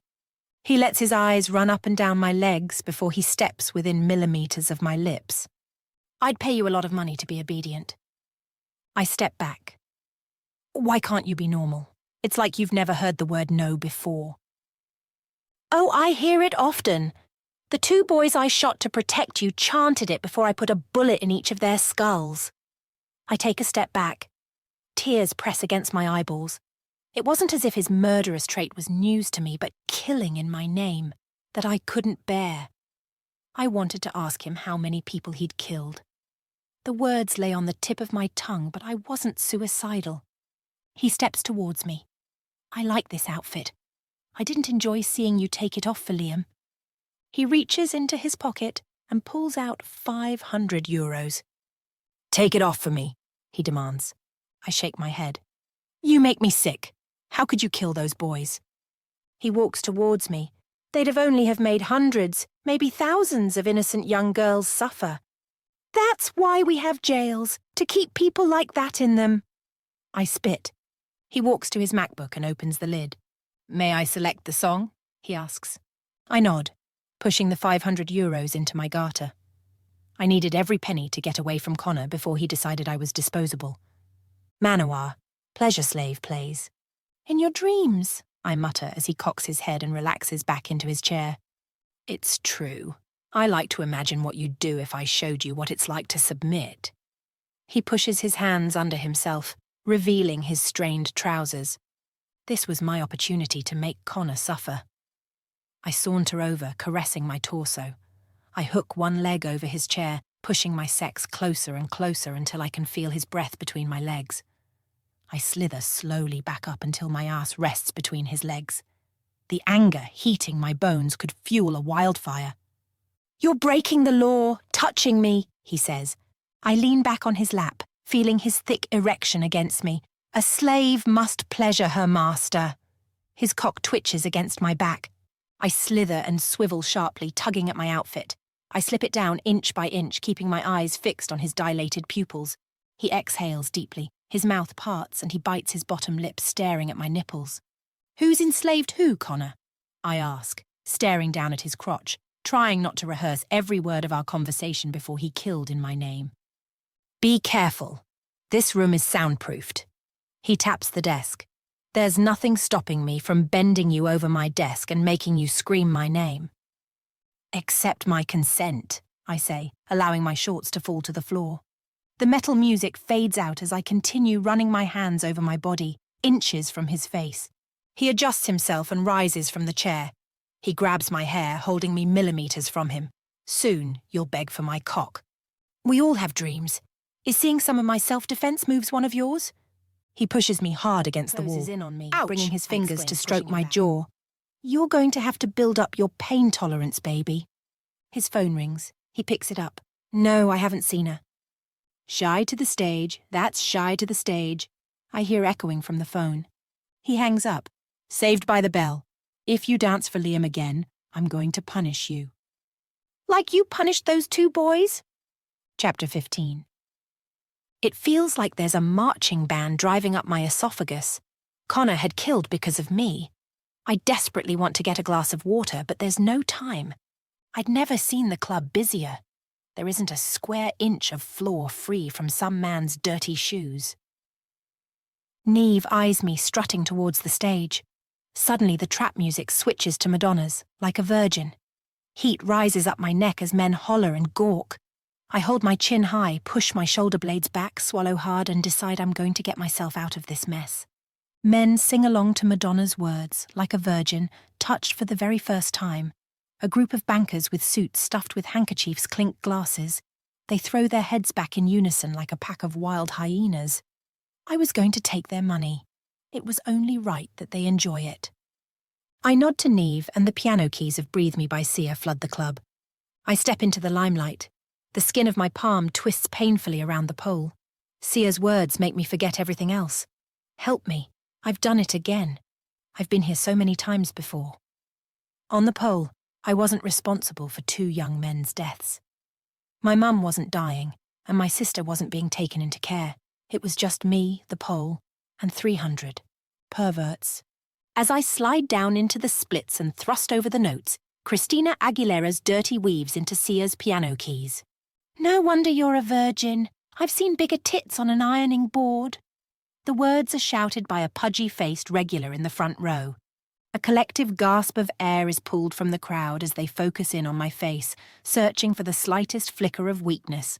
I move faster, smile harder, spread the apex of my thighs wider. These men had no idea of the things my ballet teacher used to say to me. If they did, they wouldn't be sitting forward in their chairs waiting for me to fall from the pole into a puddle of my own tears. Connor has emerged onto the floor. His stare heats my ribcage, my lungs, and stings my heart as Christina sings, sweat moving all over my body. I slither my body around the pole as a man in a brilliant white polo shirt shouts, "Give it to me, virgin, give it to me!" I smile, teasing the men by hooking my fingers under my bra. Money flutters onto the stage like bird feathers in Trafalgar Square. I allow myself to look down at the carpet of money, my key to freedom. Keeping my thighs fixed on the pole, I push my hands down my body, slowly guiding over my waist to my nipples. Connor moves to stand in the middle. He wants me to see him. I whip my bra off, using my forearm to cover my nipples. I kick my legs into the sky and pop my ribcage, allowing my body to twirl as I reveal my hardened nipples. The spotlight vanishes. My demons return. The teenage boy the club employed to rake the money appeared. Don't listen to idiots. Your performance was incredible. Thank you, I mouth. Neve had returned to the heavy EDM music. It thumped through the club, leaving little room for audible conversations without the person's mouth next to your ear. After pulling in all the money, the boy hands me the bag. My bet is €3,500. I nod to him, hoping he's right as I move towards the lockers. "It's very dark around here," says a familiar voice. "You were incredible up there. I love how you dance." One of the blue strobe lights casts across his face. It was the Facebook prick. "And if the rumors are true and you consent to prove your innocence, I know a man who would pay 6 figures. Don't believe everything you hear." "I've seen the way you move, Vivian." He emphasizes my real name. He thinks he knows more about me than he does, but I've known him my whole life. Just another man who gets off wielding his power to cause pain. "May I have the next dance?" he asks, stepping closer to me than security likes. I signal to the 2 security guards moving towards us to back off. "I'll be back in 5 to give you a dance. You can wait in booth number 8. "I can't wait to see you there," he whispers, his breath causing hair to stick to my neck. I want to stab him with the heel of one of my boots. I smile. His money would pay for Lily's deposit and Mum's carer. After I've pushed my money into my locker, I return to the floor. Rihanna's S&M pumps through the club. I smile at every man trying to get my attention as I slide around the bar to the private booths. I push open the door. The Facebook guy looks up from his phone. I sashay my hips, curling my legs over each other as I saunter towards him. "I thought you were never going to come," he says, slipping his phone inside his breast pocket. "Is that a complaint you level at many girls?" He laughs and shakes his head, placing his hands under his thighs. I see my reflection in his polished shoes. "You're cheeky." "Am I?" I ask, forcing his legs apart with my knees, trying to ignore my sweat-covered appearance in his brogues. I move my hands through my hair, over my head, down my face, letting sweat glide off my fingertips. "In the 3 minutes I have with you, Vivian, I feel like I've died and gone to heaven." "That's nice. I feel like I've gone to hell." I turn around and slither my way down his body. "What did you think about my earlier offer?" Focusing on the red cube chair in front of me, I stay silent. "Okay, let me ask you another question. Does your dance company know you're doing this?" I have to compel every muscle in my body not to get up from the floor to punch this guy straight in the face. "Many dancers have a second job. It's the nature of the business," I say as I work my hips over the floor. He pushes his tongue into the side of his cheek. "All I want to do is suck your nipples. You name the price, I'll pay, whatever it is." "That's not allowed," I say, looking up at the clock on the wall. Thankfully, only 59. Seconds remain. I inch my bralette down my arm, holding his gaze and not allowing a single muscle in my face to twitch. "I can tell you want to. Just name your price." I count down the last 20 seconds mentally, but before I can get to 16, he lunges forward, his hands grabbing at my leatherette top. I land hard on my tailbone. The door practically swings off its hinges. Sergey, the meanest security guard, barges through it like a bull with horns. Facebook prick is the red flag. "We have a strict no-touch policy here," says Sergey, pulling him out of the chair by the collar. The fabric wads around his fist as I scramble to my feet. "She asked me to touch her." "You should read Freud. He has interesting insights about men who can't distinguish between dreams and reality." Sergey spits. I press into the floor and bring myself to stand. "I didn't ask him." "Of course you didn't. Sir, it's time for you to leave now," says Sergey, releasing his collar. "The dance hasn't finished." "It has now. You can go the easy way of the hard way, but either way you're going." "I'll leave of my own volition," he snarls. "You can finish up the rest of my dance next time," he says, winking at me. He leaves the room and Sergey approaches me. "Are you okay? That guy is a bit of a wild card. He's asked most of the girls here if he can suck their nipples." And there I was, feeling special. "I'm fine. Thanks for coming in." "There's a huge queue of men who are waiting for the dance with Dublin's virgin dancer, so you better get back out there." He smiles in a way that is both innocent and funny, and I sense that under his macho exterior, he probably sleeps with a teddy bear. I dust myself off and nod in thanks to Sergey as I leave the booth. Before I can step back out onto the main floor, I'm pulled into a dark corner. A hot, calloused hand wraps around my waist. Adrenaline surges through me as I bring my elbow up to collide with this person's jaw. Ouch, he says, stepping back, rubbing his jaw. Connor, what the fuck? I don't mean to scare you. Well, you did, I say, bristling. You're the one who taught me self-defense. I don't want people to see us together, here at the club. It won't be good for you. I just wanted to ask if you're okay. Why do you let that guy in here if you know he tries to touch the girls? He's a heavy tipper. The girls like him, but if you never want him in here again, it's done. Just say the word. Wow, that's probably the nicest thing you've ever said to me, but I don't want more blood spilled in my name. Fine. If you want to go home, Barry will drive you. I'm fine. A nipple fanatic can't get under my skin. No pun intended. Connor is still holding my waist. And it's natural. I'm only just conscious of his fingers digging into me. He reaches into his pocket and produces a bundle of 500 euros. He slides a finger under the top of my bra strap. I'll pay you for the rest of the night if you come home with me right now.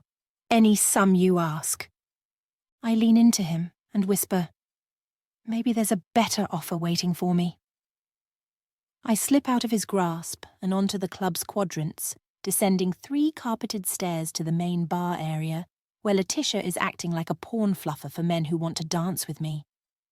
Where have you been? Letitia hisses. There's a queue. Sorry, I encountered the guy that wants to suck everyone's nipples. Poor you, it's happened to me more than once. Rupert Wright is the devil himself, but he's harmless, and a big tipper. I scan the panting men surrounding us. Who should I take first? I whisper. Letitia clasps her hands together, scanning the men. The richest, of course. There are 2 Saudi oil barons in tonight. Huge tippers, 5 figures. Letitia points the 2 men out to me, and I wouldn't have placed them as Saudi Arabian. They look more like they just stepped off the plane from London in their bespoke Savile Row-tailored suits, polished and groomed beards and stylish gelled back hairstyles. Which one first? They like to enjoy one girl between them. Kinky. Double the money for the same time. Dancing for the Saudi Arabian men was completely uneventful. They watched and spoke to each other as I danced for them for over an hour. As Letitia predicted, it was extremely profitable. When I emerge, security is escorting drunk sleepers from chairs and sofas. I slump into a seat at the bar, the exhaustion making my bones creak. Connor appears by my side. Let's go. You look exhausted. I almost feel his tongue lash at the back of my ear. Just his breath upon my skin speaks directly to my sex, and I hate myself for finding a murderer attractive. It's as if lightning strikes me every time he is near. Or was that a Madonna lyric? I was too tired to know the difference or to care. Stashed in my bra, I had another 4,000 euros, which meant tonight I'd made well over 15,000 euros. I'm so tired from dancing and having skipped dinner. All I could think about was food and bed. Fine, I groan. Chapter 16. The most beautiful birdsong curls softly into my ear. I could almost not feel the throbbing ache from my blistered toes and sore muscles. I push my hands through the sheets up towards my pillow. Luxurious cotton glides between my fingers. My body aches with a determined rigidity to get more sleep. I roll over, splaying my palm to feel the familiar cold of my bedroom wall. Instead, a wide open space greets my hand. I spread my fingers wide, reaching further and further for my wall, but only sheets meet my fingertips. I push my elbow into the bed and peel back my almost glued shut eyelids. Desperate for my eyes to open, I rub them. I blink rapidly. The first thing I see is a framed cross-stitch picture that reads, "Home, Sweet Home," in a yellow and red intricate floral border. My eyes dart around the room, taking in several more cross-stitch works of art, a range of stuffed stiff teddies that look uncomfortable to cuddle, and a collection of scented candles lining the Moorish-style huge domed windowsills. My heart speeds as I realize I have absolutely no idea where I am. Adrenaline shoots through my body, marshalling my limbs. I swing my legs over the bed and begin looking around the room. If I've been kidnapped, someone's placed me in their grandmother's bedroom. And the fact that they'd made the room so nice for the grandmother filled me with inappropriate relief. I push my feet into the deep shag rose carpet, which didn't contain a speck of dust. As I rise to my feet, my knees feel weak. Relief gushes from my mouth as I spot my bag on an embroidered high-back rocking chair next to a pair of knitting needles. A brisk tap comes at the door. Before I can say anything, the smell of Connor makes my sex tense. It was sweet and salty and everything I wanted and hated. "Good morning," he says as he sips an espresso, standing over me in a sharp, tailored pair of trousers with a black belt and tucked-in crisp white shirt that showcased his sculptured torso. "Where am I?" "You're in my house," he says. I look around the room, staring at the teddies with their brown-rimmed eyes and dark black pupils. "This was the only room ready. I wasn't expecting you to sleep over." "Neither was I say, clearing sleep from my ears and trying to run a finger through the back of my hair where it feels as if sailors have competed to forge the strongest knot. "You passed out in the car on the way back. There was no waking you up. I tried," he says, sitting a steaming cup of espresso down next to me. "I couldn't exactly walk with you passed out over my shoulder across your campus. With all this too stuff, I'd have been pepper sprayed and worse 10 times over." "Probably," I agree. "Do you live with your grandmother?" He laughs as I hear a clinking of glasses nearing the room. "Good morning, dear," says a slight brown-haired lady in her mid-60s with impish features and a radiant smile. "Hi," I say. "This is the room my sister normally stays in when she visits me. She loves cross-stitch, you know." I glance around the cross-stitch works hanging on the walls. "She does them all herself," the lady says, setting down a tray of yogurt, muesli, breads and boiled eggs on the table nearest the window. "I'm Agnes. I take care of this one. I'm sure he's mentioned me. He mentioned you to me," she says, winking. I can't suppress a smile from stretching across my lips. Agnes is everything Connor isn't. "I was his governess as a boy, and now you could say I'm his housekeeper." "Agnes keeps me in fresh shirts," nods Connor with visible annoyance, "and suits and shoes and food," she counters. "Come on, eat up both of you. There's a bag of toiletries in the ensuite so you can freshen up before breakfast. I've got work to get on with the kitchen. Not everyone can laze around." She eyes Connor and motions with her head to the table. "The birds are singing a beautiful song this morning. It means it's going to be a lovely day," she says, pointing herself towards the door. "Enjoy, you two." She winked again as if setting up 2 OAP friends over a game of bridge. I press my lips together to repress a smirk. "What?" asks Connor. "You told your housekeeper about me." "Why wouldn't I?" I shrug my shoulders. "I didn't think I was important enough to mention. But now I know how you feel." I do a poor job at suppressing my amusement. He pushes his tongue into the side of his mouth. "Let's eat. I have something to discuss with you." He pulls out a high-back beige and white striped chair for me. I waddle to the table in the clothes I left the club in last night. As I sit down on the chair, he removes a crisp white cotton napkin and folds it into my lap. His heat radiates up my neck. My t-shirt drops off one shoulder, exposing my skin. "Are you going to cut the crusts from my bread too?" "If you want me to." His lips curl sinisterly, leaving me with no illusion that he's not referring to bread. I pull at my t-shirt, covering my shoulder. I look over at the breakfast and grimace looking at the blood pudding. "It's good for you. You should have some." "I'm fine with eggs and muesli," I say, taking a bowl off the tray and potting an egg in a porcelain white egg cup. Connor drains his espresso's bitter dregs and sets the cup down on its immaculate white saucer. "I don't take milk, but I can get some for you." "No need. I drink my coffee like your soul black." We lift our coffee cups to our mouths simultaneously. He doesn't take his eyes off me. "Good coffee," I say, placing my cup down. "You made a lot of money last night. Are you going to send it all to your mum today?" I nod, spooning muesli and yogurt into my mouth. "What if you could send her the full amount for the medical trial?" "You want Agnes to wash our bloodied sheets?" He suppresses a smile and thumbs the corner of his mouth. I'm grateful that the muesli is soaking up the smell of my mouth. "I need you to borrow Liam's phone for me." "You want me to steal the phone of a man you said is a dangerous human trafficker?" He takes out his phone, taps a few times, and passes it to me. Put your mum's bank details, and I'll send her £200,000 right now. I stare down at the amount of the screen with the GBP Union Jack logo. £200,000 stare back at me.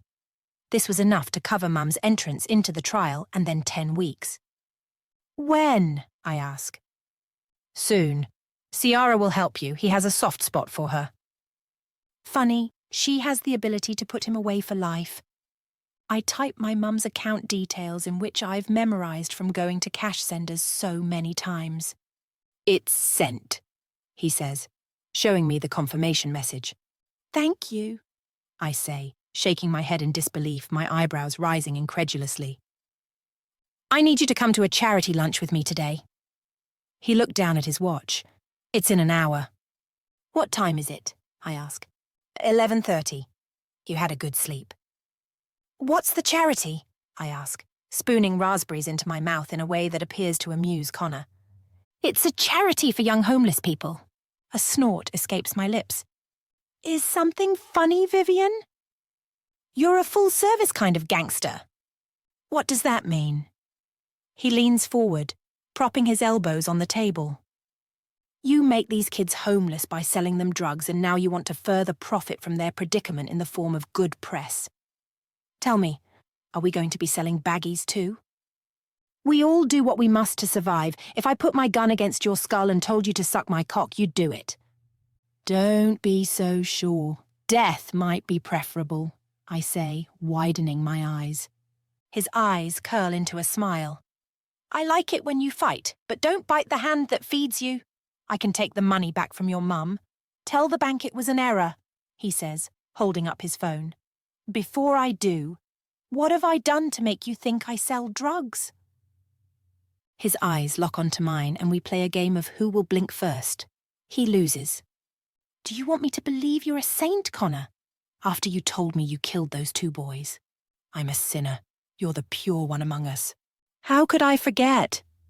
His features morph. If Agnes wasn't within earshot, I would teach you how to sin right now. I lift my chin and inhale sharply. And what if I don't want that? I'd make you want it. He takes a rough bite out of a piece of toast and puts it back on the plate together with his untouched, crisp white napkin.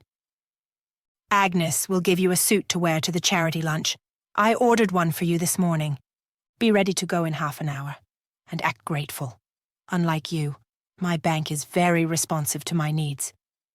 He rises from his chair. My heart pounds against my chest. Instead of walking towards the door, he rounds the table and bends down beside me. My heartbeat triples in speed. I swallow hard as his hand creeps up my legging-clad calf and rests on my knee. He drags his hand up my thigh until he bends to whisper into my ear. But instead of whispering, he nibbles at my earlobes. And in a millisecond, I'm reduced to a quivering wreck who has to clench my clammy palms to stop from reaching for his shirt. Don't play games. You can't win, Vivian. I exhale deeply. I might say the same thing, Mr. Lafferty. He represses a laugh, stands, and before closing the door, he says, Put your hair in a bun. I want to see your neck. Vivi, exclaimed Ji-Ling. I was about to call the Garda. Where are you? Connor turned his newspaper over, revealing another page of pastel paper that matched the suit he had chosen for me. I had to give him credit. It was as if he had measured me in my sleep. I stayed over at a friend's place. I didn't think you had any friends except me. I saw a friend on the way home and we got caught up catching up. I lied. Ji-Ling knew exactly which friend I'd stayed with. I can almost see Ji-Ling pressing his hand into his hip and giving me a knowing look. I have to go. I'll see you at rehearsals, okay? Say hi to Connor for me. He laughs. Connor's mouth twitches at the sides and curls into a devious smile. You're a terrible liar.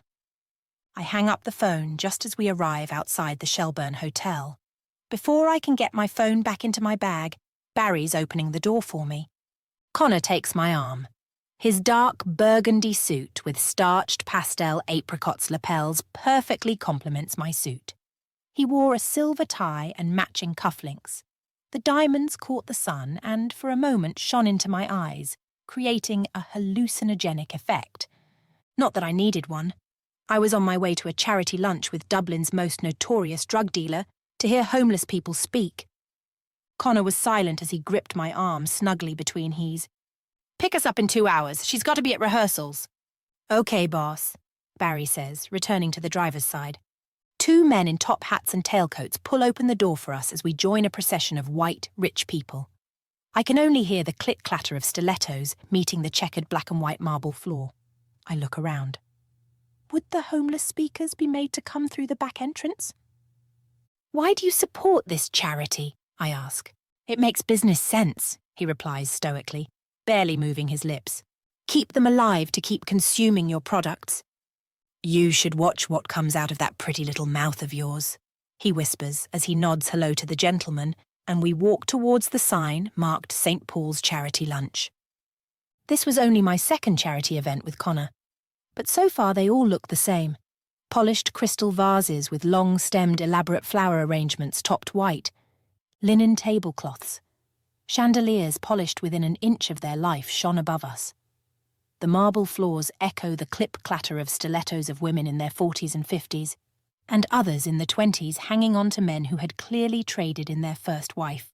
"Shouldn't I know why you're a major donor to this charity, if someone asks me?" "I pay for half of the youth hostels in Dublin. I'm sure a psychiatrist would say it's from a place of guilt." "And what do you say?" "Stop trying to see something that isn't there, Vivian." He let go of my arm. "We're at table number 1. The speeches are starting now," he says, walking in front of me, taking a glass of orange juice from the tray held by a lean young black man. I nod to the man but refuse a drink. The glass-fronted doors open into an elaborate ballroom with high ceilings, a stage and 50-ish tables. I recognize some faces, the same people who appeared at the first charity function. Before I can follow Connor to the table, I feel heat move towards my side. I turn to be greeted by Liam. "I almost didn't recognize you. The suit looks better than your flimsy dance outfit." He licks his lips, breathing into my neck. "Hi, Liam," I say, unsure of how to address customers outside of the club. I blush. "Don't be nervous. I only came over to say hi," he says, nudging me with his elbow. "I see you're here with misery guts. You should get a few drinks in you to survive," he says, inclining his head towards the trays of champagne floating around the room. Connor sees Liam and me talking, his whole body tensed. "You're too good for him, you know that?" Liam continues. "Let's not cause a scene. Today is about homeless young people," I say, keeping my eyes fixed on Connor's. "God, you're a good person," he says, his eyes drifting towards someone carrying a tray of champagne. "Ciara." "You really have a thing for Ciara, don't you?" He rubs the back of his neck urgently. "Maybe," he smiles. "I like women who are nasty to me. I think all people have a soft spot for someone who's nasty to them. The thrill of the hunt and all that." "And she's wise," he says, opening his hands up to the ceiling. "Ladies and gentlemen, will you take your seats? Our first speaker will deliver the keynote address." Liam winks at me and rubs the side of my suited arm, making Connor visibly bristle. I take my seat where Connor and I and 4 other couples are seated near the stage. Connor's eyes sink into me like a hungry brown bear about to rip me limb from limb. Please give an enormous round of applause for Michael O'Hanratty. A tall, gaunt young man climbs the steps of the stage, his hands trembling as he carries a stack of large white flashcards. The edges are sodden from his sweaty palms. He clears his throat before coming to the mic. "Thank you, ladies and gentlemen, for your time. I'll keep it short so you can start eating." His voice shrinks as if no one wants to hear what he has to say. "I came to St. Paul's after I'd been on the streets for over 18 months. During that time..." He pauses, looking down at the cards, his breath visibly stifling. Now he looks up and out over the audience, who all looked up to him with raised chins and perfect hairdos. "You know, on the streets of Dublin, it is very hard to exist without taking drugs. The things you see every day. You need the drugs just to keep breathing, to keep moving. One day I woke up to find a man pissing on me. The next day I woke up to find people kicking me in the stomach and back. That was the first time I went to the hospital with a ruptured spleen. He pauses. The second time would be when I was raped. He looked down at the cards, his hands shaking. Connor appeared to be holding his breath. If I thought he had a moral bone in his body, I might have even said there was moisture rimming the bottom of his eyelids. As a man, it's very hard to talk about these things. But it's important, you know. He pauses. Giving lads like me a place to call home is more than just saving lives. It's ridding Dublin of unspeakable acts of violence and terror which have scarred the city for too long. So I want to thank you all, because without you donating to St. Paul's, I wouldn't be in a carpentry apprenticeship, off the smack and be able to talk about what happened to me to a room full of total strangers. So keep giving, because there are thousands of more lads and girls out there who are just like me. Connor puts his hands together and claps rhythmically and loudly until the rest of the room follows his pace. Connor's eyes are diverted from the stage as Liam is joined by his father on a table across the room. I don't care. I want to shake Connor. I want to scream at him. I want to stand upon the table and scream. He's creating all the Michaels out there. Connor leans in to whisper, "Now you hate me." "I don't hate anyone," I say, taking a sip of water. "If I wasn't doing it, someone else would be. If that's what helps you sleep at night. Thinking of you dancing for me. Now that definitely doesn't help me sleep at night." He exhales slowly. I roll my eyes. "I have to go to the ladies' room," I say. "Don't speak to Liam or his dad." "You can't tell me who I can and can't speak to Connor. That's not part of the rules." He pulls on my wrist and gives me a flaming glare. I shake him free, grateful that the rest of our table is chatting amongst themselves and oblivious to our altercation. I walk towards the toilets, signposted with a green overhead sign that looks totally out of place with the rest of the room. Ciara follows me with an empty tray. Once outside of the ballroom, she rushes towards me. "What are you doing here with him?" "He paid my rent. He demands I go to events with him." I leave out the money he just sent to my mum. She was the police, and I didn't need to have a tax conversation. "Did you not hear a word I said? He's a dangerous psychopath. You're putting yourself in real danger associating with him. Be specific." She clears her throat and places the tray under her arm. She moves closer to me to whisper, "He's the prime target, Vivian. He's the head of a human trafficking ring which moves women around over 40 countries. I'm stunned into silence. Pay your debt and get away from him as soon as possible. The girls he's trafficking are your age and much younger, who at this very moment are in the backs of vans on their way to brothels around the world to be forced into a life of sexual servitude. Do you know how long an underage sex worker lasts in the industry?" I shake my head. "Most of them don't see 21. They're used up and disposed of. The only thing I know is that he paid me to get a copy of Liam's phone. He wants you to help me." Another waiter passes Ciara. "Let's talk at the club." With that, she marches forward, smiling at parched guests. The drama has weakened me. I have to force myself to walk to the toilet. After I emerge from the bathroom, I spot Liam and his father standing outside talking to an Indian man. "I hear you're Connor's girlfriend," comes a voice from behind me. It was a petite woman wearing a bright fuchsia pink suit. I stutter. "We want him to help us open new centres in the city for girls, exclusively for girls. Perhaps you could talk to him. They suffer much more than the boys." Her eyes are wet, and the wrinkles on her face are deep from concern.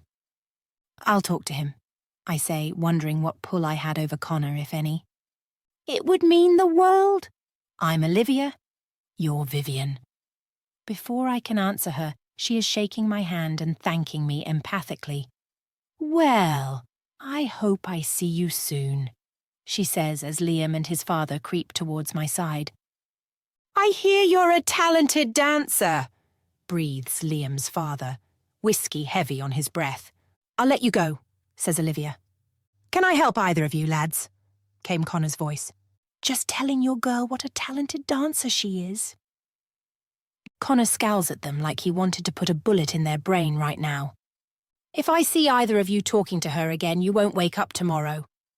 "But in the club," She is fair game. In the club, she is an independent contractor and she can do what she wants. When are you next working, darling? Liam asks, his father rubbing his hands together, smiling antagonistically at Connor.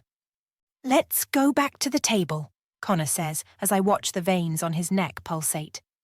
I need to talk to Connor about the girls' facilities, so I follow him dutifully, keeping my eyes away from Liam and his father. I couldn't do anything about the boys he'd killed, but I could get him to use his money to help young girls in trouble, and perhaps that would amount to 0.001% of setting my karmic balance right. They're very dangerous, those two. Much more dangerous than I can tell you. Stay away from them, okay? Why can't you ask me to do something rather than tell me? My clutch bag vibrates. I open the shiny top to see Lily's name on my phone. Lily, are you okay? I ask, trying to repress thoughts of her saying Mum's dead. Who is Lafferty Holdings? Mum just received £200,000 from them with your name as a reference. It's the dance company I work for. I lie. Wow, you must be the best dancer in Dublin. Oh my God, you'll have to teach me the river dance. I can't talk right now. I am at a rehearsal, but Mum is okay. Yes, we're going swimming now. She says thank you to the moon and back for the money. She's dancing to Elvis cooking pancakes. That's great. I'll call you both later, okay? I love you. I hang up the phone and return to sit next to Connor, who is himself scrolling through emails. I was talking to a woman outside, I begin. Olivia, put the squeeze on you, he says, not looking up from his phone. They want you to fund 2 facilities for girls. I know. Will you do it? Why do you care? Isn't it part of your strategic plan? Longer life for merchandise and all of that? I spit. I don't have a clue what you're talking about. I need Liam's phone tomorrow. Get it copied for me, and I will give them the money. Do you do anything that's not blackmail? He twists his head and brings his hand to my jaw.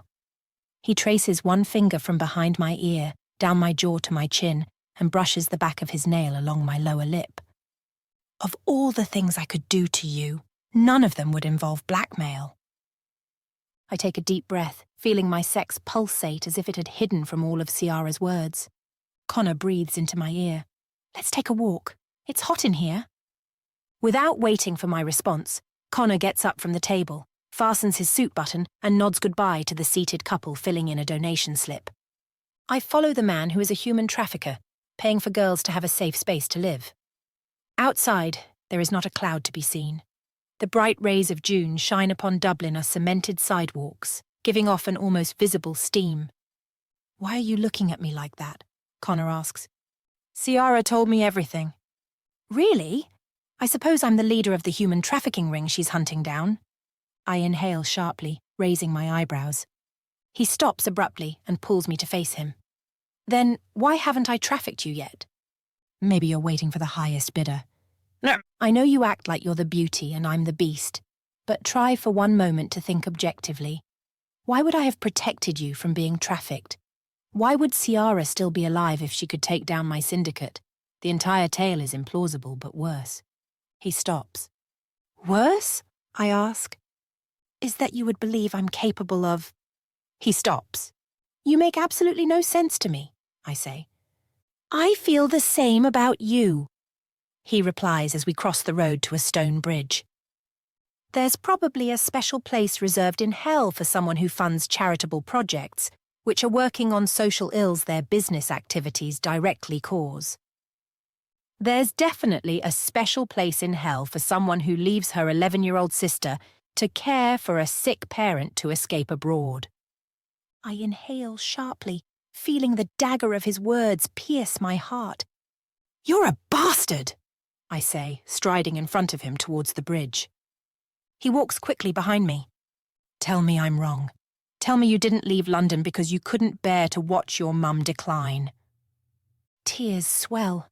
I didn't want to give this bastard the joy of me crying. Now, on the bridge. I rest my arms on the cold stones inlaid with scratchy cement.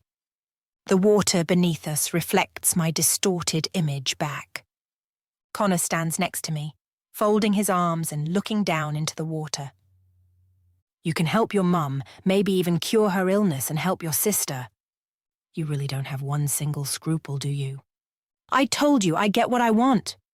We both know me not giving you what you want is what turns you on. Is this the river they pulled your last girlfriend out of? I say, turning my hips towards him, straightening my body. Connor scowls at me, his eyes turning deeply evil. If we weren't in public, I'd bend you over right here. But before you could, my knee would collide with your groin. He bites his lip and shakes his head, rubbing his hand along his chin. He'll kill me for taking the phone if he finds out. You're the one who said he's dangerous. I say, I would never let anything happen to you. I'm sure you said the same words to your last girlfriend. You know nothing about that. Nothing. I know nothing about anything. You don't talk to me. You simply position me like a chess piece. The sun is glistening on the water, causing it to dance as if it's swaying in time to deep house music on a beach in Thailand. Connor pushes his fingers in between mine and pulls me along the bridge towards an alleyway. He holds me hard. I feel the bones in my wrist creak as he yanks me towards a brick wall out of sight from the rambling tourists. Without warning, he shoves me into the wall. His lips angrily demand mine to part as he forced his tongue against mine, his hands gripping the side of my head, covering my ears, immersing me in his salty cedarwood scent. I open my mouth as my tongue lashes back. Another part of me is deeply ashamed. Ashamed that when he said I left my mum because I couldn't cope, he was right. And everything I've done since was cowardice. Without warning, he pulls back and stops. He glides his index finger over my bottom lip. He pulls out his phone and calls Barry. I have business. Barry will take you home. He yanks me from the wall, brushing the shoulders and back of my suit. I'll walk you to the car. You know, I mix with many unsavory people, but you are by far the most annoying. The feeling is mutual, I say, straightening my suit.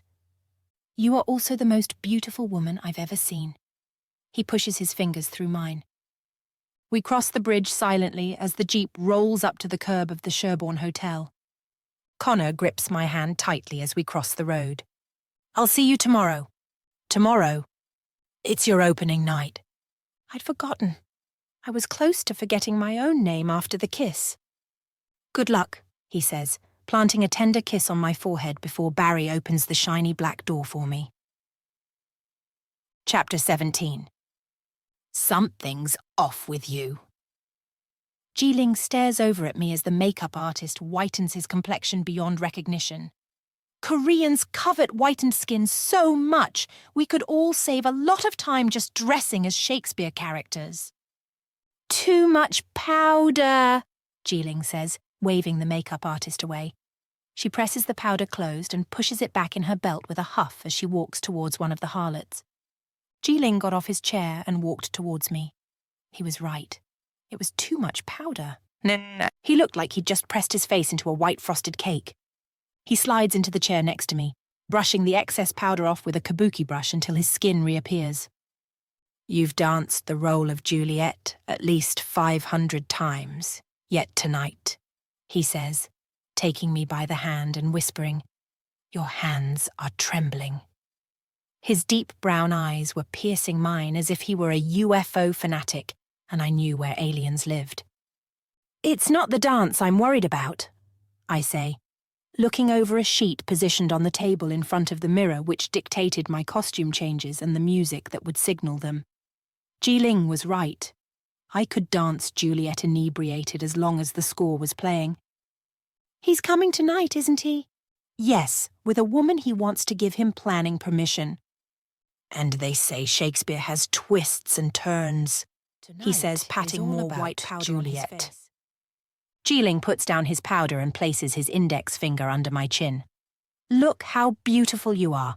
Think about how elegantly you move across the stage, and above all, think about the incredible opportunity you have to dance with the most accomplished Romeo ballet dancer who ever graced the stage, he says, lifting his hand to his chest. You forgot to mention how modest he is, I say, elbowing him. 10 minutes until call time. 10 minutes until call. The announcer had barely opened and closed the door before he disappeared, leaving us in a cloud of Lynx deodorant. Ji-Ling continues beautifying himself, and for once I am grateful I was wearing a solid inch of makeup. My greyish-blue undertones reminded me I'd spent most of last night trying to convince myself I haven't irrevocably entangled myself with the devil. My phone buzzes. Gratefully, Mum's name lit it up. "Darling," she exclaims. "We are just calling to say good luck before your opening night." "Thanks, Mum. I know you're going to be a sensation like you always are."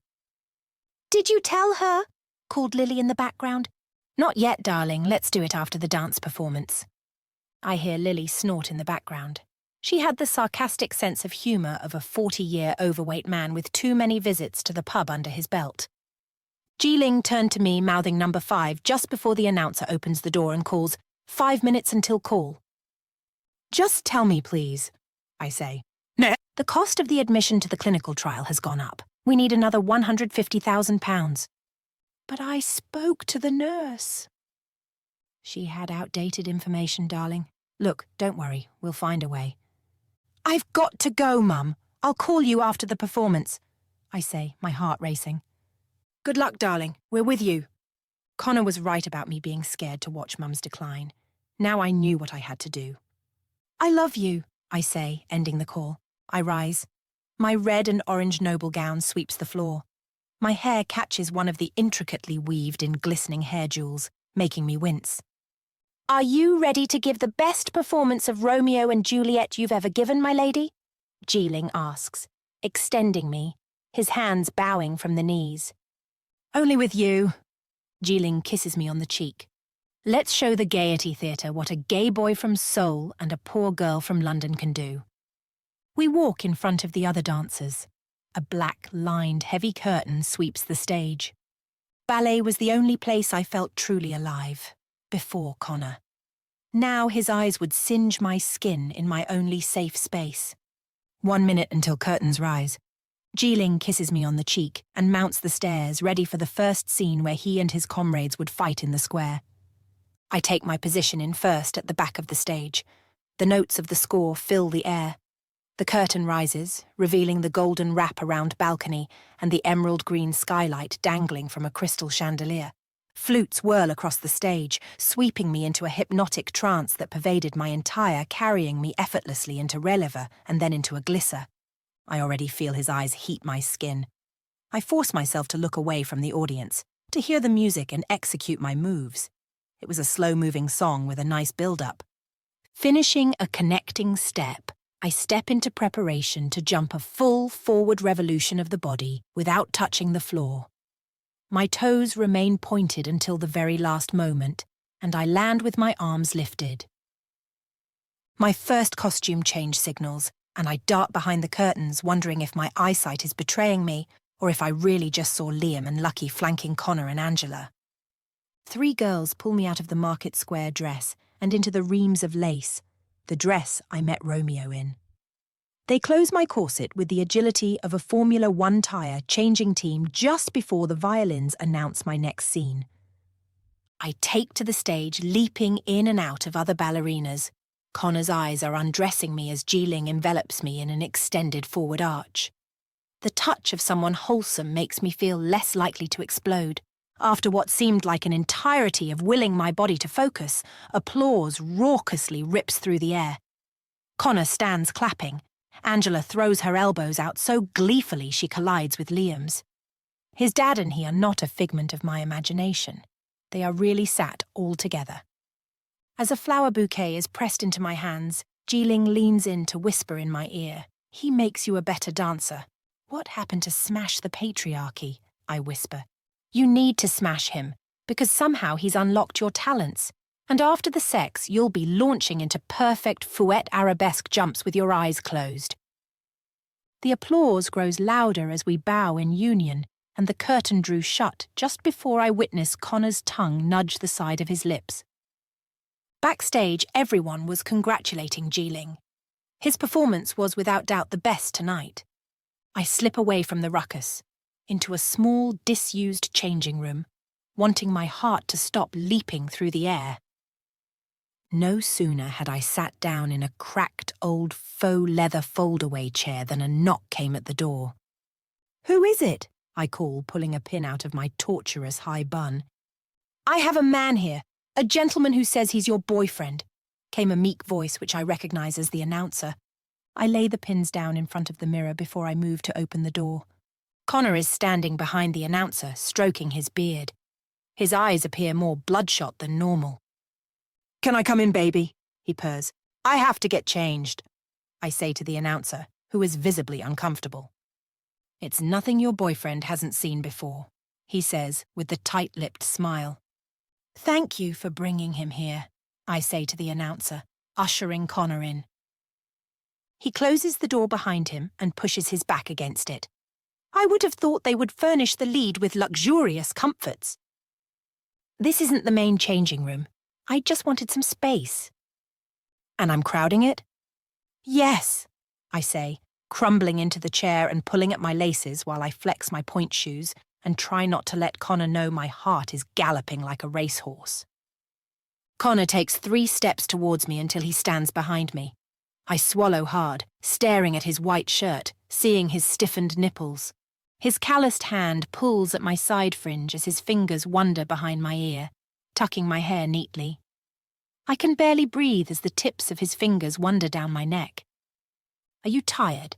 he asks. "No, I'm still going to the club tonight." "You could come home with me, get into bed. I'm sure you must be tired," he says, stroking my hair. "I'm going to the club. You could earn more money with me than 100 nights at the club. Just name your price." "Why can you just be normal and tell me it was the best ballet you've ever seen?" "You already know that. It's what comes next that's unknown." "What are you doing here with your enemies?" I ask. "We've declared a truce. Angela enjoyed the performance. She's outside talking with Liam and Lucky about finalizing permissions. We're going to be partners. How are your mum and sister?" "Don't change the subject. You've declared a truce with people who yesterday you threatened to kill and who killed your family." "This deal makes business sense," he says, stroking his fingers along the back of my ear. "I don't believe you." Lucky is an old gnarled tree struck by lightning and storms. He bends less quickly, but he's finally bent to what makes sense. Connor moves closer to me until I can feel his breath on my neck. His mouth opens. He plants a tender kiss just behind my ear, which sends shivers to my sex. A gasp escapes my throat, and I feel my cheeks redden. "I know you want me to touch you." "Don't be so sure." Connor stands up. "Barry will drive you to the club. I have business with my new friends, and you have to earn the money I sent your mum." Fear stings my heart like a swarm of wasps. Tonight was the night I needed to steal Liam's phone. I'll make my way to the club. With all the perverts who want to get a piece of Dublin's virgin ballet dancer come stripper, either Barry drives you or takes the bus with you, he says with an honest look of protection in his eyes. "Aren't you one of those perverts?" "Definitely." Before he reaches for the door handle, he plants a kiss on my forehead. And I'm left in a haze of his pine scent, cursing myself for wondering what his lips would have felt like on mine. Chapter 18. Pain rings through my feet to the rhythm of a ceremonial gong drum beat. It's as if blood is about to spurt from under my toenails. My phone buzzes. Message from Lily, and I quote Vivian Vauxhall dance the part of Juliet like a young Margot Fontaine. Her line's a magical treat. "You're trending on Twitter, but the hashtag is weird. #Dublin's Virgin Dancer. Razor blades cross-hatch my throat. What if they read about lollipops?" And they Google it. I tape out a reply, but another message appears. "Not to burst your bubble, but Mum needs the money within the next week, or they'll drop her from the drug trial." I read the letter. She'd have 3 to 6 months. A lump forms in my throat. I knew Mum was on borrowed time, but to have it quantified so dramatically was something I refused to contemplate. "Don't worry, I'll get you the money," I say, mentally calculating if it was possible to make. 150,000 euros in 7 days at the club. Lily: "You are magical." Tears bunch over my lower eyelids. I stare in the mirror. I'm heaving, clutching my stomach. There's no time for this. I slap myself across the face, the sting clarifying my thoughts. I grab my bag from the wooden lockers in the hallway and walk towards the delivery exit. grateful that all the other dancers are inside clinking glasses. A plastic bag swings from Barry's hand while he laughs with a truck driver. Seeing me, he nods goodbye and walks towards me. "I thought you might need these," he says, pulling up 2 knotted bags of ice chips. "Google said most ballerinas ice their feet after a performance." "Thank you, that's really kind." Say nothing of it. I'm just glad you came out of this entrance. There is quite a queue of unsavoury men, and a lot of stupid talk. You won't have any trouble making your money at the club tonight. I peer towards my toes. Sensing my discomfort, Barry says, "Let's jump in the car so you can ice those toes." Barry drove the long way to Lollipops so I'd have more time to rest. He didn't think I noticed as we chatted about Shakespeare. Macbeth, I learnt, is his favourite play. As we pull into the back of the club, I look down at my phone and see 6 messages from Ji-Ling complaining about his absent leading lady. "How are you feeling?" Barry asks. "Better, but the ice has made a bit of a puddle on the back seat." "Don't worry yourself, just get yourself inside." "Thanks, Barry," I say, opening the car door. "Night." "Night and good luck." The back of the club is darker than I remember. I narrowly avoid tripping over a bin bag. The sounds of partygoers fill the air, and then a strange pocket of silence. I stop for a moment, looking up at the crescent moon. I had danced the lead in the world's greatest romance, and less than an hour later, here I was to strip for money. I descend the 3 stairs and peel back the fire escape to thumping music and familiar neon lights. The club doesn't open on Saturdays until 11 p.m. They wait until men are drunk enough to blow the most cash. No one sees me as I make a beeline for the changing room. Kieran is busy checking supplies and rotating bottles to the front. All the girls are huddled into a coven-like circle. I flee down the hallway to find the changing room happily empty. I yank off my top, leggings and sneakers. The air conditioning and the pain in my defrosting toes immediately make me miss the comfortable fabric against my skin. Since I expected a lot of the men who'd been to the ballet would come here to get their jollies, I decided I'd give it to them. Yesterday, I purchased a velvet white choker with a Catholic cross that falls into my jugular notch. I pull out the white baby doll dress. It's a sort of netted polyester. Just feeling the fabric between my fingers makes my skin prickle. At least my silk triangle bra would offer some protection. I pull on the bra, clasping it at the front before pulling it around to cut my breasts. I pull off my underwear and pull on my nude boy shorts. I take out my white suspenders and wrap the belt around my torso, carefully rolling the tights up each leg to avoid ladders. I pull the baby doll dress over the top, tying the bow ribbon just below my collarbone. The crisp white ribbon sweeps down to my thighs. I look every bit the virgin. I pull my hair out of the bun, brushing it into some semblance of neat. If I thought wearing Ji-Ling's panda costume would make me the most money tonight, I'd do it. I don't want to give myself any more time to think. I reapply a lacquer of candy cotton pink lip gloss. I lean on a chair to pull on my platform, white spiked stilettos boots, wincing as my toes meet the edges. I hastily throw my stripper bag together, sprays, mints and lip gloss. I stole my backpack in my locker and stride towards the pumping music, swallowing as I hear men's shoes clattering down the stairs. It was exactly 11 p.m. As I walk out onto the floor, I am greeted with haute scans from Athena while Aaron stands by her side. His eyes inch up my body, resting on the choker. I nod hello to the security guys as I stride to the bar and order a soda. "Bold look," says Kieran, eyeing me. "I have you to thank. Business is booming. I hear you gave one of the greatest performances of your career. Congratulations," whispers Kieran. "But be careful of the other girls. They will know every guy in here wants to dance with you tonight." Girls begin to take the men by the hand, leading them to private booths. I should get a cut for bringing so many new customers. "Are you ready?" Ciara purrs, suddenly sliding up to my ear. I stare at her blankly. "Don't look so sad. We're about to make a man's dreams come true." I close my eyes and turn away from her.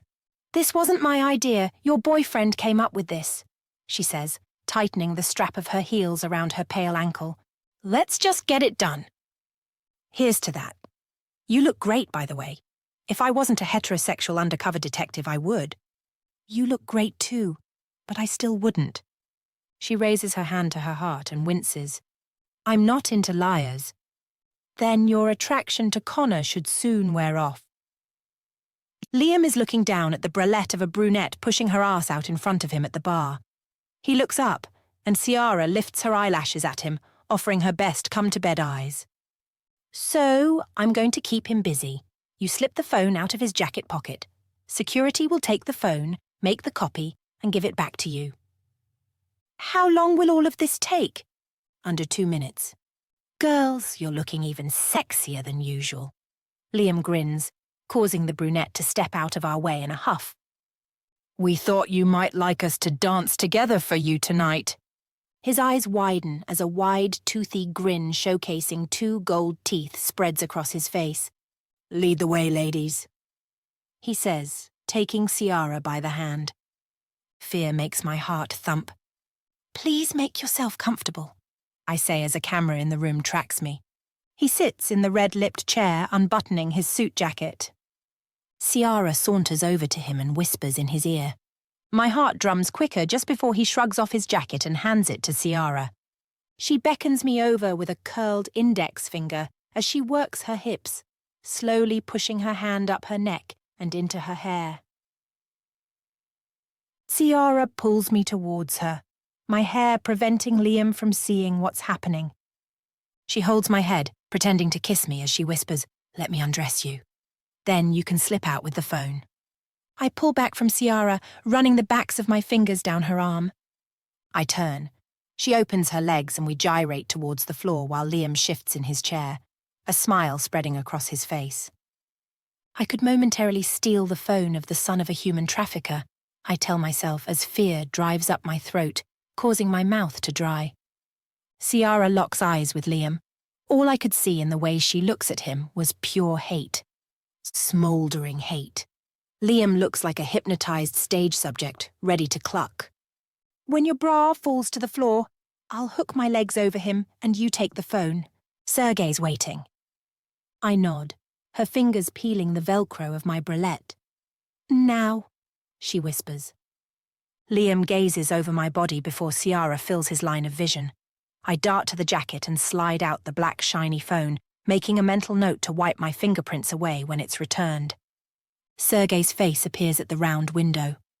I look over my shoulder. Ciara is on top of Liam. He can't see anything but her. I slip the phone through a crack in the door and close it, silently praying for time to speed up. After what felt like an hour, the door cracks open and the phone is slid back to me. I use the top of my panties to wipe it and carefully slip it into the same pocket it came from. The clock beeps. Ciara kisses Liam on the cheek and rises. Her breasts bear sweat dripping down her neck. I smile at her and Liam. I'd love another dance, but I've got to attend to some business first, ladies, he says, rising to his feet, trying to hide his strained trousers. Tomorrow, if you're lucky, we'll both be here, purrs Ciara. Or it could just be you and I, he asks, titling his head. Chapter 19. After my sojourn into spy work, my heart had barely stopped galloping. I remind myself I still need to earn money tonight. It was that or ask Connor for a loan and God knows what he'd want in return. I'm sitting at the bar downing a soda water when Kieran leans in and whispers, "Hello, sexy," regarding the man about to take up the seat next to me.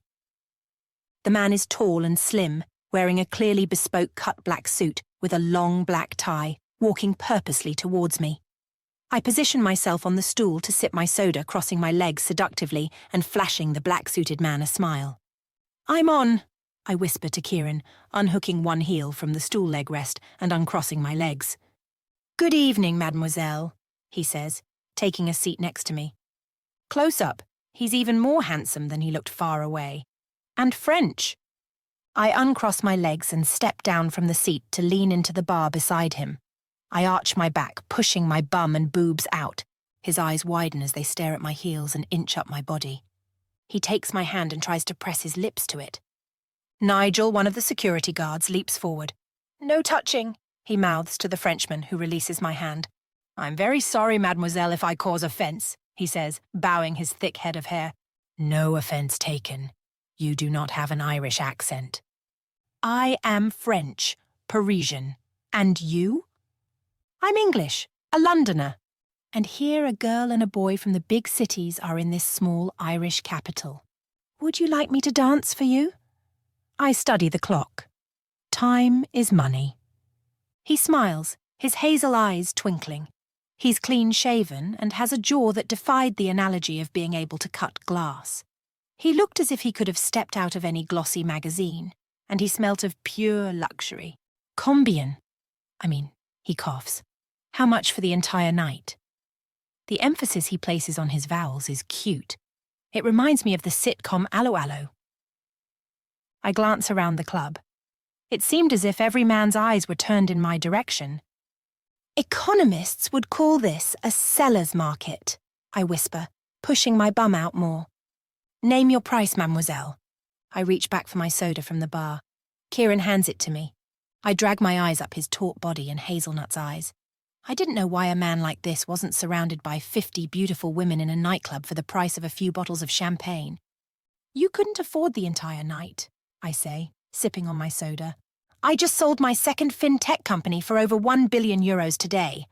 I assure you, mademoiselle, I can afford the entire night. Unlike the other men who come in groups, he's alone. To walk straight up to me and offer to pay for the entire night was premeditated, but I couldn't afford the price of fear.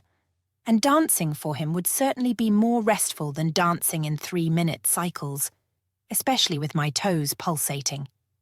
He doesn't have a drink, nor does he fidget. He exudes confidence. Have you seen the film Pretty Woman? I ask. He throws his hands up, keeping his eyes fixed on mine. Bien sûr, Julia Roberts. Well, in this instance, the entire night would only buy you until 3 a.m., and it wouldn't include any touching of the hand, or anywhere else. He leans his head towards mine until I can feel his breath on my neck. But it would involve you and me, and your dancing, and you taking your clothes off. It would. I agree, lifting my fake eyelashes up slowly. Then name your price. 50,000 euros. He bites his lip and draws his teeth over, causing the pink plump flesh to whiten. I will pay in cash in the room and you will be mine until 3 a.m. Your dancer, yes. Bartender.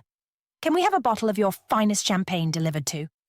You can use the Delaney suite, says Kieran with obvious jealousy in his eyes as he pulls beers for the rowdier stag group howling at Letitia on the pole.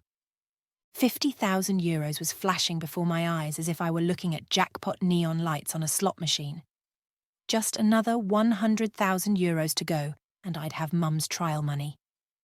Please, let's go to the Delaney suite. I walk in front of him, feeling his eyes scan up my suspenders resting on my derriere. Before we turned the corner to the suite, I scanned the rest of the club. Connor wasn't here, but his security guys were already talking to Kieran about my mystery man. I walk slowly, sashaying my hips.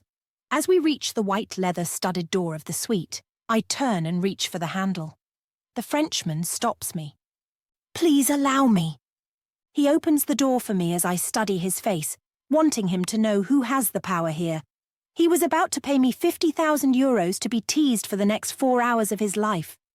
As I expected, after the first dance, I redressed, and the Frenchman wanted to talk. I have a confession. This is not the first time I see you dance. I was at your ballet performance. He looked at his hands, wringing them in shame. Some guys from the company I was there with saying that you were also a stripper.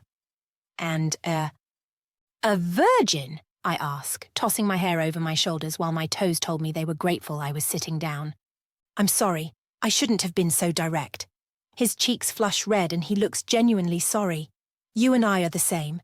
I spent the last 7 years building something I believe in, and today I sold it to the highest bidder. And how does that make us the same? I say, raising an eyebrow. He clears his throat. Oh, perhaps. I misunderstand. My English is not so good. Your English is perfect. Tell me what you mean. Well, You have learnt the craft of being a ballerina, but it doesn't pay the bills. So now you must sell something you love, yourself. I push my hands into the sofa, crossing my legs. I guess you could see it like that. His eyes widen as he sucks in a sharp breath. Tell me something about yourself that no one knows, he asks, and I will do the same. I hated forced bonding questions, but we still had 3 hours and 40 minutes to go, and the satisfyingly heavy brown envelope stuffed with 500 notes was already in my bag. He takes a sip of champagne. Everyone knows I'm a ballerina, stripper who's also a virgin. What could I tell you that would be more interesting? I wince, thinking of Lily staying up reading trash talk about me on Twitter. I take a sip of water. When I was a boy, my grandfather raped me. I cough, spluttering. I'm sorry, I should have given you some warning. I'm so sorry. That's terrible. Yes, it was. He went to prison, and I find myself frequently in my own prison. Did you see someone? A psychiatrist? More than a dozen in cities around the world, and they helped. But what I've found to be cathartic is helping others who find themselves in a similar predicament. I'm not at risk of being raped by my grandfather. They're both dead. But men are trying to buy your virginity, are they not? It doesn't mean I'm selling it. He leans back into the corner of the sofa and widens his legs. At some point, you will become desperate for money and you will sell it. Who says I will? I did my research. Your mother is ill. Vivian, he uses my real name. Please sit down. I want to help you. You want to help me by buying my virginity that I do not want to sell? Anger practically steams out of my nostrils. I wished I'd kept the music louder to conceal my obvious annoyance. You sell to me. I will treat you tenderly, with affection. I won't do anything you don't want me to do. I know what it is to be used. And who knows, perhaps between us, something real could flourish. I'm not interested. I grab my bag and turn towards the door. Pierre stands, even in my stripper heels. He looms over me. Go home. Rest. Think about it. Here is my card. I offer you 1 million euros, and like I said, I will be very, very gentle. We can have dinner before and breakfast afterwards, and perhaps you will consider accompanying me after your performance finishes to my house in Paris. Thanks for the cash, Pierre, I say. I would be lying if I said I wasn't rock hard for the entire time we spent together now. You are an extremely beautiful young woman. Let me help you. My offer is open any time tomorrow. I'm leaving Dublin on Monday morning. Goodbye, Pierre, I say, opening the door, the thumbing music merging with my toe pain. I am literally magnetizing the worst men, just as the last words went through my head. Connor strides towards me, his eyes settling on my satin bra. Are you okay? He asks. Kieran said a French guy bought the entire night. Yes, but we finished up early and now I'm going home. Sergey copied the phone, so I'm free from my obligation to you. You must be starving. Let me buy you dinner and drive you home. I can feed myself. Connor brushes my hair behind my ears. You're angry. Did he do something? Nothing you haven't done. He made you an offer? It doesn't matter. I'm going home to bed, I say, trying to shake the conversation from my mind. Connor cocks his head to one side and whispers into my ear. Come home to my bed and you'd never need to deal with pricks like that again. The pain in my toes makes me want to hurt Connor. Connor, I accepted his offer, so I don't need to deal with murderous pricks like you. Chapter 20. What do you wear to sell yourself? It was just after 10. I've been awake since 7, wondering why I told Connor I'd decided to sell myself to Pierre. I sent 50,000 euros to Mum and Lily, who were, of course, delighted and didn't even mention anything about the hashtags or what I'd guessed they'd read. I couldn't blame them for not wanting to know where the money was coming from. I didn't want to know where Connor's money came from. Pierre's business card lay on my cheap lino desk within the 4 whitewashed walls of my tiny dorm room. I sat on my bed, staring at it. My body ached in places that I knew weren't healthy. I also couldn't continue to dance ballet and be a stripper without permanently damaging myself. Perhaps I had already done irreparable damage, but at this stage I was confident I could still pass it off as a rumour or a one-night favour to a friend. Without stripping, I couldn't continue to pay Mum's medical bills, and the only way out was sitting on my desk next to the receipt. A heavy matte embossed business card, Pierre Duval Ralph, founder of Orbit. A Google search revealed he wasn't lying. Yesterday he signed a deal to sell the company he founded to a big bank. There was something about Pierre that left me uneasy. His willingness to share such private details with me made me feel he was trying to gain my trust desperately. And I didn't know to what ends, but every cell in my body screamed not to trust him. He was a businessman. Perhaps he planned to sell me on for a higher price. As I scroll his Wikipedia page, his net worth, 15 billion, the idea seems less likely. 1 million euros would save Mum and enable me to leave Dublin and Connor behind. My mind compiled a list of the positives. 1. I'd be free of Dublin, stripping, and I could pay Connor. 2. Pierre earned his money legally, which wouldn't make me complicit in any facet of murder, drug dealing, violence, or human trafficking. 3. I could move home and focus on ballet. In some bizarre way, he was a gift from the universe, a way to sell what rumours had deemed my most valuable asset without entirely losing my integrity. I reach for my phone, type in his number, and tap out a message. Tonight, 6 p.m. Harrington Hotel. Payment in cash. I push the phone under the blankets as if hiding it will somehow stop the roller coaster of emotions riding me like a bucking bull. The phone buzzed, lighting up the sheets. 3 simple letters spelt out the course of my future. Pierre Duval Ralph. Oui. Rehearsals kept me from contemplating my fate until now. I stand across the road from Harrington Hotel. My heart pumps so hard, I'm not sure if the pain under my ribs is from dancing or a looming heart attack. I chide myself. He's buying a virgin ballerina, not you. This time tomorrow it would all be over. I could finish the season and move home to be with Mum and Lily, refocus on my career and put Connor behind me. The hotel flags wave cheerily in the Dublin drizzle. Men in top hats opened shiny black car doors for men whose stomachs appeared before they did. My entire being screamed, "Don't do this!" I wrapped my arms around myself, the sky grey, menacing, doom-like. I pull my bag up onto my shoulders. Many girls would love to have sex with a suave French man. He's probably an excellent lover. And of course he said he'd be gentle. I swallow hard, feeling the hard lump building my throat. And you have no choice, Vivian. I couldn't keep dancing and stripping. How long before some lunatic murdered me? My name was already smeared all over the toilet wall that is the internet. I watch as slim and beautiful women got out the other side.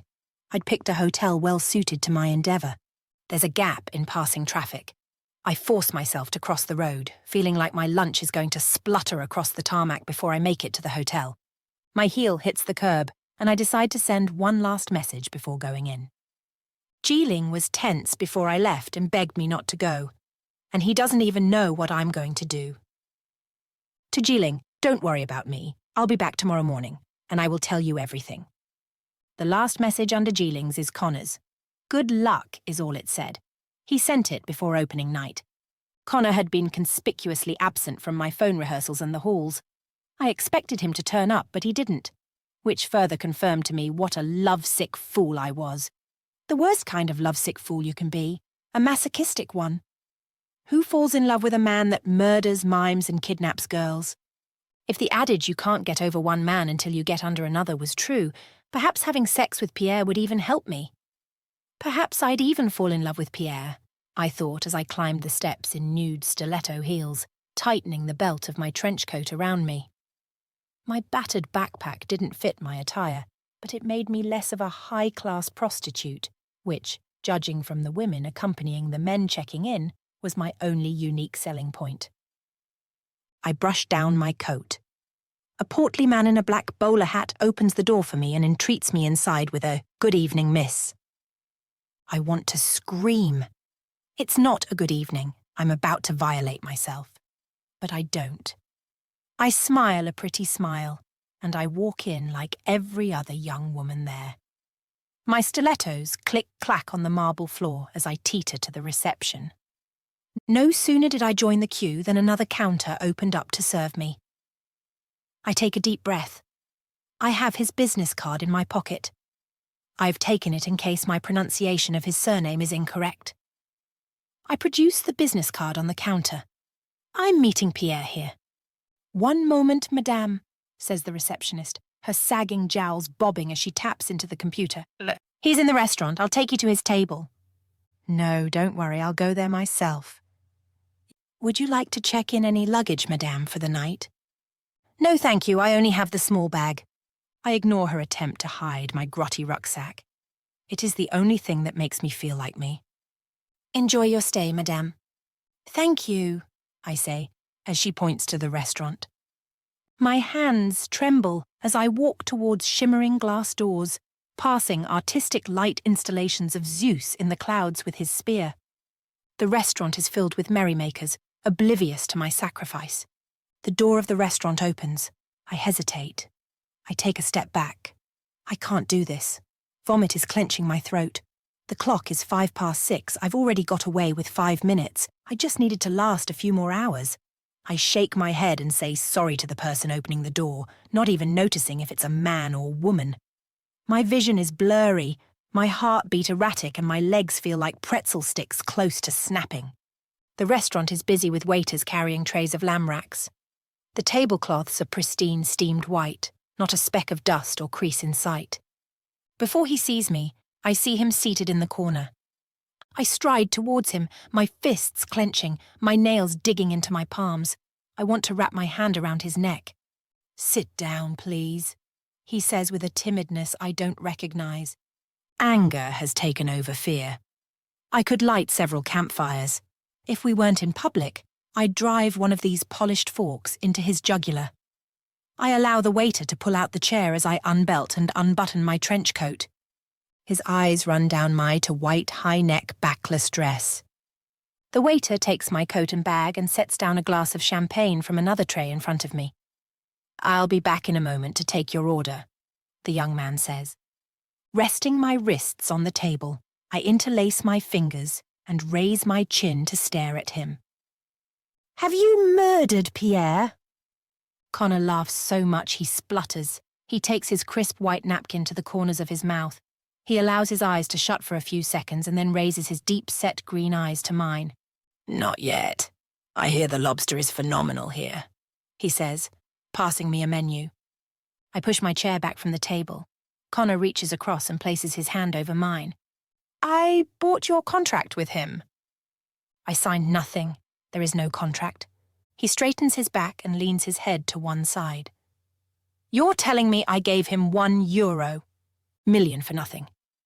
"Yes," I reply, getting up again. "At least have a sip of your champagne. You must need it after dance rehearsals all day." I pick up my champagne, fighting a powerful urge to throw it in his face.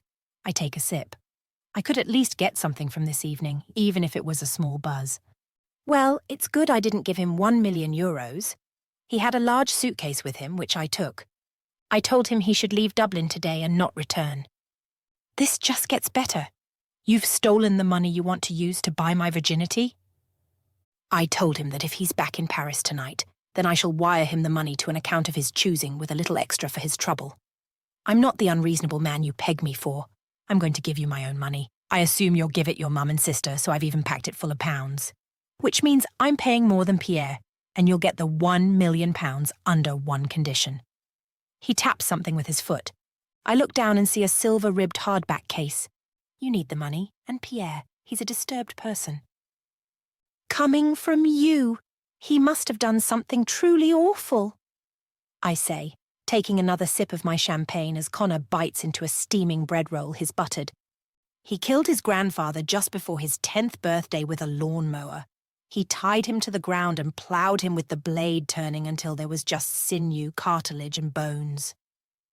Maybe he had a good reason.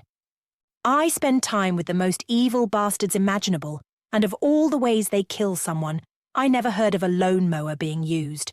"I couldn't let him touch you," he says with a stern expression. The waiter appears. "Are we ready to order?" "You need your energy," smiles Connor. I shoot him a look that says he's a dead man. I would like the soup for starter and the duck breast salad. Connor, to my amazement, orders the same. I'd go for a steak, but I don't want to have bad breath for dessert. A smile twitches at the corner of his lip as he hands the menu to the confused waiter. As the young man walks away, I lean into the table. There's going to be no dessert. I'm still not selling my virginity to you. He takes a glass of water at his lips and sits slowly, keeping his eyes locked on mine. Why don't you see it as a pleasurable donation? It's very simple. There are some rules you'll have to agree to, and if you agree, I will give you the money. A laugh escapes my throat. Of course, with you there are always rules. I wonder what a psychiatrist would have to say since you break so many. Connor leans towards me, his elbow digging into the table, his black lashes falling against his skin. He takes a strand of my hair and wraps around his index finger. A psychiatrist would probably say I enjoy getting my own way. Connor loosens his silver tie. There's only one rule. Let me guess. You want to do anything to me? He continues twirling my hair around his index finger, stroking the lengths with his other fingers. He exhales deeply, the air streaming out of his nostrils. I will expand. He continues twirling my hair around his index finger until I feel it tug at my scalp. Seeing my head moves, he lessens his grip. You'll do anything I tell you to do, he smiles. Not with his lips, but with his eyes, and it's more sinister than any Halloween film. He pauses for dramatic effect, and I'm only going to have sex with you if you beg me. He releases my hair, and it falls in the spiral of his making to the crisp linen tablecloth. Are you serious? I ask. Violin notes are floating into air as more diners take their seats. Deadly. Then I agree to your terms, I say. He pours me a glass of water and pushes it towards me. No more champagne. I want you to remember everything about this evening. Chapter 21. No sooner had we finished our mains than Connor was putting my trench coat on me and guiding me to the penthouse suite. In the lift, he was completely silent and still, as if he were a lion preparing to tackle its prey. I kept my head up. I said nothing. I wanted to think of Mum and Lily and what the money would mean to them, but my mind drifted to Connor's lips and muscular arms. The elevator bell rings, announcing the penthouse. Connor takes out the keycard and pulls open the door to reveal an enormous glass-fronted suite with what looked like a sprung wooden floor stage at the back and a polished piano sat near to the window. Before I step into the room, I see the river flowing, the city lights reflecting a rainbow of colours from the water. Connor closes the door behind him. He loosens his tie as I walk towards the cityscape windows under the elaborate interweaving artistic light installation. My stilettos vibrate as they leave the comfortable carpets and step onto what was indeed a sprung wooden floor. I press my forehead to the window, feeling the cold condensation lowering my heartbeat. Saliva is building in my mouth at an unprecedented rate. I feel his heat moving towards me. His impressive stature is reflected in the windows. Below, Dublin rose in a chorus of church steeples and red blinking lights. It's a beautiful view, I say. The view is extremely beautiful, he says, not taking his eyes from mine.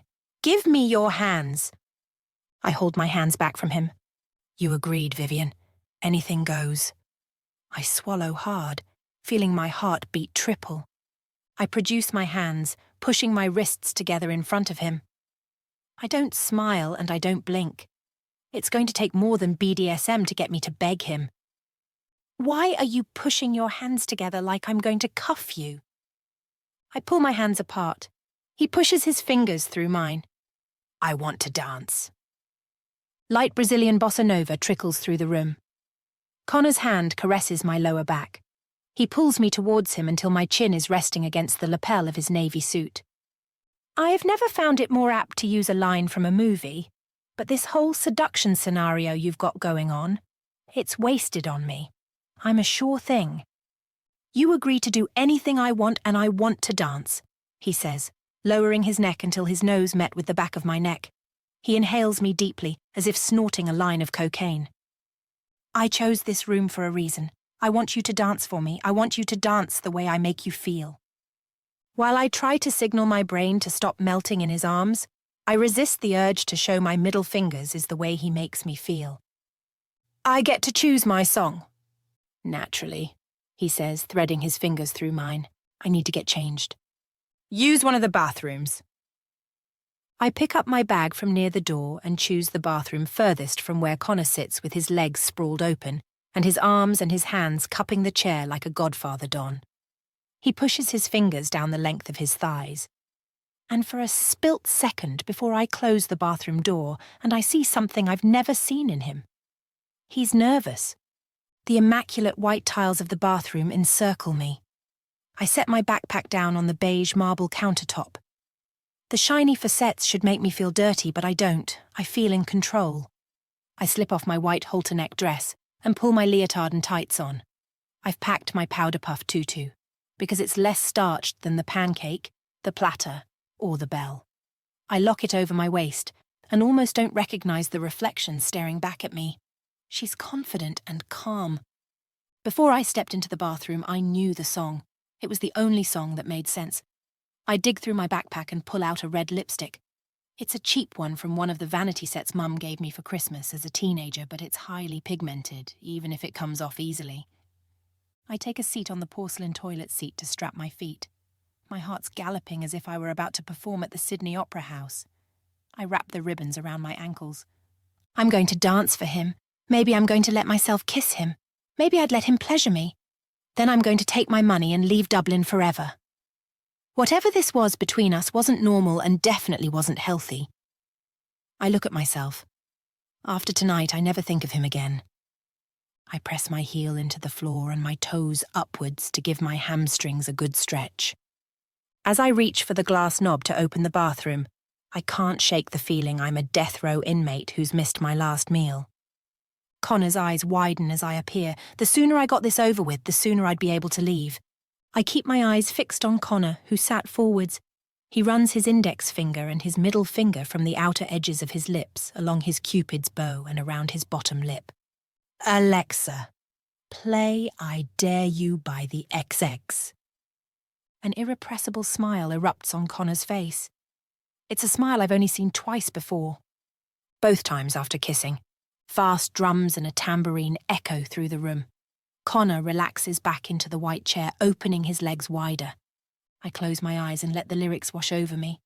I'm in love with it, intoxicated. I'm enraptured from the inside.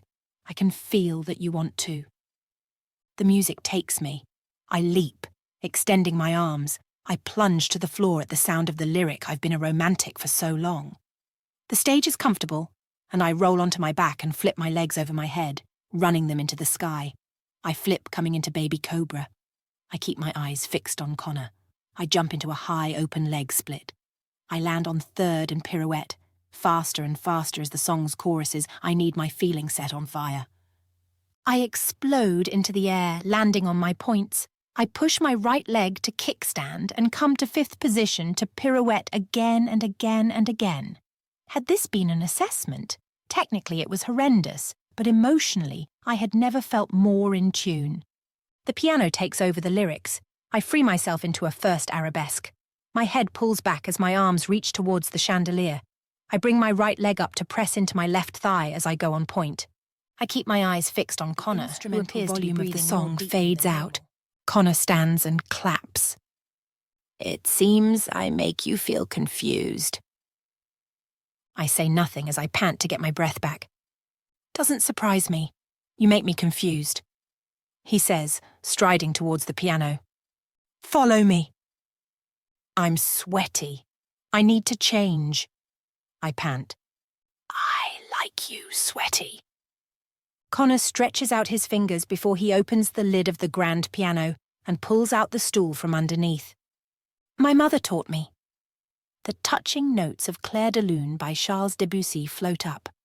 I ignore his request to follow him. I collapse on the white sofa to pull off my shoes. Keep the shoes on and come to me. I look up at him and inhale deeply, making no qualms about my annoyance. I tighten the laces back around my ankles. I stride towards the piano where he is diligently running his fingers over the keys without a piece of music to study. You play beautifully. Not as beautifully as you dance, he says, building up speed. I look down, standing behind the curve of the piano. Come closer to me. I just gave you 3 minutes of intense, crazy dance. I'm sweaty. Nada. Vivian, you won't get the money unless you do everything I ask of you. I inch closer to him. Closer, he says. I stop with less than 3 inches between us. He stops playing the piano and closes the lid. I swallow hard. Closer, he says. Connor, if you want me to straddle you, you need to ask. You need to beg. Not going to happen. Sit on my lap facing me. I swing my leg over his. Almost immediately, I feel him against my stomach. The dance you just performed, he says, shuffling my hair behind my earlobe, tracing the edge of my jaw. I enjoy the friction between us, but I don't want you to be confused anymore. His eyes bore into mine. His fingers slide down my neck. He uses his middle finger to slide back up to my hairline. Then, using both hands, he runs his fingers around my neck. He grabs the back of my hair, fisting it, pulling me to his lips. His tongue plunges into my mouth. He tastes like the wildflowers from the salad, sweet and minty. Heat grows between my legs. He tightens his grab on my hair, smashing my body against his. His nails dig into my flesh over my leotard, pushing my breast up. He pulls back. Stand up, he commands. I untangle myself from him and stand. Turn around, I do as he says. I hear him fumbling in his pocket. The material of my leotard slacks from my body. I'll buy you a new one, he whispers, sliding the penknife back into his pocket. Remove the tights. He looks me up and down as I roll the tights down. I'm completely naked except for my lace-white shorts. He pulls me to him, kisses me hard. He's like an animal. A dangerous heat is filling my belly. I placate myself. Do not be a stupid fool. He picks me up and wraps me around his torso. If it's possible, he feels even harder than before. But this time, I feel the width of him. The cold of the piano punishes my coccyx as he thrust me on top of it. There's not a single thought in my head other than wanting Connor. Lay back on the piano, he commands. I lay back onto the cold, hard piano, vertebrate by vertebrate tingling, my hands facing upwards, my head resting to the side. He wraps his arms and my hips and pulls me forward until my feet rest on either side of him on the piano stool. He murmurs, trailing his fingers down my chest towards my sex. This is the most beautiful thing I've ever seen. He approaches my knees and pulls them open, raining down soft, small butterfly kisses across my thighs. The cold of the piano is making all the hairs on my body stand on edge, and every touch from Connor feels like an electric shock. He begins to bite me, nibbling on my skin. He works his way down to my panties, and I feel him, tugging at them with his teeth. Once lowered, he tugs them down my legs. He kisses up the inside of my thighs and parts my legs until my sex is fully on display, open to the air. The first touch of his tongue on my clit sends fireworks into my brain. I wonder if it's normal to become so wet so quickly. He pushes his index finger inside me, making me wiggle further up the table. His tongue works my clit like a tornado. The heat rising through my whole body even warms the parts of me touching the cold piano. His other hand reaches under me, and I feel his thumb massage my anus. I wiggle to break free. Connor stops but continues working me with his finger. Anything goes, he repeats, staring down at me. Hot, heavy moans run out of me as he continues to flick his tongue over my clit. I can't take any more. My elbows dig into the piano for support.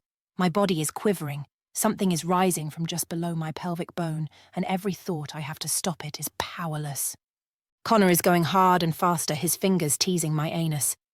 A deep, guttural, irrepressible moan escapes from my lips. He brings his lips to my hips and pelvic bone. He says, pausing in delight. You taste like honey and mango, he says, removing his finger from me and bring it to my lips. I'm still panting. My head thumps. My vision is blurry. I had orgasms alone, but nothing like this. I like it when you're silent. A smile spreads across Connor's lips. You've made a mess on the piano, he says, staring down at my sex. He pushes his arms under me and scoops me up. I thought you would be more difficult, he says, kissing me on the lips. Are you saying I come too easily? I ask, completely spent in his arms. I have the reverse problem, he says, carrying me towards the king-size white-sheeted bed. Perhaps you should leave a life of crime behind and get into sex work. I'm going to fill your cheeky mouth and you're going to enjoy it. He lays me down on the bed and stands before me. He undoes his belts, discards it onto the floor and unbuttons his trousers. Once they crumble to the ground, he peels off his boxers. My mouth falls open. He rubs himself as he moves towards me, the purple veins in him thumping. The logical part of my brain has ceased working, and all I can think about is touching and tasting every inch of him. I did my palms into the bed and sit up. Turn around, he commands. I go to get up, but he pushes me back down. Turn around on the bed. Stay seated. Now lay all the way down until your head is slightly hanging over the bed. He leans into the bed and kisses me, his forehead overlapping my chin. He kisses me tenderly, and then whispers in my ear. Have you given a blowjob before? I keep my eyes closed and shake my head. He kisses me again, this time more passionately. Take the base of my cock in your hand. I move my arm over my head to find him. My hand doesn't fully wrap around him. Now move back and forth, he says, moaning. I can feel the bulging veins on him pulsate against me.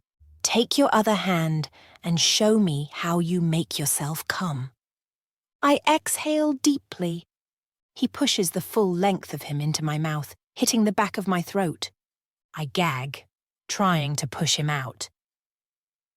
Anything goes, Vivian, you agreed, he growls, forcing himself in my mouth. And start touching yourself. I want to see. I plunge my middle finger against my wetness, making circles. Open your mouth wider. He takes my hand away from his cock as he exhales gutturally and grips the sheets of the bed. He withdraws from my mouth. He moans more than I see from the corners of my eyes, gripping the sheets even more. Perhaps his bravado about not being a premature ejaculator was misplaced. He moans. You're very good at that. He pulls away, pushes his arms under me and twirls me around until my head is on the pillow. My arousal on my fingers wet the sheets. He grabs the sides of my head and brings my lips to his. His kisses are urgent, hurried, bruising. He takes a long, deep breath as he twitches beside me again. The great Connor Lafferty, reduced to a quivering premature ejaculator by a virgin. Do you want to be punished? He breathes, biting my earlobe. Maybe. I smile in between kisses. He rolls on top of me, his hands on my breasts. He tugs at my nipples. I squirm, trying to wriggle free from under him. Have you thought about this? He asks. About my punishment? About being naked in bed with me? He tightened his grip on my nipples and runs his tongue up my neck to my sensitive spot behind my earlobe. I moan, feeling his rough hands all over me had been a frequent companion since the first night I'd seen him, but I would not give him the satisfaction. Until a few hours ago, I was coming here to have sex with a French grandpa killer. It's a big change. Evasive.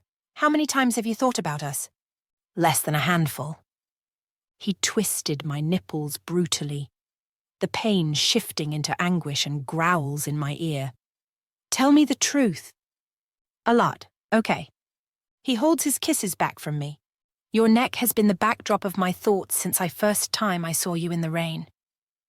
He pins me against the bed, kissing down my neck, shoulders inside my arms until he reaches for my nipples. His fingers creep up my thigh as if they're mine. He circles my clit like he knows just where to press to send me to oblivion. His huge, thick cock twitches against my thigh. How many times have you come thinking about me? I ask. The virgin who talks dirty. Answer my question, I demand. More than a lot, but it's taking more energy now, waiting for you to beg. You'll be waiting a long time. I doubt it. If I can make you come so easily with my fingers, imagine what my cock will do to you. He pulls my hand down to feel him pulsate. It feels to me like you won't have the stamina to last. Keep talking. Every word is getting you closer to finding out. My sex is soaked. I'm a magnet being pulled in different directions. I open my mouth to speak, but I'm paralyzed by the electric volts going through my body. Wave after wave of ecstasy is rinsing through me as Connor expertly guides the tips of his fingers to hook my G-spot. Are you ready to beg yet? Why aren't you annoyed at me? I say in between snatched breaths. You were going to conduct a business transaction. I understand. But I couldn't allow another man to touch you. Why? I ask as his thrusts get harder. It's beyond explanation. Now get on all fours. He growls into my ear, stroking himself. He pulls his fingers out of me and sits back on the bed. I say you do, remember? I feel my juices rolling down the inside of my thighs as I push my knees and palms into the bed. Connor traces down the back of my spine. I want to make you pink, he says, stopping holding the heat of his hand just over my buttocks before he brings his palm down hard across the flesh, pulling a whimper from my throat. He runs his hand over my arse, soothing the pain he just caused. Open your knees wider. I haven't begged you. I'm not going to. And I will not fuck you until you do. I do as he asks, pushing my knees out, keeping my ass lifted. The bed moves with Connor's weight heaving upon it. Now sit down. I lower myself, filling his beard just before his lips suction my most sensitive part.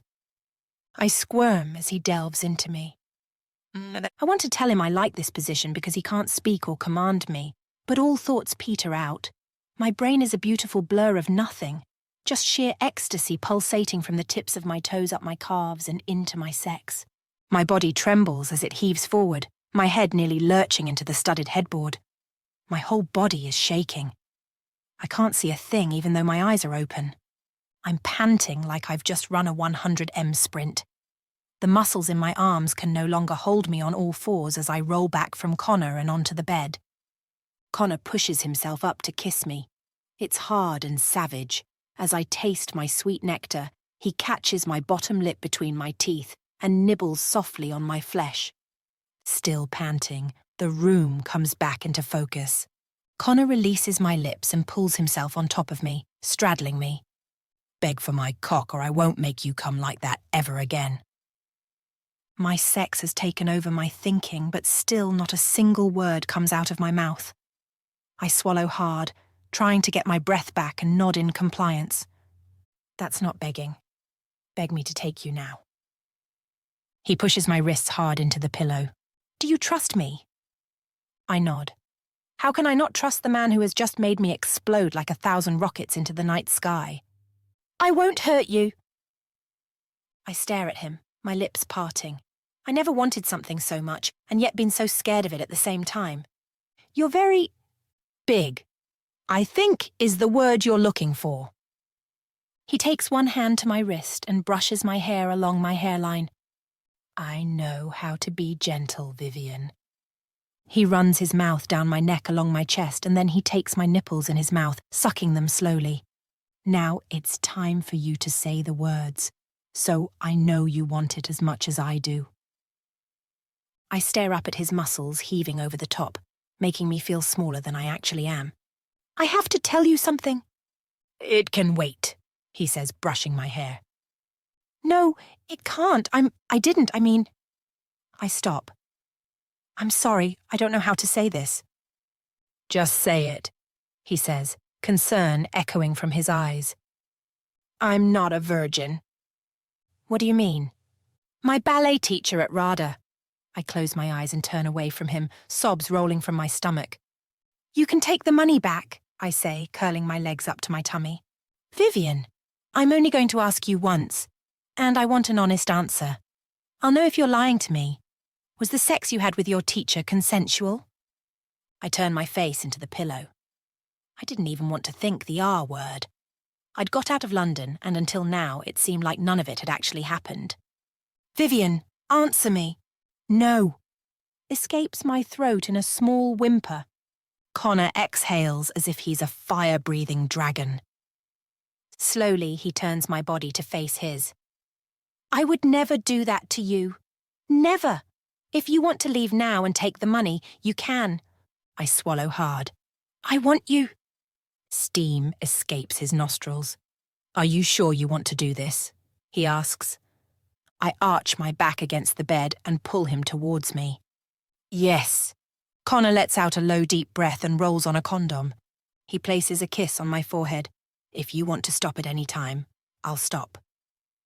I feel tears building in my eyes. He senses my nerves, my body tense and underneath him. He kisses me deeply, longingly and passionately as the tip of him meets my entrance and slowly pushes in, pulling me apart. Pain rips through me. I cry out as he thrusts into me. Are you okay? He asks, barely able to breathe. I nod.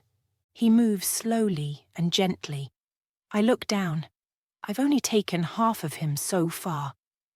I want the rest of you, I say, reaching down for him, feeling the rubber of the condom. He smiles, pushing into me. Pain scorches my insides. Do you want to stop? The pain is flaming deep inside, but I can't deny how good he feels, how full he makes me feel. I want you to come inside me, I say, pushing pain out of my mind. He lets out a deep growl and pushes inside me, this time with a more forceful motion. Sweat is forming on his upper lip. I bring my tongue to lick it off. More sweat dribbles down from his forehead. He pounds into me, building a quickening motion. I can't hold back any longer. I need to fuck you properly. Now, he brings his hand to mine and squeezes them until they ache as much as my sex. With every pound, the pain deepens, but I still want him to do it. I want to feel him unravel. His arms quiver as his lips tremble. He looks into my eyes, releasing into me. He gasps for breath, twitching and pulsating, barely able to hold his body weight from collapsing in on me. I've never come like that before, he says, kissing my neck and mangled hair. You didn't come. Teach me how. You'll have to beg me. He pulls out, leaving me with a stinging, heated sensation between my legs. Are you in pain? You didn't hurt me. Good. I tried to be as gentle as I could. When you feel that good, it was very hard for me, pun intended. He pulls me into him, kissing me as our limbs entangle in a sweaty, sleepy heap. Chapter 22. The Egyptian cotton of the pillowcase wraps my cheek as I nuzzle my face against the impeccably soft sheet. I reach for Connor, but my hand finds only cold sheets. I push myself up to sit. His gun is gone from the bedside table. I looked at the clock. It was 7 a.m. He left without saying goodbye. A deep despair permeates my bones. He'd taken what he wanted and discarded me like a piece of trash. I pull my knees into my chest, hugging them tightly. The right side of my brain told me I'd come here to have sex with the French guy for €1,000,000. I cast my eyes to the silver-ribbed case glinting in the morning sunshine. I have the money, I whisper, trying to console myself. I didn't remember falling asleep, and I definitely didn't hear Connor get up and leave. But as my eyes worked themselves across the furnishings, there was not even the faintest memory that he had ever been in the room. Tears streamed down my face. I'd given myself to the one man I knew I shouldn't. I'd read in Cosmopolitan that sex released hormones that made you attached, even if you didn't like the guy. I pushed myself down into the bed, turning on my side to allow my belly to heave into the soft cotton sheets. The sobs came deeper and more animal-like now. I have the money. I tried to tell myself again, but my stupid heart fractures into a tiny million pieces. I'd fallen in love with a gangster, given him everything, and now he'd left me without a single word of goodbye. I'd probably never see him again. The pain made my body heave into the mattress as I pumped my fists against the pillow, imagining Connor's face. I was the worst kind of fool.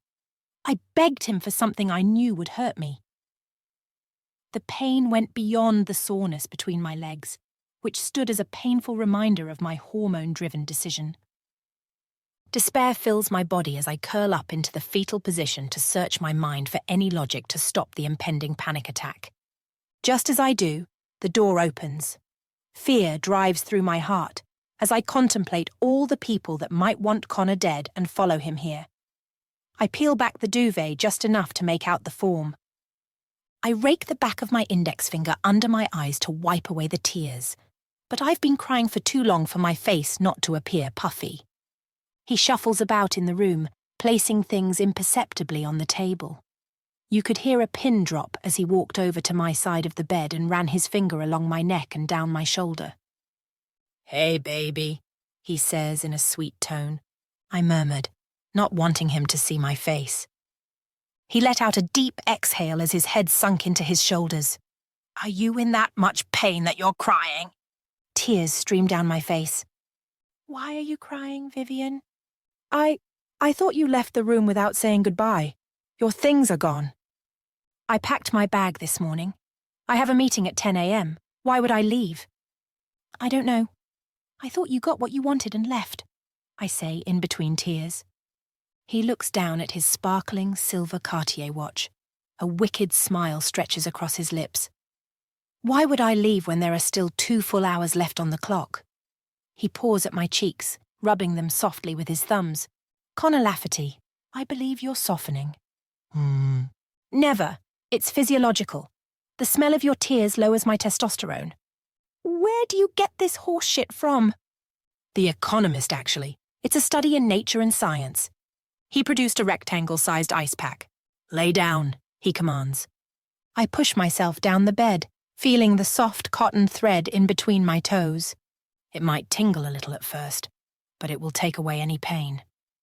He positions the rectangle ice pack near the opening of my sex. The ice causes me to suck in a breath sharply. "I didn't expect you to be such a loud snorer." My eyes widen as I look at him. "I don't snore." "Not when you're alone," he laughs. "Did I snore?" He wraps his hand along my hairline and skims down the back of my hair. "You're the most beautiful snorer I've ever seen. Here, hold your ice pack and I'll bring you breakfast in bed."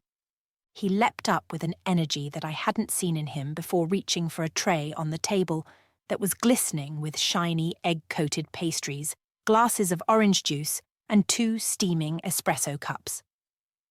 The tray was intricately carved wood with a gold-embossed rim and handles bearing the hotel initials.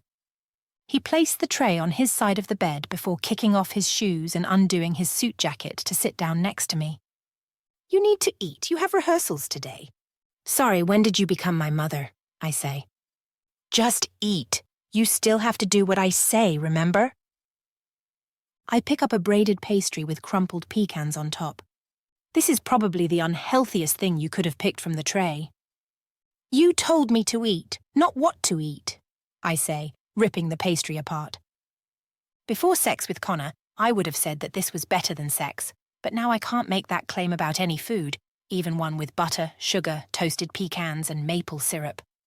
"Let me try some," he says, moving in. I try to offer him a piece, but he takes the piece slightly sticking out of my mouth, kissing me softly at the same time. His lips are soft, smooth, and plump. My sex clenches, remembering where they'd been only a few hours ago. "Finish the pastry, you need your energy," he says, standing up, taking off his suit jacket and unbuttoning his shirt. In the morning, the bullet wounds dotting his skin look like mini moon craters. I want to trace Connor's scars, wondering what stories hid behind each. "You're the only woman I've ever taken my clothes off in front of, who hasn't asked me about." He brushes his fingers over 3 of the bullet wounds sitting near his hip. I didn't know whether this was an invitation to ask him or him saying thanks for not asking him.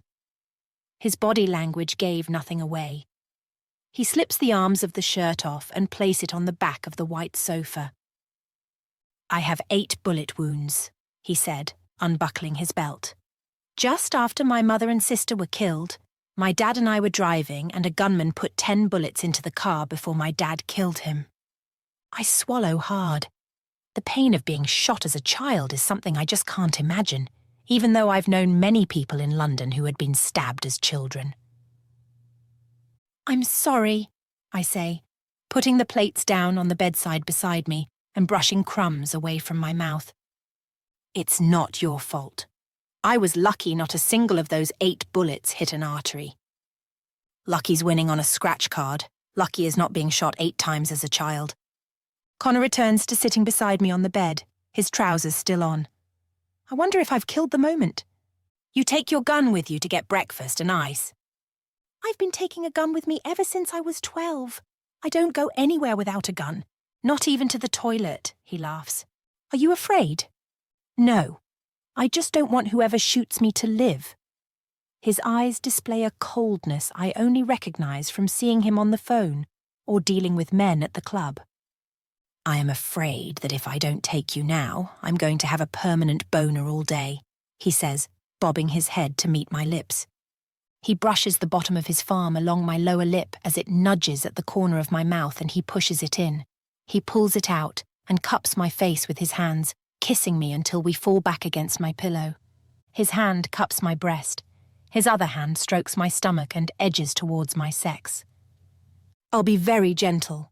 He purrs into my ear, removing the ice pack. He begins to knead my sweet spot, causing me to buck against the bed. He lowers his fingers to my entrance. You're already so wet, he breathes into my ear. He unbuttons his trouser and pushes them down the bed along with his boxer shorts covering us both in a duvet. Before I know what's happening, I'm on my back and Connor is hovering over me. The muscles in his arms tense as he stares down at me with heat and determination. If it hurts too much, we can stop. Just fuck me, Connor. He teases my entrance before thrusting into me with one swift motion. It's painful, but an enjoyable kind of pain. He kisses me ferociously like a wild animal as he picks up speed. My nails sink into his back. I'm gasping for air as he whispers into my ear. I'm going to teach you how to come every time I fuck you and every time you'll look into my eyes as you come. I open my eyes. It feels more intimate looking into his green dilating pupils than the very sex we're engaged in. There's a good girl, he whispers. Now bring your fingers to your clit, like you did yesterday. He breathes as he pounds into me, causing sheer pleasure to wash over me. I can't. I won't last much longer. I moan. Then come, baby, he whispers as he pounds me over and over again. Ecstasy unfolds between my legs, washing up into my tummy, rising into my chest and filling my whole body until I feel once more like a bright moonbeam. My vision is blurry, my toes aching from spasming. I'm completely spent. He thrusts into me, emptying his seed. He quivers above me, planting small kisses along my jawline. He gasps, getting his breath back. Why do you think I would ever leave? Pulsating from my own orgasm, I pull myself apart from Connor's sweaty, hard body. I thought you only wanted a virgin. A laugh escapes his lips. I only want you, he says in a very serious tone that makes my heart flutter more than the orgasm, as if butterflies have entered my chest cavity. I swallow hard, and he hears it. Does that scare you? Should it? It's impolite to answer a question with a question, he says, biting my earlobe. I need to shower and then go to my meeting. Let's have dinner tonight. We can talk about it then. He jumps up, his cock still erect. If you're not too sore, you should join me in the shower. After 2 more orgasms, we head to the lobby to check out. The lobby is full of familiar faces. Security guards from the club. Each is pretending to be engrossed in their phones as their eyes secretly shift around the room. Connor, what's going on? A little extra security, he says, guiding me to the reception. I notice someone else. Connor notices my eyesight drifting. What are you looking at? I think I just saw Aaron from the club. Connor's face turns thunderous and red. He hands me his black Amex card and tells me to wait. His fingers almost imperceptibly graze his gun. I turn to face the smiling, white-toothed lady who was asking if we were checking out. Yes, I mutter as I stare into Connor, marching towards the restaurant. Can I leave the card with you to check out? I've forgotten something in the room. Mr. Lafferty is a valued customer. I have his signature on file. You can go, she says, handing the card back. I push the card into my coat pocket and run to where the door is flapping open. Coffee, orange juice, and eggs and bacon rise up my nose. Aaron is seated at a table near the window, and Connor is about to sit next to him. Aaron rises from his chair and offers Connor his hand, but Connor ignores it instead, pulling up a chair to sit very close to Aaron. I watch from the corner of the restaurant, unsure of what to do. Connor removes his gun and points it at Aaron under the table. Connor pushes the gun back into his waistband, gets up and leaves. He sees me. His face darkens again. He strides towards me now with more purpose and grabs me by the elbow. I told you to stay in the lobby. I thought you needed help. Never try to help me in that way again. Are we clear? Why did you point a gun at Aaron? I ask. Lower your voice, he says, opening the glistening glass door for me. He took photos of us, he said, holding up the phone. I thought you made a truce. Me too, but they're using anything to get what they want, and that includes you. But we've been out to dinner before. Connor lowers his head to my ear, and I feel his hot breath. We haven't been to a hotel before. How can he have pictures of us? It makes no sense. He used a drone. He knows I only stay in the penthouse. I should go back in there and strangle him. I place my hand on Connor's forearm. Suddenly, gunshots rage through the building. Pop, pop, pop, pop, pop. Deafens me as Connor pulls me behind him and withdraws his gun.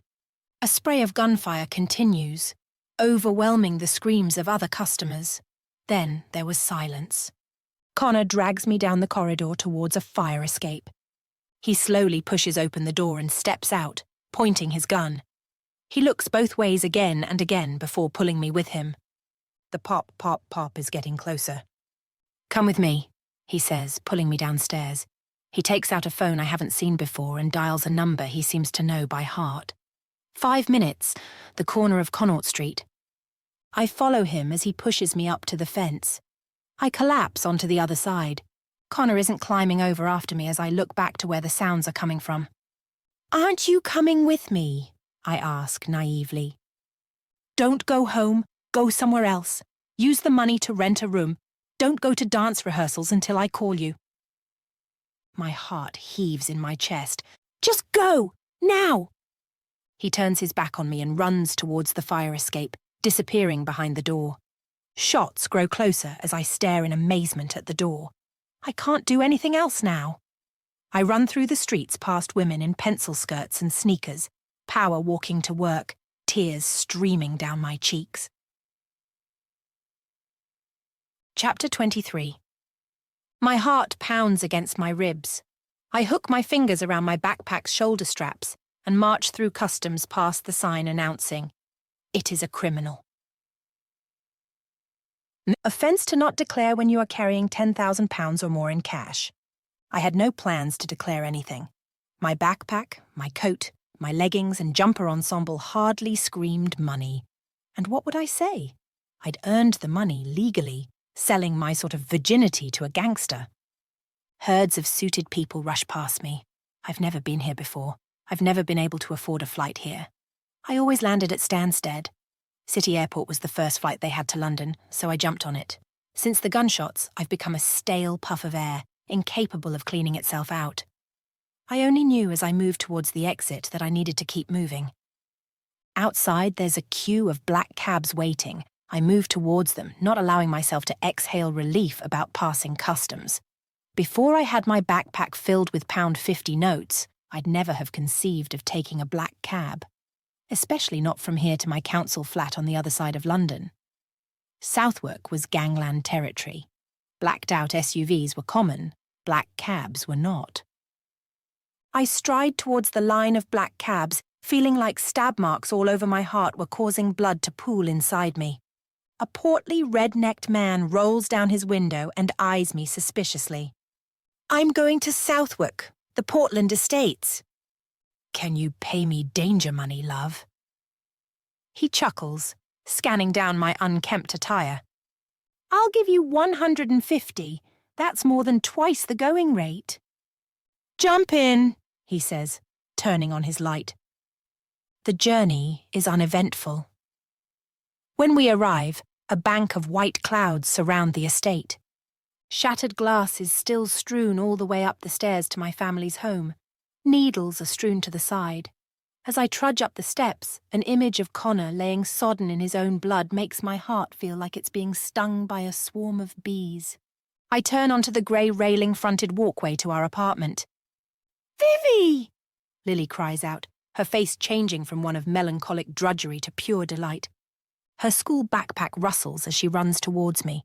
I grip her so tight sobs heave out of me into her curly mass of blonde locks. Her keys are still in the lock when Mum opens the door. "Vivi," she gasps as I blink back tears. "Are you okay, darling?" she asks. Her complexion, an unfamiliar shade of pink. "You look great, Mum," I say, shunned, still gripping onto Lily as if she were my lifeboat. "I'm so happy to see both," I say, wiping tears from my cheeks. "Come inside, you silly sausage," Mum says, opening her arms. We'd been sat down in the living room for about 30 minutes, all the while me holding Lily on my lap. When Mum asked, "You didn't bring much?" motioning to my beaten-up backpack. "I had to come in a hurry and I could only bring—" I pause. There was no other way I had to show them. I can't risk taking the money back to Ireland, and I'd have to leave tonight to be back for shows tomorrow. I've got a surprise for both of you. "Did you finally buy me an iPad?" Lily asks, gazing up at me grinning. I put Lily on the seat next to me and pull my backpack to my feet. I pull at the zips. The silver case Connor gave me the money in would have been a much more glamorous way to reveal the stacks of money. Mum gasps, bringing her hand to her mouth. "Vivian, have you done something illegal?" "Oh my God, are you on the run?" Lily asks, her eyes beaming. "I'm going to tell you the truth. I'm sure you've seen what people are saying about me on the internet." "Ignore that rubbish. The internet is full of people who would never say the things they type to people's faces." "Cowards retreat," says Mum. "I met a man I really like, and I told him my story, our story. And well, he is very rich, and he gave me this money." "He just gave you all this money?" Mum asks, raising an eyebrow. "Yes," I say. I leave out what I gave him. That's not a conversation any mother wants to have with their daughter. "Does he want it back? Is he charging interest? I mean, how much is there?" Mum asks, staring at the pink and orange £50 notes. "He gave it to me and he doesn't want it back. He wants it to help you and Lily." Mum raises her hand to her mouth, unsure of what to say. "Is the money, is it from a bank robbery?" she asks, titling her head. "No, he made this money investing in property in Dublin. Since Google and Facebook moved their headquarters there, he made a lot of money, and I guess he wanted to donate it to a good cause." "How much did he donate to us?" asks Lily, stroking one of those bundles of cash. "£1 million.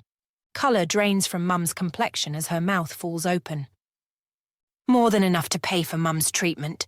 You can tell the doctors that you made it fundraising," I say, trying to reassure her. "I can't believe it, love. I just can't believe it. I feel like all my prayers have come true. With this money, Lily, you can go to whatever university you like, even ones in America." "Can we move to a nice flat before I go to America?" Lily says. "You don't want to stay here with the dodgy plumbing and majestic midnight car bonfires."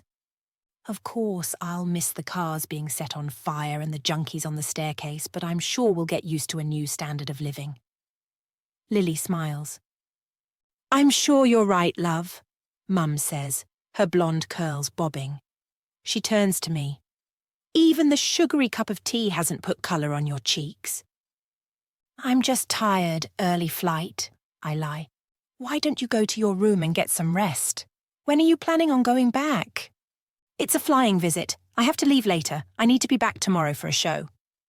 "Go and get some kip in your room," Mum urges. "I'm going to do some calculations," says Lily, puffing out her chest. Lily's gleeful eyes make me smile. And for the first time in several hours, a part of me feels human. When I wake, it's still light outside. For a moment, I don't remember what's happened. and then it bowls me over, making me gasp for breath. I pick up my phone. Connor, where are you? A sudden dryness grips my throat and I'm choking, gasping for a pocket of air. I type out London, then delete it. I type out I'm safe and stare down at those words. I was safe. It was true. But the adrenaline coursing through my veins made me feel anything but. I couldn't distinguish between my fear of my feelings for Connor and my fear that my life was in danger. The two were inextricably intertwined. I open the browser and memorize the flight number of the next flight back to Dublin. I change into some clothes I left behind before I say a tearful goodbye to Mum and Lily, promising to come back soon. Stepping out of the inn to the early night air, I had an overwhelming compulsion to dance. I want to jump and pirouette until I can't feel my body anymore. I book my flight at the counter and pull my coat around myself as I take my seat in one of the hard plastic chairs. I think about what I would dance right now if I wasn't surrounded by hunched-over business people in crinkled suits. I move through the movements in my mind, extending my fingers as I go. Only movement could free me from the chains I've put on myself. Tomorrow I will dance on stage, and it will be like this entire ordeal with Connor never happened. I never have to think about him again or return to lollipops. I was already free. I interlace my fingers, clenching them hard together as a Muslim man and woman hurry past me toward the signs for the prayer room. I envied them. Right now, I would love to turn over my confessions to a higher power. A woman has never fled the country after having sex with me before. He sits down next to me, pressing his lips into my cheek. I gasp. How did you know I was here? Your little sister posted about your visit on Twitter, and I thought you'd be flying back last minute, so I guessed City Airport. How did you get here? Of all the questions you could ask me, you want to talk about logistics. I've never been in a shootout. I'm not particularly adept at the pleasantries afterwards. I sneer. His hand slides over onto mine. Look at me. His other hand moves my chin to face him. That will never happen again. How can you make that kind of promise? There are things I can't tell you right now, but I promise you that will never happen again. His hands are hot and heavy in mine as he strokes my palm to soothe me. You've had what you wanted from me, so I don't know what you're doing here. I'm here because I have to be near you, and I believe you feel the same. It's customary to wait for the other person to reply, not to assume. He laughs. And that's your response? He stares into my eyes. The green moss of his pupils bubble like a witch's cauldron. I want to stand up and tell him I feel nothing for him, but I can't. We're taking my jet back. You have rehearsals at 10 a.m. tomorrow. You need a good rest. Of course you have a jet parked here. I mumble while the heat from his hand sends unnecessary signals to my sex. The way he looks at me changes. It's as if he's lost some power. I'm sorry for everything, the way it happened. I've been working on getting out for a long time, and now it's coming to fruition. And that's why I can promise you there will be no repeat of what happened at the hotel this morning.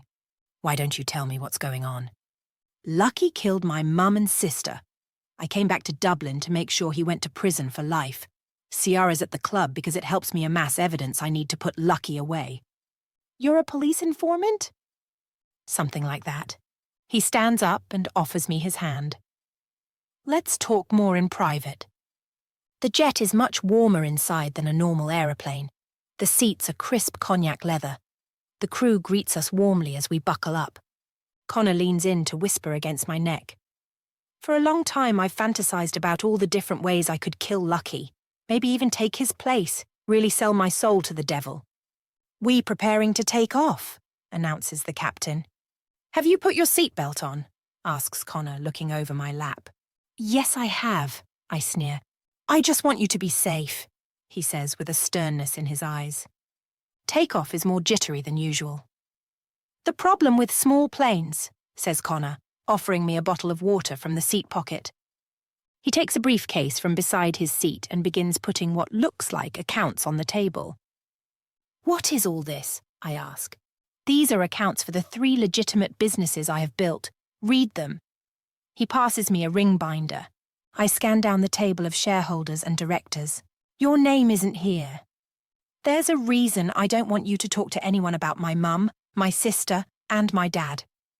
I hold my breath, bracing for another revelation. My birth name is James Donahue. I scan down to shareholders, and there it is. James Donahue, 100% shares. I changed my name when I came back to Dublin.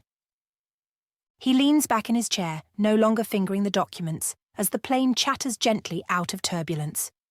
My whole life, I only had one goal: make Lucky pay for killing my mum and sister, and indirectly, my dad. So I came back, I changed my name and worked my way into his circle. Enemies are more easy to trust than friends. I breathe in sharply. So what now? It's clear from this morning's shootout he knows who I really am. It is also clear that he wants me dead before I can talk to the police. Then why are we going back to Dublin? Why don't we land the plane anywhere else? You have a performance to give tomorrow. From what you're telling me, they could shoot me on stage. I'd never let anything happen to you, he says as he pulls my hair behind my ear. Something is going to happen when we land, but I can't tell you what because your reaction must appear authentic. I raise my eyebrows. You've arranged some kind of mock kidnapping? Something like that, but don't worry. Nothing's going to happen to you and we're going to stay together. I run my hand over my forehead. This is a lot to take in. I shift in my seat, feeling the soreness of my sex. Are you in pain? I'm a little sore, I say, blushing. Connor's lips curl into a smile. I know a way to ease your suffering. He leans in and kisses me softly. He smells of wild pine and salt. I pull back. I think I need more time to recover. I wasn't suggesting sex, he growls. Orgasms are one of the most potent painkillers. His smile widens. And suddenly, you're such an expert on giving me orgasms. My track record speaks for itself. He says, his hot fingers gliding down the back of my ear. He opens his mouth and runs his tongue along the top of his lip. I want to taste you now. A shiver floods my spine, electricity dancing into my fingers. Here on the plane where anyone can walk in? There's only the captain and the co-pilot, and they're flying the plane. He leans over me, reclining my seats until I'm almost laying flat. As Connor rises from his seat and straddles me, he kisses me with such ferocity, it's almost painful. His hand runs down my abdomen towards my sex. He forces me to gasp, arching my back. He pulls his lips away from mine and kisses me sweetly before working his way down my body, pulling off my leggings, along with my shoes and socks. My naked skin meets the warm leather beneath me while Connor kisses me up my thighs. His breath is hot and sticky and wet. A small laugh escapes him. He's staring at my underwear. I'm wearing a pair embroidered with flowers that I've had since I was 14. Don't say anything, I caution. I wasn't going to, he says, pulling them down. His tongue finds my clit like a precision missile. He sucks and laps and twirls, causing me to involuntarily arch my back. Slowly, he pushes his middle finger inside me, expertly navigating to my G-spot. Pain is conspicuously absent as bursts of energy flood my pelvis. Within seconds, I'm close and he can feel it. He works quicker, pressing his tongue against me harder as his fingers knead my G-spot. He presses his free hand on my lower abdomen and massages in hard circles. Explosions ripe through me from my head to my sex and onto my toes. He pushes his way up my body and kisses me hard while I'm panting, trying not to make any noise. His salty lips separate mine as his tongue works his way into my mouth, my vision blurry. Before I'm in control of my tongue, words come spilling out. I love you, I say, squeezing his hand as the last pulses of orgasm work their way through me. Mr. Lafferty, we're going to be landing in 15 minutes, announces the pilot. You came just in time, he whispers into my ear. Connor, did you hear what I just said? I ask, pulling up my pants and leggings. He takes out a hot travel towel, wipes his hands and brushes the corners of his mouth. Connor, I demand, tears welling in my eyes. All the people I've said I love you to are dead. Dublin's night sky is filled with tiny sprinkling stars. I've never landed in a private part of an airport before, So getting off the plane was a whole new experience for me. One made even more surreal by the crippling knowledge that I was in love with Connor and he wasn't with me. There are no crowds, no clutching my bags, no opening of overhead lockers. Just Connor carrying my empty, dirty backpack and me feeling completely inept at airing my unshared feelings. Before we reach the automatic doors of the side entrance, Connor stops me on the tarmac. Just remember, this is all staged, and I wouldn't be doing this unless I had to. He kisses me hard on the lips. I nod, having not had a moment to think through what might happen to me. The warm air of the airport corridor rushes up my cheeks. As we merge into a stream towards arrivals, the noise of other passengers is audible. We walk in silence hand in hand as Connor visibly stiffens the closer we get. "I'm sorry," he whispers, clearly recognizing someone as we emerge into the crowds. A horde of men in black overcoats rush towards us. Before I know what's happening, Connor's on the floor, his arms handcuffed behind his back. "Miss Vauxhall, we have some questions for you. Come this way," says a woman in a crisp black suit. She's tall and thin and has slicked back blonde hair. Crowds of people are gossiping, pointing at Connor being led away surrounded by policemen. "Am I under arrest?" "No, but it's in your interest to come with us." She looks around herself. "It's a life or death decision. I'm going to put these handcuffs on you, do you understand?" I hold my wrists out. "Make it look like you going against your will," she whispers. I pull my arms away from hers, wiggling free, until one of the other officers grabs hold of me before we disappear behind the exit. The room they left me alone was painted a hollow grey. I imagined men smoking furiously in here before they gave away their secrets or brokered a deal to save their own skin. Tiredness warped every cell in my body. The door opened. The same thin lady from the airport walked in. "Sorry, we've been dealing with something. Do you know why you're here?" She opened a manila folder and pulled out a photo of Lucky. "Do you recognize this man?" I nod. In all the crime dramas I'd watched, going no comment was the best way, but since Connor was helping them, I thought a nod was for the best. "Limerick O'Shaughnessy, better known as Lucky. Do you know why he's put a hit out on you and your boyfriend?" "A hit?" "He's put €2 million each on your heads. We intercepted a range of communication between his associates and known hitmen in Dublin." "Did you ask Connor?" "Connor told us all about Lucky Limerick, but I want to hear what you have to say," she says. "Do you know anything about the hotel shootout this morning?" CCTV cameras jump to my mind. I'm sure my face is all over them. "I left this morning for an early flight to London." "I know. You booked your return on a scheduled flight, but you arrive on your boyfriend's private jet. Lover's tiff." "No, he was missing me." "How romantic," she says without an ounce of emotion. "Do you know his ex-girlfriend was found face down in the river with a bullet through her skull?" "Yes." "If I were you, I'd be worried I might end up the same way." She pulls out another photo. This one is a skeleton. This man was buried alive. He tried to dig himself out. It took him 20 hours to suffocate. Your boyfriend's fingerprints were found on a nearby tree. "I know nothing about that." She pulls out another photo. This time, it's a picture of Frenchie.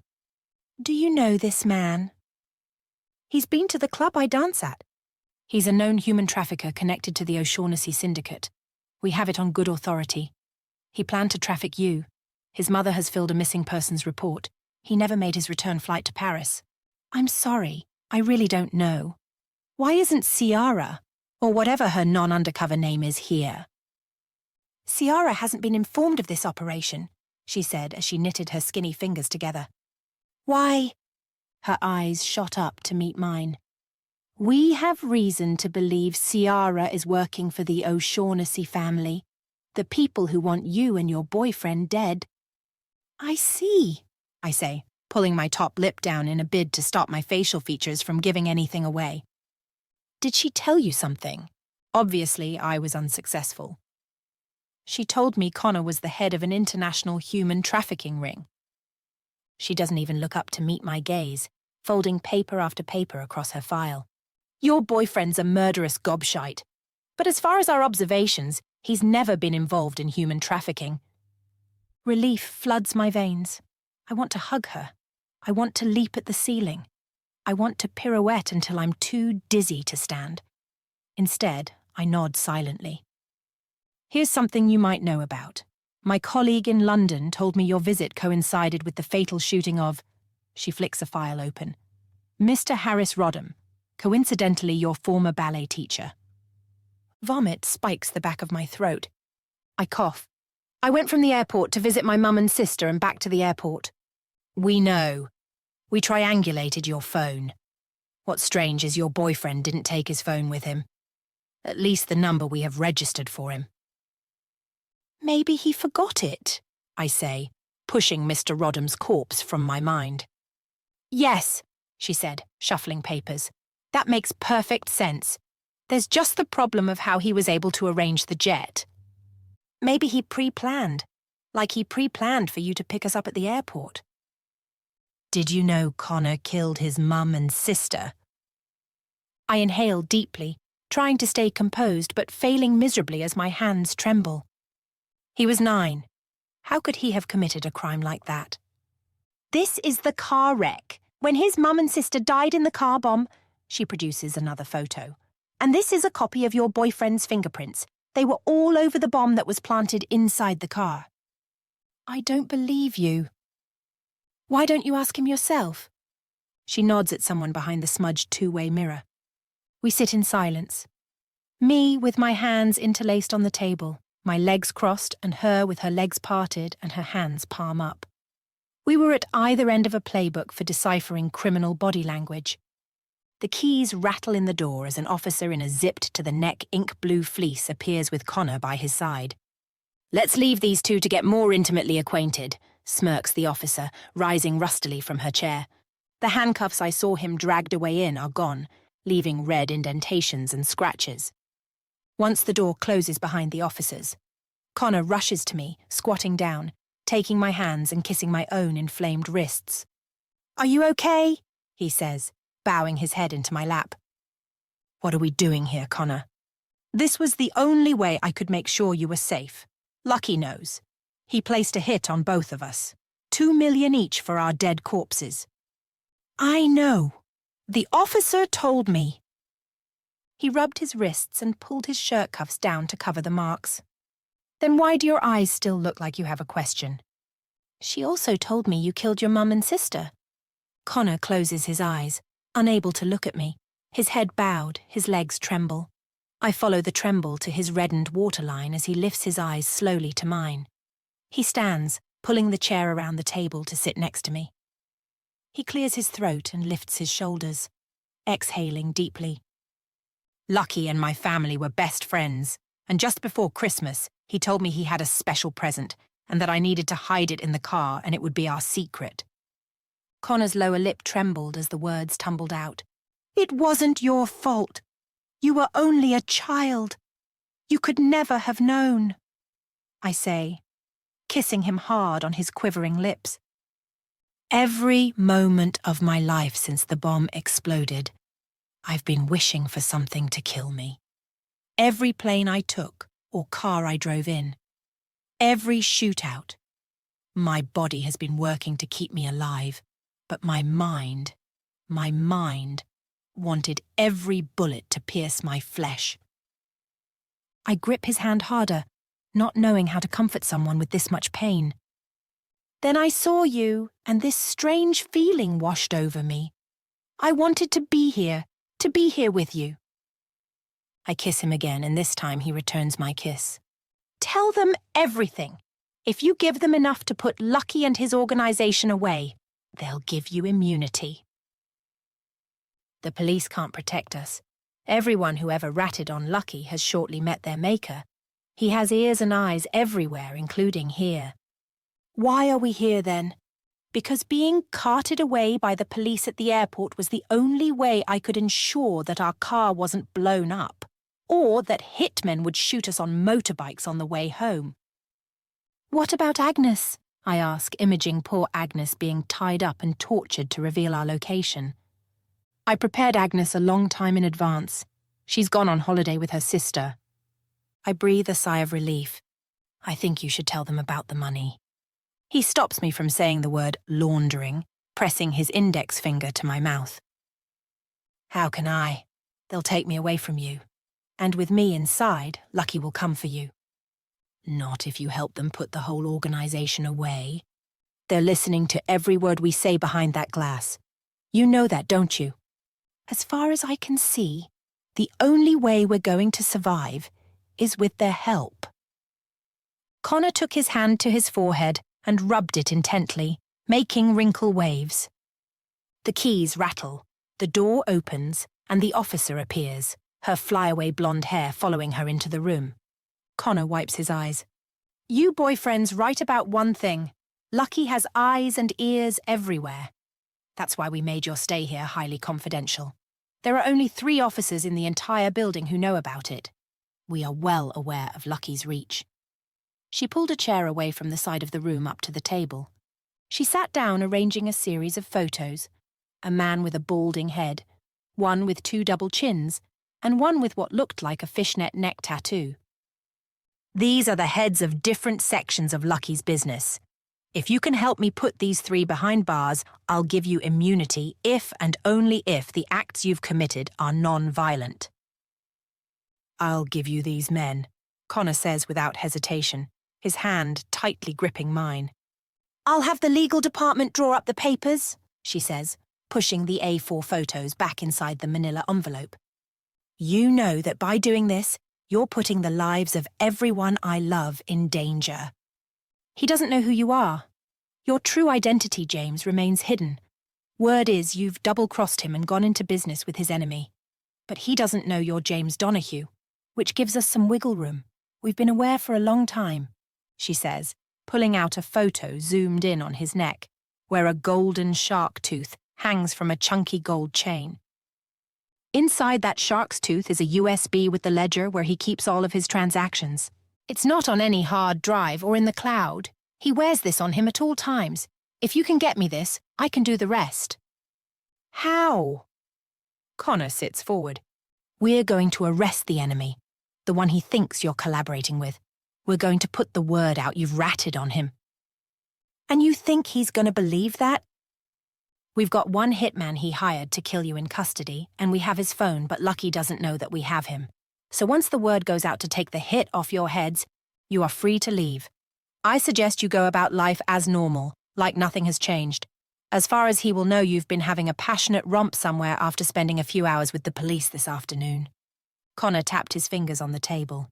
He'll kill both of us if he suspects a thing. I know, she nodded. But what are your other options?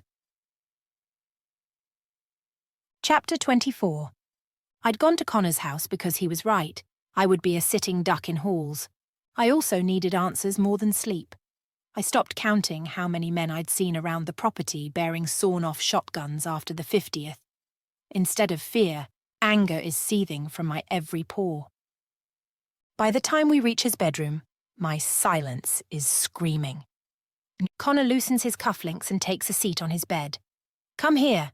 He rubs the crisp white duvet cover for me to sit. You killed the French guy and my ballet teacher. I spit. You can't fuck this better. You can't even say I love you for God's sake. He stands up and stalks towards me. Hoovering over me, he places one finger under my chin and lifts it. I killed Frenchie, and I killed your ballet teacher, and I'll kill anyone else who hurts or tries to hurt you. The intensity with which he stares at me makes my mouth drier than the Sahara Desert. Before I know what's happening, he scoops me up and places me softly down on the bed. It smells of him. I have to resist the urge to smother my face in his pillow. Silently, he removes his cufflinks, his shirt, and his trousers, until I'm left staring at his rock-hard cock. He climbs in beside me. I don't think my body wants to sleep beside you. He breathes. I don't want you to kill for me. Ever again. That's a promise I can't make, he says, pulling me against his body. His nose finds its way to my neck. He inhales me like I'm his only air supply. I reach for his hard length. He pulls back. Let's wait until you've had a good night's sleep. Your body needs time to recover. My body needs you, I say, climbing on top of him. Chapter 25. Vivian! Jeeling screams. You're back. Thank God I don't have to dance with your understudy. A fate worse than mouth herpes, which I'm pretty sure she has, he whispers behind his hand. I hug Ji-Ling. He feels like home and smells like fried pork dumplings. How many dumplings did you eat today? I ask, pulling at his non-existent belly. Darling, we're dancing tonight. I need my strength. Another one of your sister's care packages arrived? I take it. How Irish people survive on this beige buffet food, I don't know. Tell me everything about London. My mum's new drug is working. Ji-Ling lets out a squeal and embraces me again, this time picking me up and twirling me. That's amazing news. We must celebrate on the way to Cork tonight. I can't believe a rep from the Shakespeare Company is going to be there, he squeals. Cork, I totally forgot.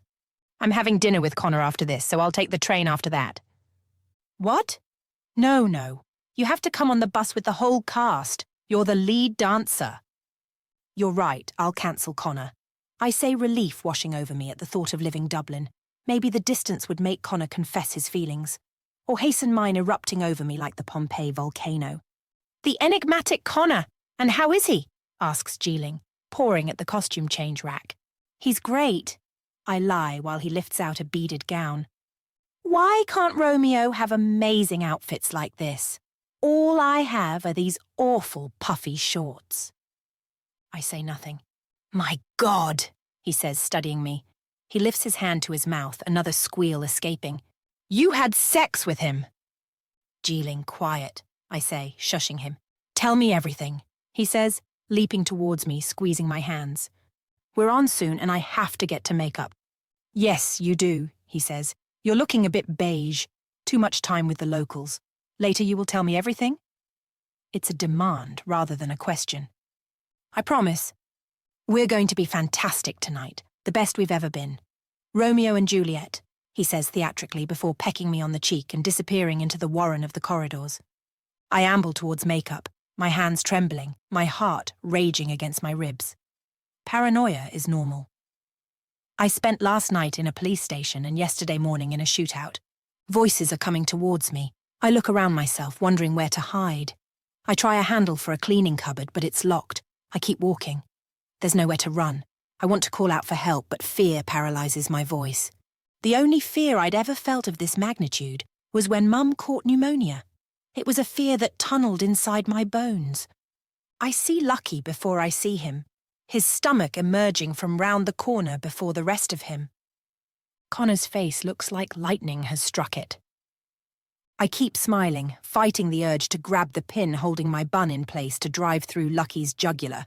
Lucky is swinging a bottle of champagne and 3 glasses between his fat fingers. There she is, he says. Go on. Give your leading lady a kiss before she goes on stage. Sorry, I couldn't stop him from coming backstage, Connor says, pressing his lips to mine. We're celebrating. Have a drink with us. I can't drink before I dance, I say, holding Connor's forearms tighter than normal. I have just become Ireland's most successful business magnate. And you won't have a glass of champagne with me? I could tell from his steady gaze he was judging me millisecond by millisecond. Connor wrapped his arm around my waist and pulled me into him. She needs to get ready. She can't drink before dancing. A drunk ballerina probably isn't worth watching, with her clothes on. Lucky laughs, his belly heaving. We'll go out after the show. Slap up dinner on me. Your boyfriend has done me a great favour, he says, slapping Connor on the back. The pin seems to dig into my scalp as I think about drawing out and lunging towards his neck. I keep my facial features neutral and focus only on Connor. I'll pick you up from your dressing room after the show. We'll be in the audience. Front row, says Lucky, taking another slurp from the champagne bottle. We'll be watching you, he laughs as Connor kisses me goodbye. Watching the 2 men round the corner makes my heart gallop like a horse on the last stretch of the Grand National. Before I know it, I'm grasping for air, reaching for the wall. My body wasn't made for master deception. Something didn't feel right. "Vivian, we need you in makeup now," says one of the stage managers, breaking my abyss. Fear of an imminent looming death propels me higher into jumps, pirouettes, and turns, and by the way Jiling caught me, I could tell my new risk-taking behaviour impressed him. When fear sucked the air out of your lungs, you had two options. It could either paralyse you or you could run headfirst into it. And since I didn't have the luxury of being still, the only way I could deal with what was happening was to take more risks. Ones in my control, ones that felt dangerous and potentially ruinous, but still in my control. Lucky's voice erased all the steps that should have been occupying my thoughts. I felt the mesh material of the asymmetrical skirt tickle my leg. We move into the last act. I process dress changes and makeup touch-ups like a robot, and everyone I come into contact with tells me, "This is the best performance I've seen you give this season. You're on fire tonight." Inside, I actually was on fire. The man I love is sitting next to the man who made him kill his own mother and sister. I enjoyed the pain of being on point. Pain kept me alert. Connor hadn't taken his eyes from me during the entire performance, but his glare that normally heated my body made the fear dig deeper into my veins. Lucky sat sipping a never-ending glass of champagne, looking down slyly at his phone, clearly disinterested in the performance while it captivated the rest of the audience. At the end, we give our traditional bows and curtsies, and as I was looking out into the crowd, my eyes turned to a figure leaning too far forward to be doing anything but trying to slip off the necklace around Lucky's neck. Connor looked slightly over his shoulder. He looked back at me, continuing to clap, and gave me the smallest curve of a smile. Oblivious, Lucky remained jammed into the red velvet chair. He resembled a harmless, drunk uncle at a wedding, but beneath all of that blubber and joviality was an evil that I did not know how to deal with. It astounded me that Connor could sit beside a man that ended his life in all but physical form. Looking down on Connor standing and clapping, I wonder how many times he'd fantasized about killing Lucky and what his favourite method was. My mind is deep in the spiral as the curtains draw to a close and Jiling turns to me and says, "You were somewhere else tonight, but I've never seen you jump so high or land so elegantly. Connor is good for you." "Thank you," I say, pressing a tender kiss on his cheek. "Now tell me everything now," he demands, pulling me towards the dressing rooms. I left out the parts about Connor giving me £1 million for my virginity. As much as Mum and Lily needed the money for their very survival, I didn't think it was part of the romantic night that Jiling wanted to hear. I also omit the shootout and the $2 million for my dead corpse. "So we know he's super hot. He comes slower than the Dublin dart." I punched Jiling on the side of the arm. "Hey! You're the one that said he's a very slow and dedicated lover, and a man that wants you to get off before he does is a rarity, believe me. How are you going to live without him for one night? By the way, I've packed your bag for you," he says, pointing to a black rucksack in the corner.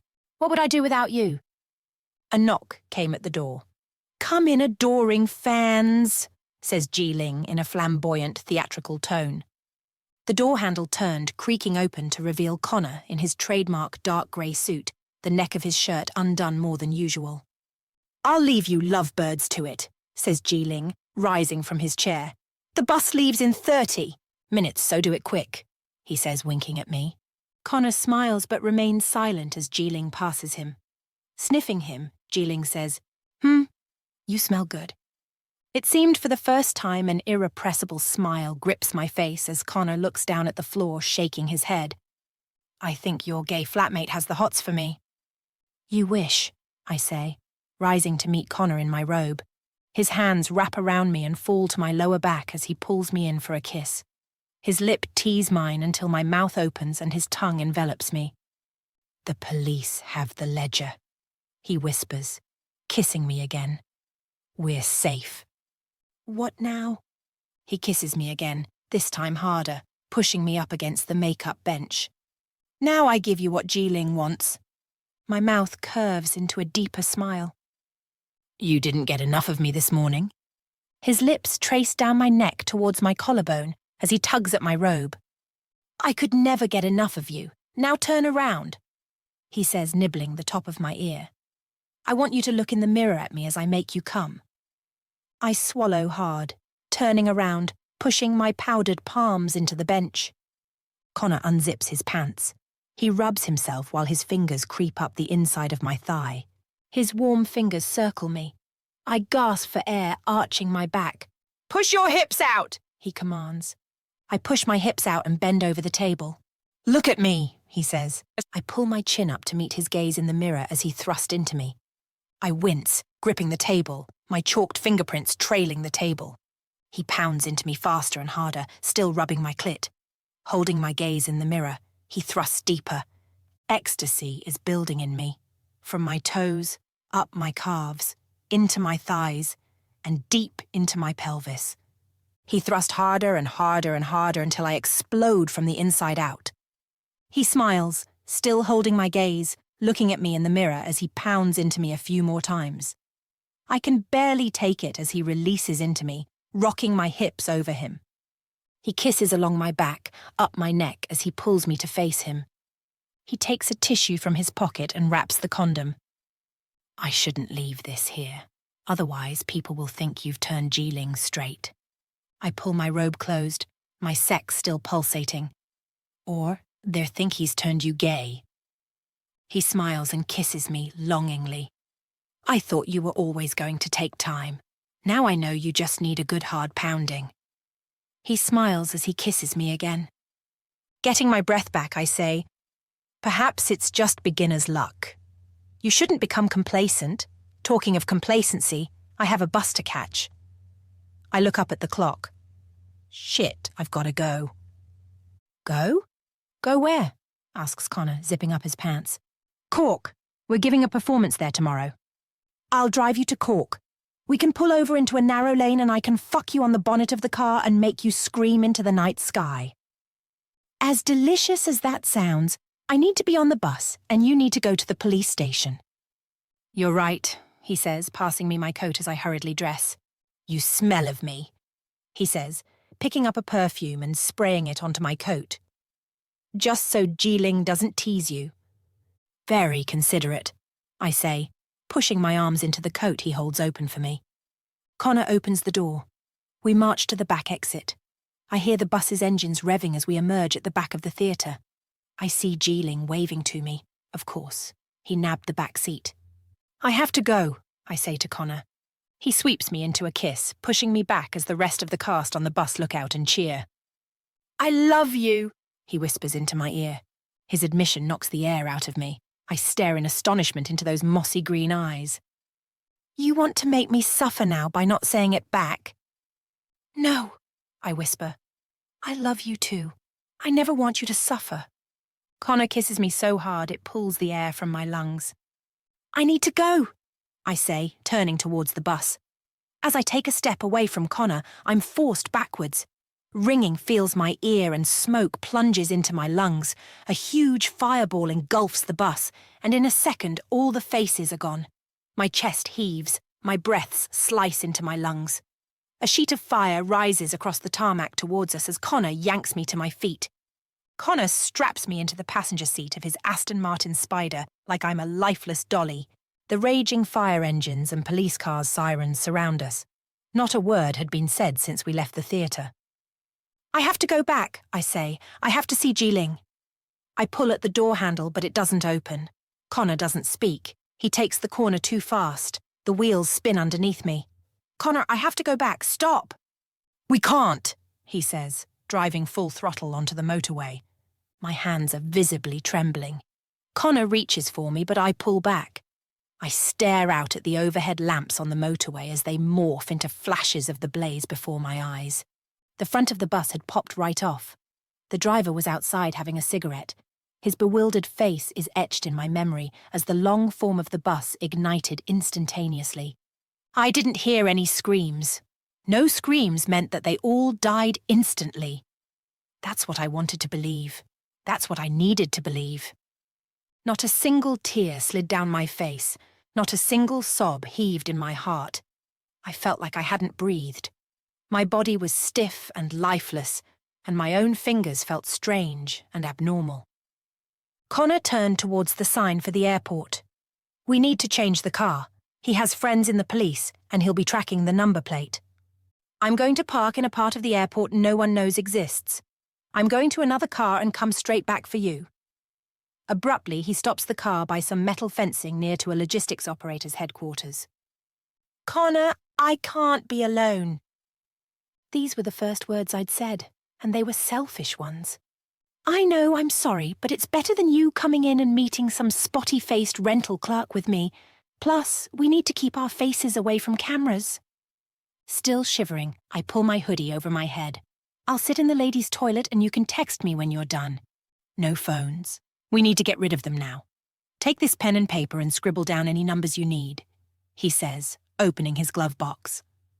On autopilot, I take my phone from my pocket and write Mum's and Lily's numbers and Jeeling's sister's number. I hand the phone to Connor. He rolls down the window and chucks it out, together with his own phone, and reverses over them.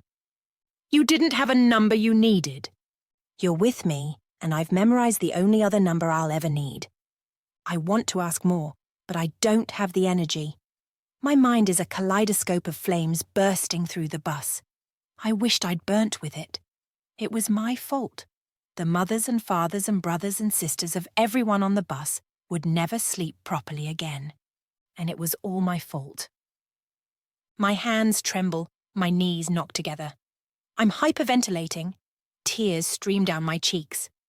Take a deep breath, Vivian, commands Connor. Just take a deep breath. In through the nose, out through the mouth, in through the nose, out through the mouth. I click my seatbelt off and open the door. I step out, panting as I double over. Vomit splatters the pavement and my sneakers. Connor quickly rounds the car. Holding my hair, he rubs my back. If I'd never met you, none of this would have happened. I'm so sorry, Vivian, he says, choking on the words. Jeeling is dead, I say, my voice cracking. Because of us. The only thing we can do now is stay hidden so we can figure all this out.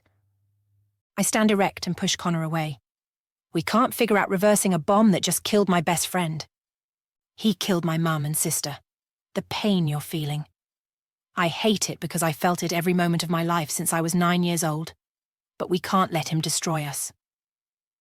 The dizzying fluorescent lights of the airport bathroom make me feel like I could just fall to one side and not even notice.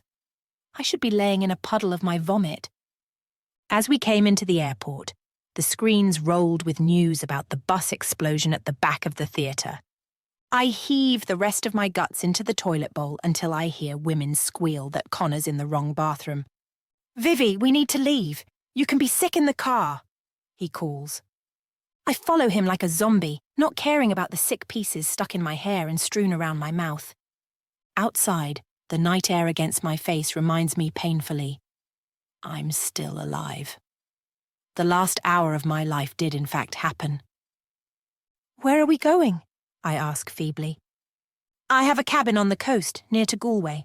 No one knows about it except me, he says, unlocking the car. I think it would best if you lied down on the back seat. I follow his lead as he helps me clamber across the back seats. He takes his suit jacket and opens the other door to arrange it over me. Try to sleep, he says, planting a kiss on my forehead. My eyelids briefly flicker back and forth until the black smoke rising from the bus pulls me under. Chapter 26. A gentle bar fills my ears. Cattle bells clink in the distance. I peel back my eyelids to reveal logs of wood all around me. Every inch of the wall and ceiling is made from logs of wood. Connor crouches over a fireplace built into the stone wall, running to the chimney. My eyes hurt from the light filling them, even though they are barely open. A sheep bleats again, this time closer. Connor turns away from the fire. Stay laying down, baby, he murmurs, making his way to me as I fail to push myself up against the wooden-framed headboard of the bed. The smell of wood burning mingles with wet grass and a sea breeze. Everything seems like a blur. The smells, the sounds of the blast, as my mind reluctantly pieces together what's happened. The blade of a long samurai sword plunges violently through my heart. No, Tell me it didn't happen, I beg, as Connor folds his arms around me. I can hear him swallowing hard as his beard grazes my face. It's all my fault. Ji Ling, the entire cast, the entire production team, everyone so young, I say, my voice weakening. Connor grasps me tighter, knowing there's nothing he can say to lessen the pain. I sob into his arms, the tears heavier and heavier. The fire crackles as kindling bursts open. I see a goat through the window munching on green grass and stomping wildflowers. Everything is coming to life, and everyone around me is dead. I need to call my mum. Her and Lily probably think I'm dead, I say, gripping Connor's upper arms. There's a phone box in the next village. We can go there, he says, the lashes surrounding his big green eyes spiky from his own tears. This isn't your fault. I know that's not what you want to hear. I know you want to blame yourself. But if you do, it will engulf you, and that's not what Ji Ling would have wanted for you. My heart seems to stop beating. The only rhythm I feel is the wind beating against the windows. Where are we? It's my mum's cabin about 30 miles outside of Galway's in the middle of nowhere. The fire crackles again. It's in good condition. Yes, Agnes comes here. Keeps the place tidy for me. I nod silently, looking at the knitted blankets. Connor holds me as I push my legs over the bed, tears sliding silently down my cheeks. One day in the distant future, you might wake up and it might not be you first thought, but I can't tell you that it ever gets easier. I beat my fists against Connor's shirtless chest. If I had never met you, this would never have happened. Everyone would still be alive. I know, he says, taking my punches. My clammy fists clench against his chest. It feels like an elephant is sitting on mine. Every breath is harder than the last. I want to give up breathing. If I had an off button, I'd push it. Let's get dressed. Hearing your mum's voice will help. When I step outside, I'm greeted by a colourful array of pink, yellow, lilac and apricot wildflowers dancing in the wind, with not a care in the world. Sheep graze merrily, barring at each other for chewing their patch of grass. A goat scrapes its hooves before pulling off some longer grass. I cock my head to one side, staring at its rotary sideways chewing. How had everyone on the bus died and the world just kept chewing its grass? Connor is busy staring through a pair of binoculars. The salty algae of the sea lures me toward the cliff edge. The closer I get, the harder the waves smash against the rocks. I think about my skull crashing against the grey, pebbled rocks with the same ferocity as I pull the salty algae of the sea into my lungs. "Where are you going?" asks Connor, pulling me back by my arms. "I don't know," I admit. He grips me hard by the hand, interlacing his warm fingers between my cold ones. He leads me to the car and opens the door, pulling my seatbelt across me just like last night. As tears prickle the corner of my eyes, I wonder if we're also coated in the stench of burnt flesh. "We'll get new clothes in the village," Connor says, as if reading my mind. As the engine fires, up we roll across pebbles towards a narrow stone field path. The ocean is a dark blue mixed with grey. Other than our cabin, there isn't a thing in sight, not even a tree, just the grass and the grazing animals. My mind wanders to how Ji Ling's body looks burnt, the skin revealing sinews of tissue. Perhaps he wasn't even whole anymore. My hands tremble. Connor wraps his fingers around mine, trying to steady my uncontrollable shaking. My dad and Lucky were best friends for 3 decades. They came from the same estate. My dad knew everything about Lucky's dealings, from the troubles, the corrupt politicians, the police who were on his payroll, to the judges who decided cases in his favour. He was his accountant. He kept track of every penny and who it was paid to. Money doesn't lie. My dad took a copy of the ledger. Anger steadies my hand as I shake free of Connor's grasp. "If you've had the ledger all along, why did you give it to the police?" "I don't have the ledger, and I didn't know about its existence before last night. Shortly before my dad died, he made me memorize a number. He told me if I was ever in danger to ring it and tell his brother to pull the trigger. What does any of that mean? At the airport, I called that number and found out about the existence of the ledger. The only way we can control Lucky is via his bosses, the corrupt politicians, the judges, the police. They will kill Lucky if we sully their names and reputations. We will call my uncle and all of this will be over. My guess is, his death will be ruled a suicide. He will be gone and the people to blame will be untouchable. We turn off into a narrow lane and roll to a stop near a green phone box with a white telephone sign above the door. Let's phone your family and tell them you're safe. I push the door open and immediately step into a puddle, filling my sneakers with muddy, squelchy water. Connor doesn't round the car to help me. He's busy carefully checking his ammunition and packing more magnums into his suit jacket. You should make your call first, it's more important, I say, my trainers squelching. Nothing is more important than family, Connor says, opening the green phone box door for me. Its rusty hinges clink and shatter, suggesting we're the first to use it this millennium. Connor slots in €3 and offers me the receiver. We huddle together, his body heat making my wet feet even colder. I look down at the paper I'd scribbled on and plug in Mum's mobile. It rings once before an agitated voice answers. Hello? Vivian, is that you? It's me, Mum. I'm safe. I heard her lungs deflate like balloons. Where are you, darling? We were so worried we thought you were on the bus. She's alive. Mum calls out to Lily. Lily's been in your room since last night crying, hugging the sheets you slept in. We both have. Mum sobs. I'm so sorry, Mum. I couldn't use a phone until... I stop. I didn't want to lie. Darling, we are just so happy you're alive. I can't tell you. I swallow hard, hot tears rolling down my cheeks. I'm sorry, Mum. I'm so sorry I worried you. Lily grabs the phone from Mum. Vivi, is that really you? She sobs, in a quiet, contented way that only a child can. It's me, Lil. I'm okay. Where are you? I'm with a friend on the coast.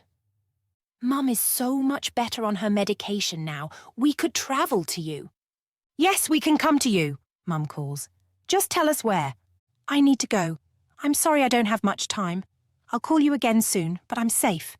Don't worry about me. Lily passes Mum the phone. If you're in any kind of danger, we want you to come home immediately, or tell us where you are and we'll take the next plane. I can't, Mum. I'm sorry, but don't worry. I am safe. I need to go, I say, looking at Connor, whose green, mournful eyes fill with guilt. I love you both. We love you.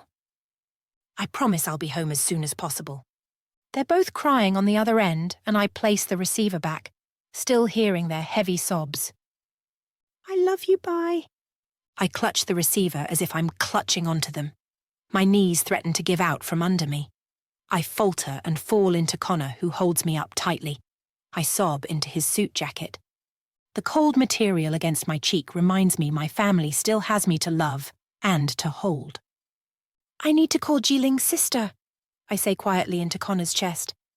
He exhales deeply and brushes my hair back behind my ears before planting a soft kiss on my lips. A kiss I don't have the muscle function to return. I'll call my uncle and then we can both call Jiling's sister. Connor picks up the receiver and puts in euro after euro after euro after euro. He presses plus and then 6-1. Welcome to Sunshine Residence Home. How may I direct your call? Hello, I'd like to speak to Gerald Donahue, please. Wait one moment, please, says a preppy Australian accent. Moments tick by as Connor and I lean against one another. Uncle Gerald, it's Connor. You need me to pull the trigger, comes a deep, gruff Irish voice. Yes, I need you to pull the trigger. Consider it done. I'll send everything we have to a consortium of journalists. Uncle, will it be enough? The right leaked information can be more powerful than a nuclear missile and strike with more precision. Call me again at the same time tomorrow, and stay safe, Connor. It's not over until Fat Lucky sings. The phone goes dead. Connor hangs the receiver up, and a breath he seems to have been holding in for years escapes from him. That's it? I ask. Let's call Geeling's sister. A lump catches in my throat. My dad's family were the only recently bereaved people I'd ever spoken to, and honestly, they didn't seem to care too much. Geeling's sister was also his best friend, his only confidant in a culture hostile to openly gay men. Hearing a car approach, Connor quickly reaches for his gun. The car doesn't stop. It speeds through the puddle, not noticing our presence. He places the gun back inside his belt. I look down at the number as Connor tops up the payphone with more euros. He picks up the receiver. Wait, what do I say to her? You say the only thing you can say to someone who's lost a loved one. You say you're sorry, that for as long as you live you'll think of Geeling, and you ask for her bank account details so I can send her my condolences. Money is only good for giving other people who don't have it peace. I dial. A voice heavy with grief picks up the phone and crackles something in South Korean. Delhi, it's Vivian. Vivian, how are you alive? Is Geeling with you? The misplaced hope in her voice makes my stomach turn. I suppress a cry, wanting to have more courage than I do. I'm so sorry. No, he's gone. She gasps, failing to fill her lungs with the air she needs. Maybe he wasn't on the bus, she says. He was. I saw him at the back just as I was about to get on. The blast blew me back. The phone goes silent. I'm so sorry, Delhi. Geeling made a lot of money in his last few performances and he wanted to send it to you. I have it and I want to send it to you today for your family for the funeral expenses. The phone is still silent. If you give me your details, I can send it. She says something in South Korean and a man's voice appears on the other end of the phone. He rattles off the bank details to me, which I repeat back to him as I scribble them down. He hands the phone back to Delhi. Why did this happen, Vivian? I don't understand why someone would bomb a bus full of ballet performers. Connor grabs the phone from me. This is Connor, Vivian's boyfriend. She is finding it very difficult to speak right now. The police are investigating. It wasn't a lie, but it wasn't the truth. I wanted to tell her it was my fault. I was the reason Geeling was dead. When we know more, we will phone you. We have your details, and today we will send the money Geeling left you. I can hear her audible sobs on the other end of the line. Were you there when the bus blew up? I was, he says. Do you think my brother suffered? No, it was so sudden he wouldn't have known anything about it. She mumbled something in South Korean, and I could hear gasps of relief in the background. You must both come to South Korea for the funeral. We will. We need some time. If we don't make it for the funeral, then we'll come to see you. And we will bring Geeling things. Thank you so much, the small voice says through intensifying sobs. I'm sorry again for your loss, says Connor. All business, as I dig my fingers into the cold glass of the phone box. I remember so many times drawing smiley faces on the condensation as a child. But now my body couldn't trace a smile, let alone form one. Goodbye, Connor. Say goodbye to Vivi and take care of her. Geeling loved her a great deal. I bite the inside of my cheek and swallow my tears, but I can't hold them back. As Connor places the receiver back onto the silver hook, I fall into him, unable to breathe, unable to stand. He takes my weight and leads me out of the phone box. He scoops me up into his arms and carries me to the car like I'm lifeless roadkill. The car's warmth hurts my frozen feet. I'm grateful for the heat, but I know I don't deserve it. My mind is racing. Geeling's family, his mother and his aunts and uncles and cousins, and all the family and friends of the 16, people on the bus. Connor climbs into the driver's seat, but he doesn't start the engine. Instead, he pulls out a brown paper bag and rolls down the edges. You're having a panic attack. Breathe into this bag. Everything is shaking my legs, my feet, my hands, my arms, even my torso. I take the bag from him, barely able to hold it between my fingers. Breathe in and out, into the bag, Connor commands. Do it so I don't have to take you to hospital. Lucky has eyes and ears everywhere. I breathe into the bag, placing my thumb and index finger around the rim.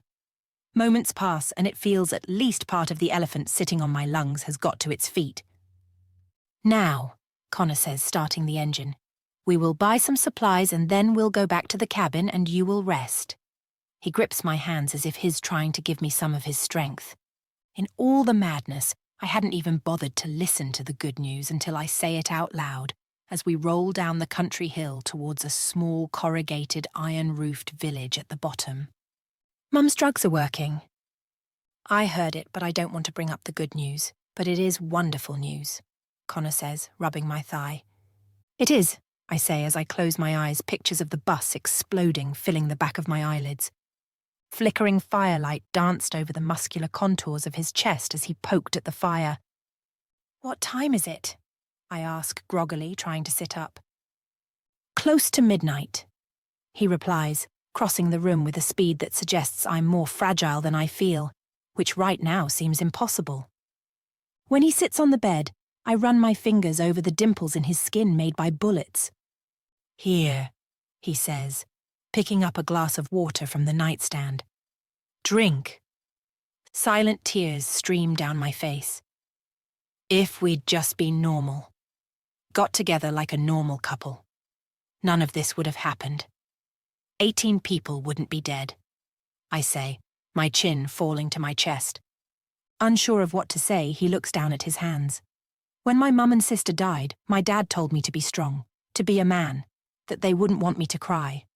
I haven't cried since, but I've often wondered if Mum and Katie would have wanted me to cry for them. I push myself up, pulling the rose-coloured floral duvet around me, still ignoring the glass, the water he's offering. You can cry now, I say, swiping my own tears off my cheeks. He suppresses a smile. Fate saved me from spilling any tears when you didn't get on that bus. Connor lifts my hand to his mouth and lovingly kisses it.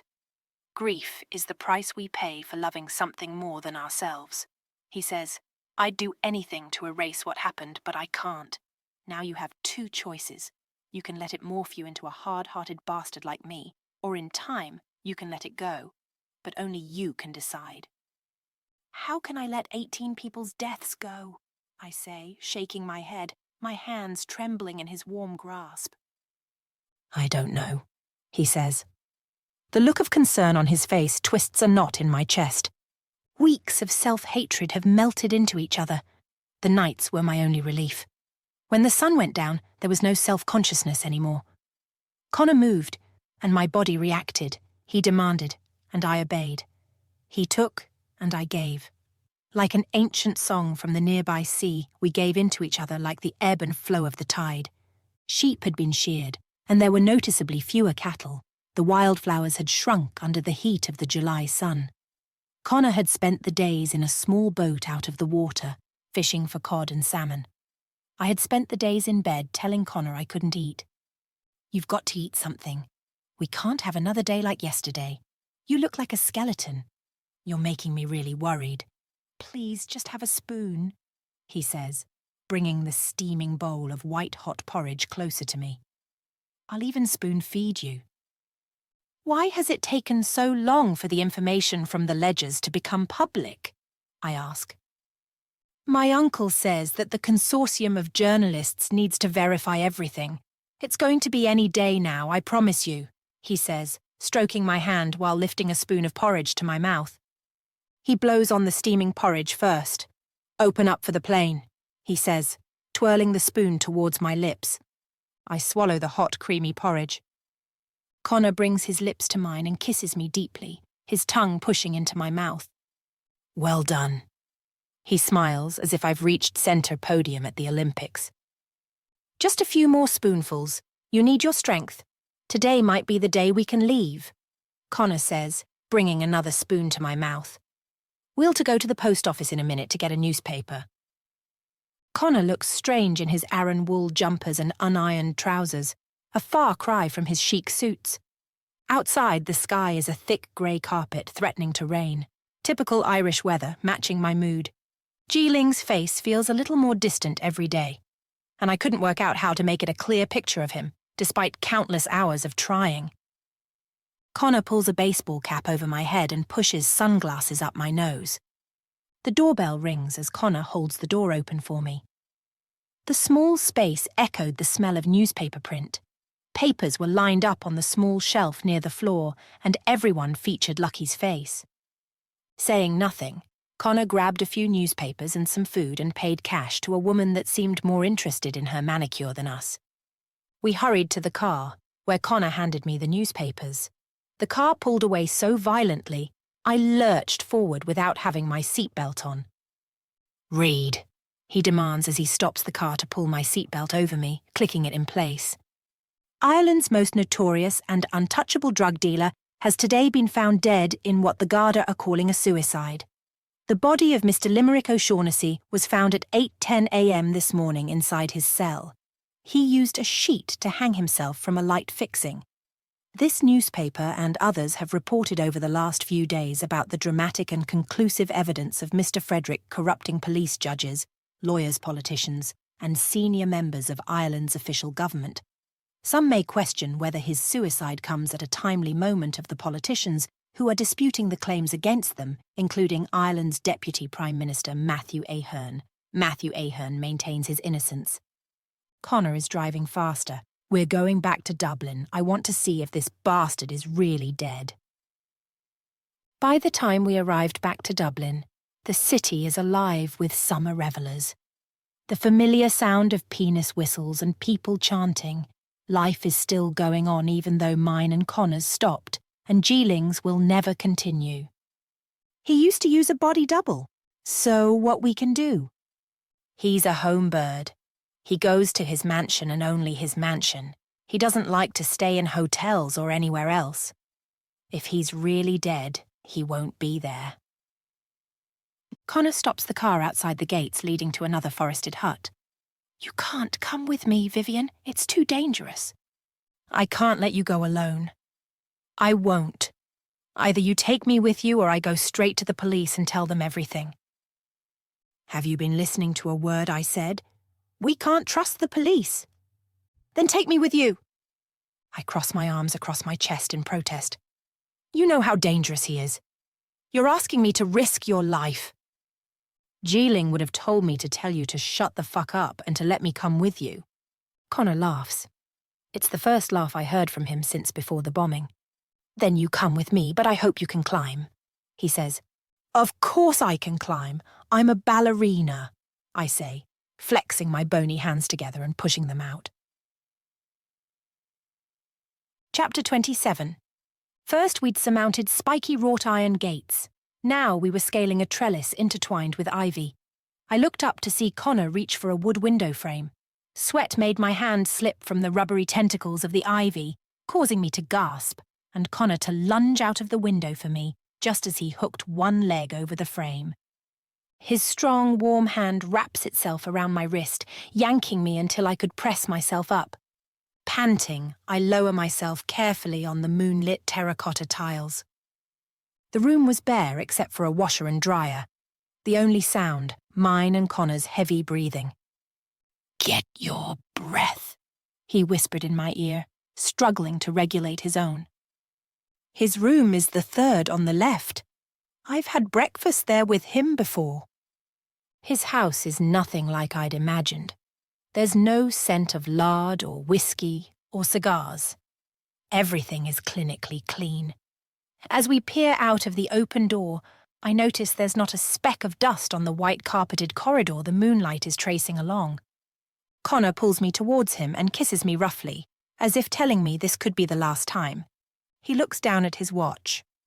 "We have 4 minutes." 4 minutes for what? He doesn't answer. I follow him creeping into the corridor until we find ourselves in front of the closed, white, ornate door. Connor turns the handle, easing the door open gently. The huge king-size bed is replete with decorative satin-pinched pillows, but the bed is empty. I breathe a sigh of relief and lessen my grip on the gun Connor pressed into the back of my jeans before we climbed the trellis. Suddenly, a coarse, calloused hand stinking of cigars wraps itself over my lips. "I knew you'd turn up here. The thing I most admire about you, James, is how predictable you are," he says, flicking on the light while pulling me with him towards the window, keeping my gun trained on Connor. The enormous weight of his arm tightens around my neck, making me splutter. "Look outside," he commands. "Let her go, or I'll put a bullet in your head. Just look outside, will ya?" Connor looks, but I don't need to. I already see a red dot resting on the right side of my chest. If you kill me, Murphy will kill her. And trust me, he'd love to put a bullet in your girl. He giggles, pulling me further into his obnoxious smell of grease sweat and stale cigar smoke. You should have killed me when you had the chance. Hesitation was always your problem. Well, you're dead already, so there's no murder charge to answer now. He jams the gun further into my neck, sliding it towards my breasts. Connor steps forwards towards us. Let her go. It's me you want. I'm the one that ruined all your plans. What a shame your dad couldn't have lived to see the man you've become, he sneered. Why don't you put your gun down and we'll talk? Connor doesn't put down his gun. Put your fucking gun down, or I'll put a bullet in her brain right now, he says, jabbing me in the skull with my pistol. I desperately want to spit in Lucky's gesticulating fat face, but some part of me feels comforted. It's a relief to think my guilt might soon fade into nothingness. I look at Connor, still training his gun on Lucky. He's lost everything and everyone he loved to this man. What would it do to him if he loses me? Slowly, Connor bends at the hip to lay his gun down on the floor. Did you really think it was going to be so easy? That I was going to give up so easily? Laughs Lucky. Now I'm legally dead. I can do what I want, and no one can hold me to account. I hear footsteps coming towards us down the carpeted corridor. The door abruptly swings open. Da, what are you doing? Asks Liam. I'm doing what you should have done a long time ago, you no-good gobshite, hisses Lucky. Liam steps back. The big Connor Lafferty as I live and breathe. Oh, sorry, that's James Donahue, isn't it? Save the pleasantries. Search him for more guns, announces Lucky, pulling his bulging forearm more tightly around my throat. Liam is wearing a charcoal suit I'd seen him wear at the club. He regards me pitifully as he sidesteps to Connor and pats him down. They exchange for a moment what looks like a knowing glance between them. Lucky misses it. He's too busy keeping the red dot positioned over my heart. Why do you let her go, Da? She's done nothing. You're soft in the head. She'll go straight to the police and tell them I'm still alive. We'll kill them both and you'll dissolve the bodies in the acid in the attic. As you wish, Da, says Liam compliantly.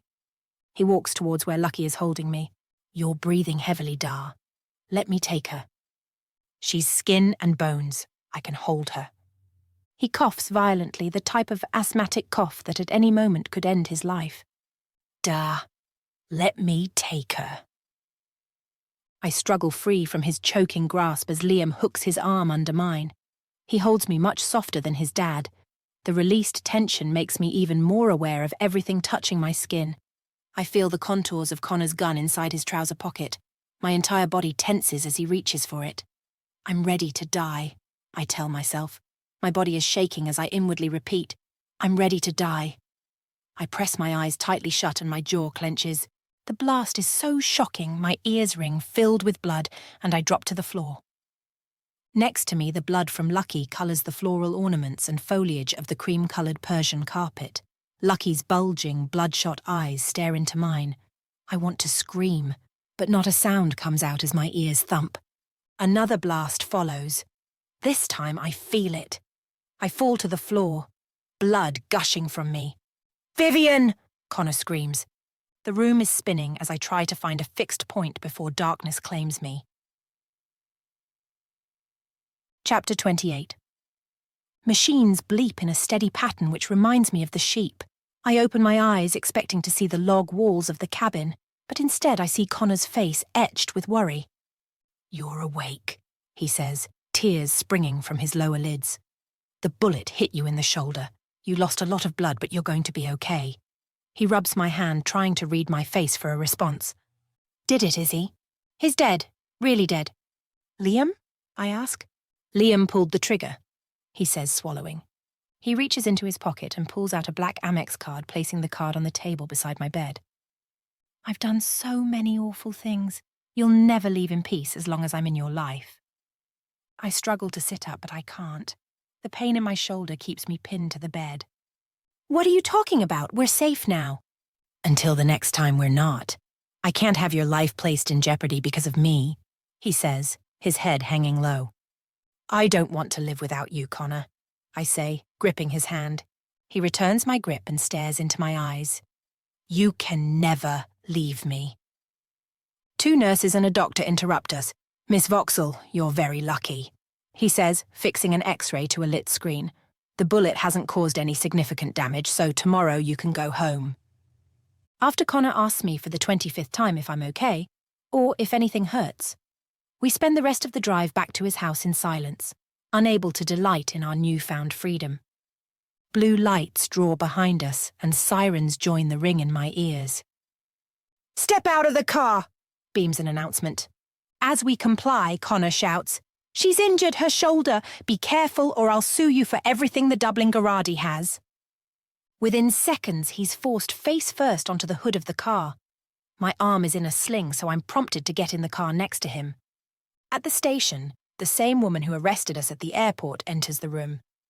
Say nothing, are the only words Connor has said to me while holding my hands. Full 4 weeks you've been missing, she announces. It's only because of your mother and sister that I know you're not dead, she adds, nodding to me. Her eye bags look more cemented than the last time I saw her, filled with over-caffeinated purple and blue veins. She has nothing to do with this, says Connor. You're right.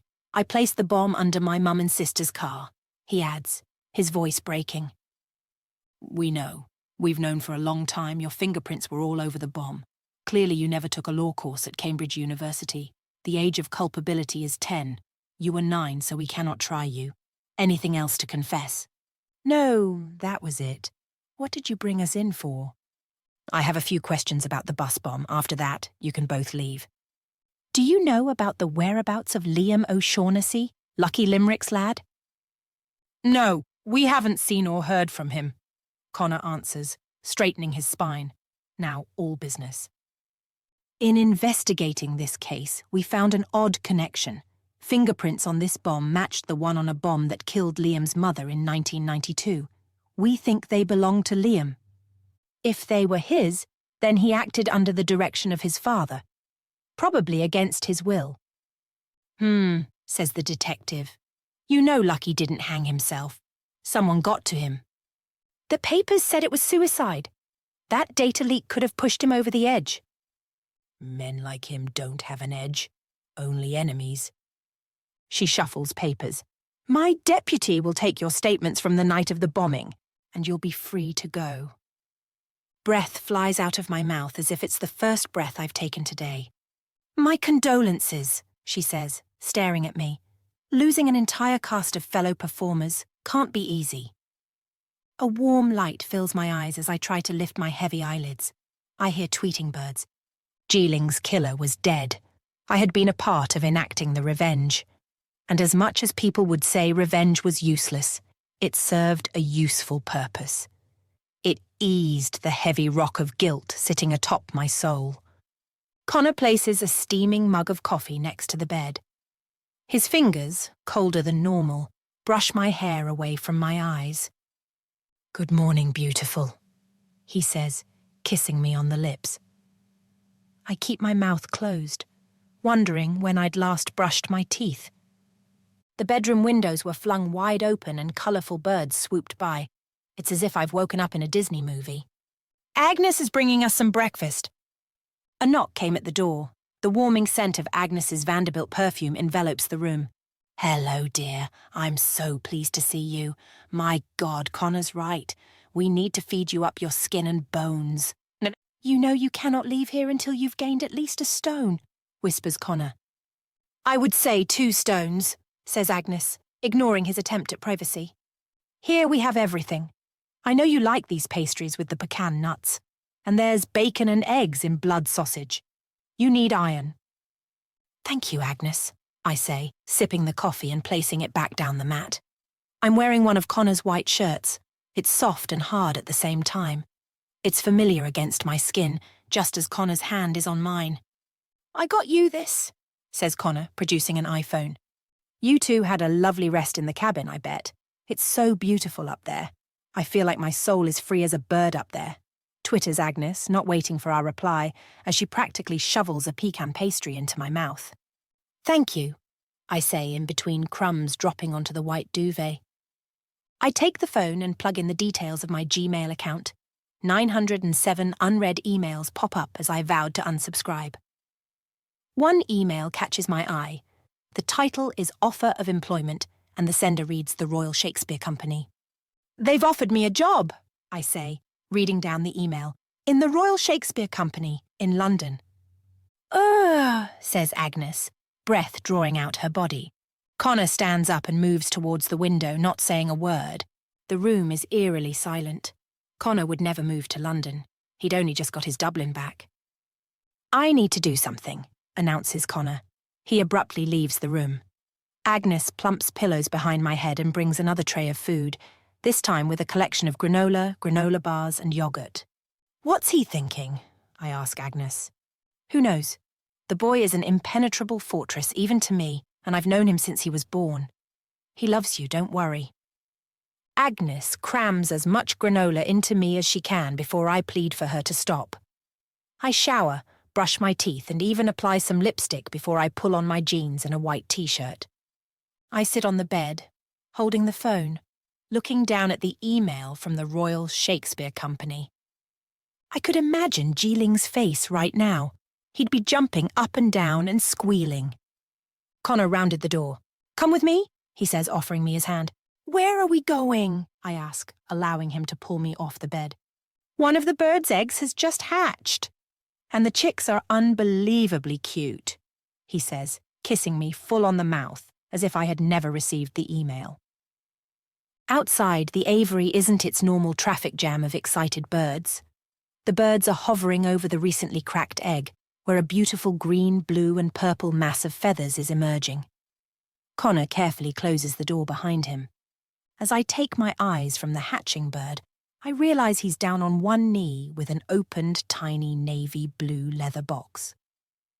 "Vivian Vauxhall, will you marry me?" He looks up at me, his knee digging into the mud. "I love you." I look down at the beautiful blue sapphire diamond. He described it to me once. It was his mother's. It was the only thing to survive the car bomb. I'm speechless for a moment. The birds tweet and chirp and fly around us in a maze of colours. Is this about London? Connor rises and kisses me hard on the lips. A tear steams down his face. "I'll go wherever you want me to go. Just say yes," he says, rising to hold the ring to my hand. "Yes," I smile. "It has to be resized a bit, or you'll need to eat more of Agnes's pastries," he says, slipping the ring onto my finger. "I love you," the words falling from my mouth as I see Geeling's face. As if reading my mind, Connor says, "It's okay to enjoy this moment. He would have wanted you to." Chapter 29. We pass the sultry, aubergine-coloured cocktail bar to a door marked private. Connor and I had only landed in London an hour before. The doorman opens a white gold-embossed door, and there they were, Mum and Lily. Lily in a beautiful blue tutu dress with a white top, and Mum in a sunflower sundress looking healthier than I'd seen her in years. They ran towards me, embracing me from either side, and I fell into them, my weight giving way to their warm bodies. "Let me see," Lily says, plucking my ringed finger. "My God!" she gasped. "Mum, look!" Mum cast a steady gaze up at Connor. "And this would be your fiancé?" she asks, like she was asking who had just stolen her handbag. "This is Connor, Mum. Lily, this is Connor," I say, smiling at Connor. Lily gave Connor a big hug, but Mum backed away unsure of him. "Why don't we sit down? We have a lot of cakes and delicacies to eat." "Let's," says Mum coldly, staying by my side. "Baby, you're quite young regardless of how handsome he is," Mum whispers in my ear. I raise my eyebrow and she mimics a zip across her lips. "We are just so glad you're okay, darling," Mum says, reaching for my hand as Lily's fingers reach for as many cakes as she could cram onto her plate before sitting down on the satin pink-stripped high-back chair. "Are we the only ones dining?" Mum asks, looking over the vast array of tiered porcelain trays. "I rented a private room for afternoon tea to get to know each other," Connor says, pulling out a chair for my mum. Well, thank you, says Mum, sitting down. This news is unexpected. Is there any other news that comes with it? Mum asks, lifting a gold-embellished teacup to her mouth. Might I be a grandmother? Lily practically leaps out of the chair, half a Battenberg in her mouth. I'm going to be an auntie, she asks, rubbing my tummy. No, you're not going to be a grandmother, and you will not be an auntie, just yet. Then why the rush? You're so young. We love each other and we want to spend our lives together, and you never know how long or short that will be. Well, I should know something about your husband before I give him my permission. Mum, she doesn't need your permission. This isn't the 1800s, says Lily, filling her mouth with a lilac-frosted cupcake. Ignoring Lily, Mum pushes her elbow into the table and asks, Tell me about yourself. What do you do? Did you go to college? Are your mum and dad in Ireland?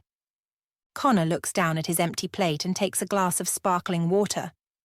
I develop housing projects, mainly in Ireland, but I'm thinking about expanding to London, and I went to university here. And yes, my mum and dad are in Ireland. Property is super expensive here, says Lily, rolling her eyes like a worn-out housewife. He's being modest. He went to Cambridge University. Which college? Mum asks, hoping to catch him out on an imagined lie. Emmanuel, Connor answers flatly. What do your parents do? Asks Mum, continuing her brand of the Spanish Inquisition. Unfortunately, my parents and my sister died. My mum and sister were killed by a car bomb and my dad drank himself to death. Not a very cheery story. Lily swallows hard, practically gulping down one cake. Mum visibly softens, her empathy practically pouring across the table. I'm so sorry, she says, and I'm sorry for all the questions. She's my baby, but I trust her to make the right decisions. I understand. I'd be the same with my daughter. I snort. You would torture the poor guy until he gave up some fabricated secret, I say. Let's not talk of torture, darling, Mum says, reprimanding me. There's been so much death and drama recently. The wedding is a good thing. I give you my blessing. There's more news, I say. Should I take a calms tablet? Mum asks. No, it's good news. I turn to Lily. We're moving to London. Lily throws her arms around me, cake crumbs clinging to her mouth. She raises an eyebrow at Connor. Will I be able to decorate my room in your house exactly the way I want it? You'll have to discuss that with your sister. Please, pleads Lily. Of course, we'll need you to move in for cleaning, cooking, chimney sweeping, I say, twisting her sides to force a laugh. Child labour, Lily squeals. Don't worry, Lily says, tapping the top of Connor's hand. You have us now, but there is an initiation process, she says, cocking her head to one side and regarding Connor carefully. There's a dance, I say. If you can't floss, then you're not in the family, says Mum, moving her chair out to stand up, while Lily drives her arms and hips in the floss motion. Connor turns to me, his eyes glittering. Thankfully, I have a great dance teacher to help me master the initiation. Dear lovely listener, I hope you loved listening to this book. I loved writing it.